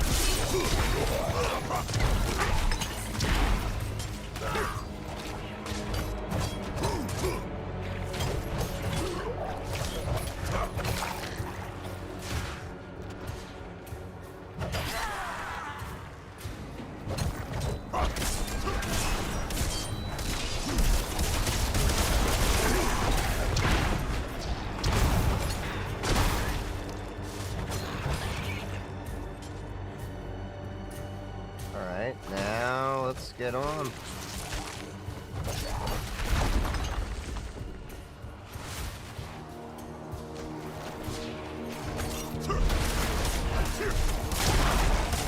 Come on.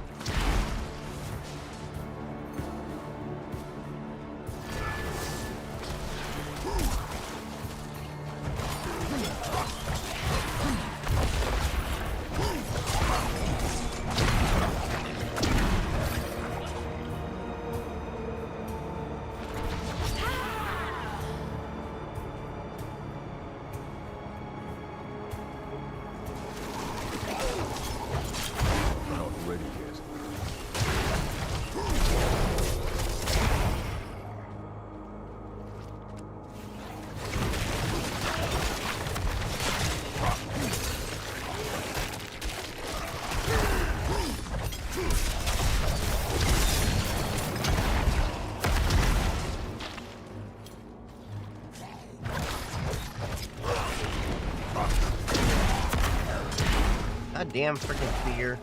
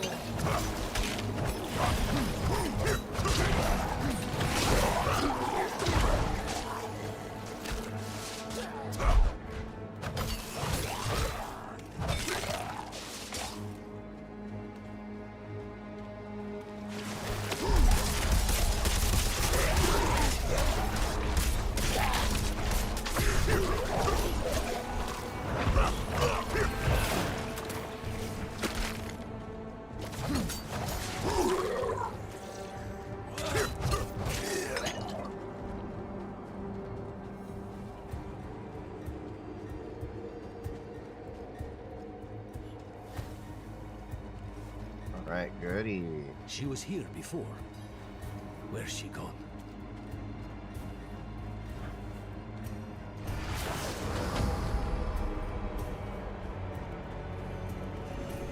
Gone with a wave of the paw. A miracle maker, just like the old myths say. Or the doctrine, if you ask the Zakarum. To tell you the truth, it wasn't by coincidence that I found your body floating down the river. It was him who sent me to you.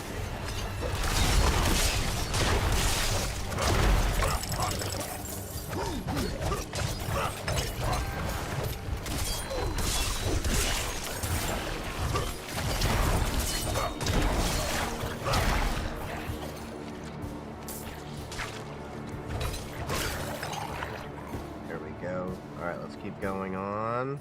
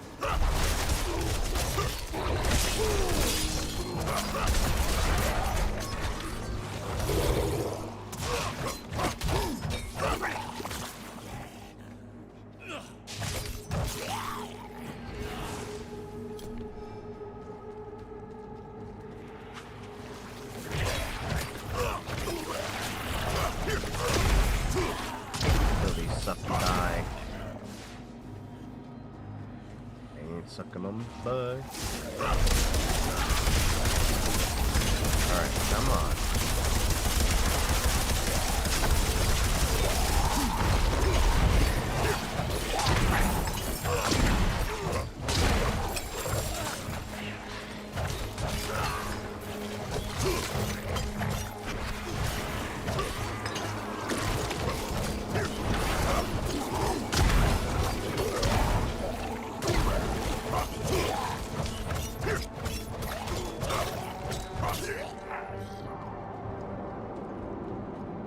Never thought I'd have the personal help of Akrat himself. Or, rather, his spirit. Though I suppose mythical help is needed to face mythical evil. What did Mephisto tell you, anyway? Back in the fields. He actually thought he could convince me to let him out of the stone. Hell, he's done enough damage from inside it. Alright. Hopefully we're getting close to where we need to be at the end of this.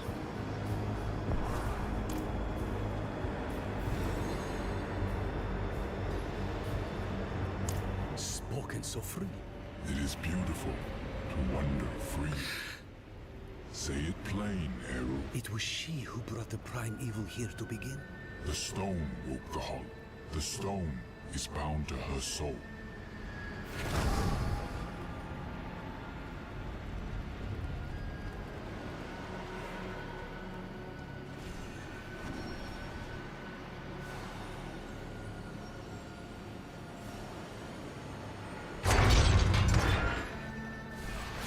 Okay. Let's keep going deeper.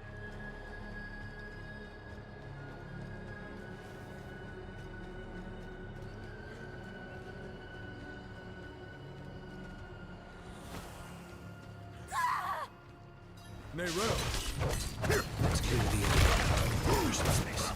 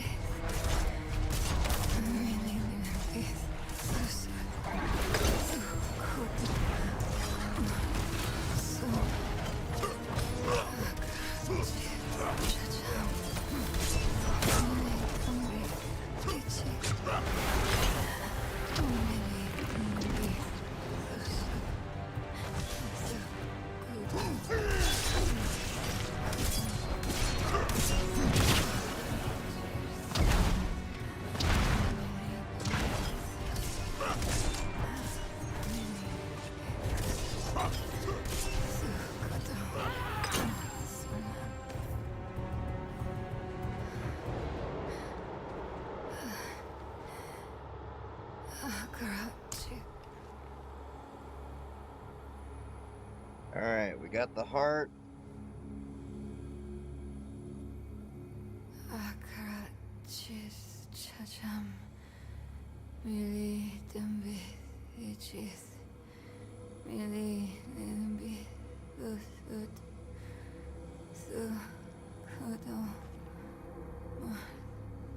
He's almost dead.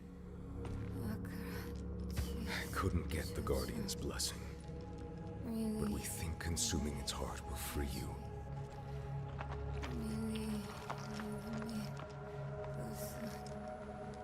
In Tarsarak, you asked me if anything I do matters. I've been thinking about what I said. That with good allies, the weight of our burdens gets easier. Mirel. It's me. I'm here. Timmy.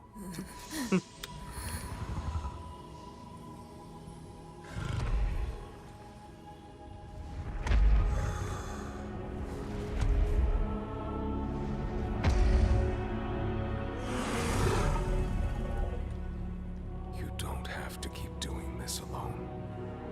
My name is Timmy. Timmy the Barbarian. Timmy the Mighty.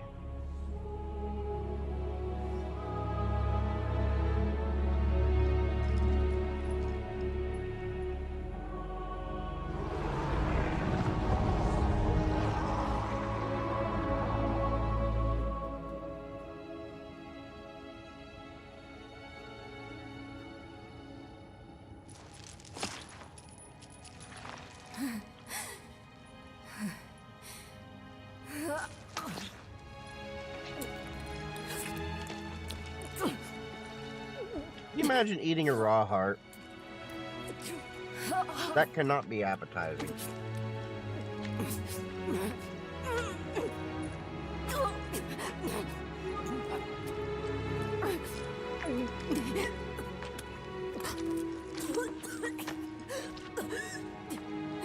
No, no, it's all right.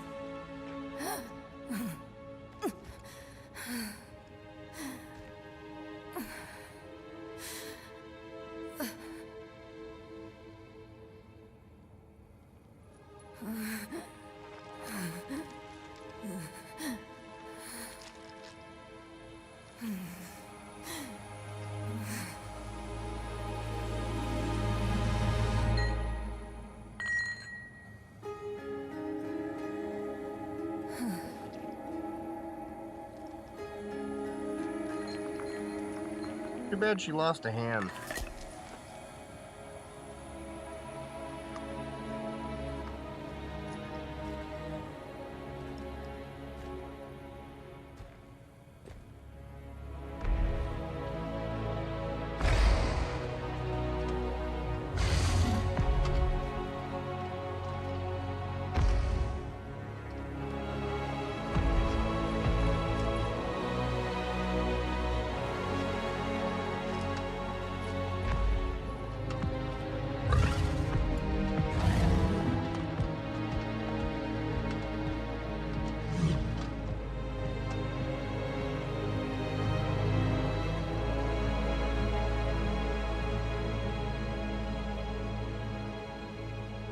Hooray!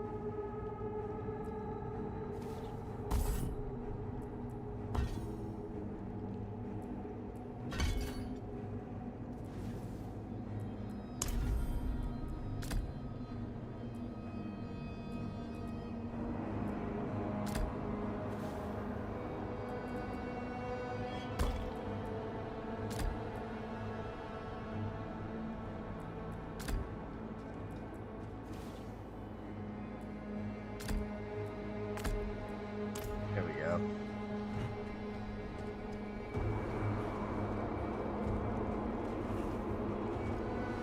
There we go. Tutra Bengal.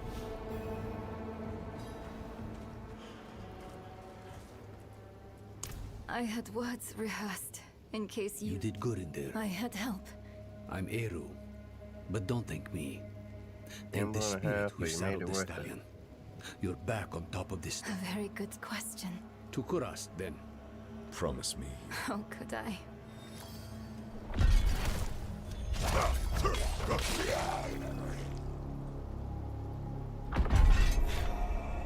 Alright.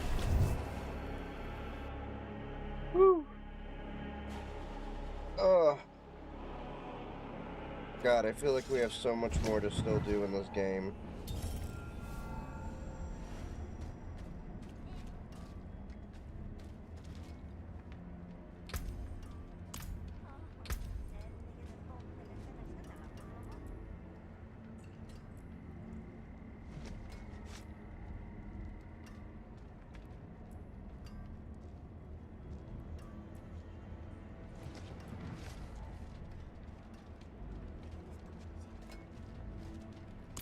Alright. I think that's a good game. Definitely be back to stream on Thursday.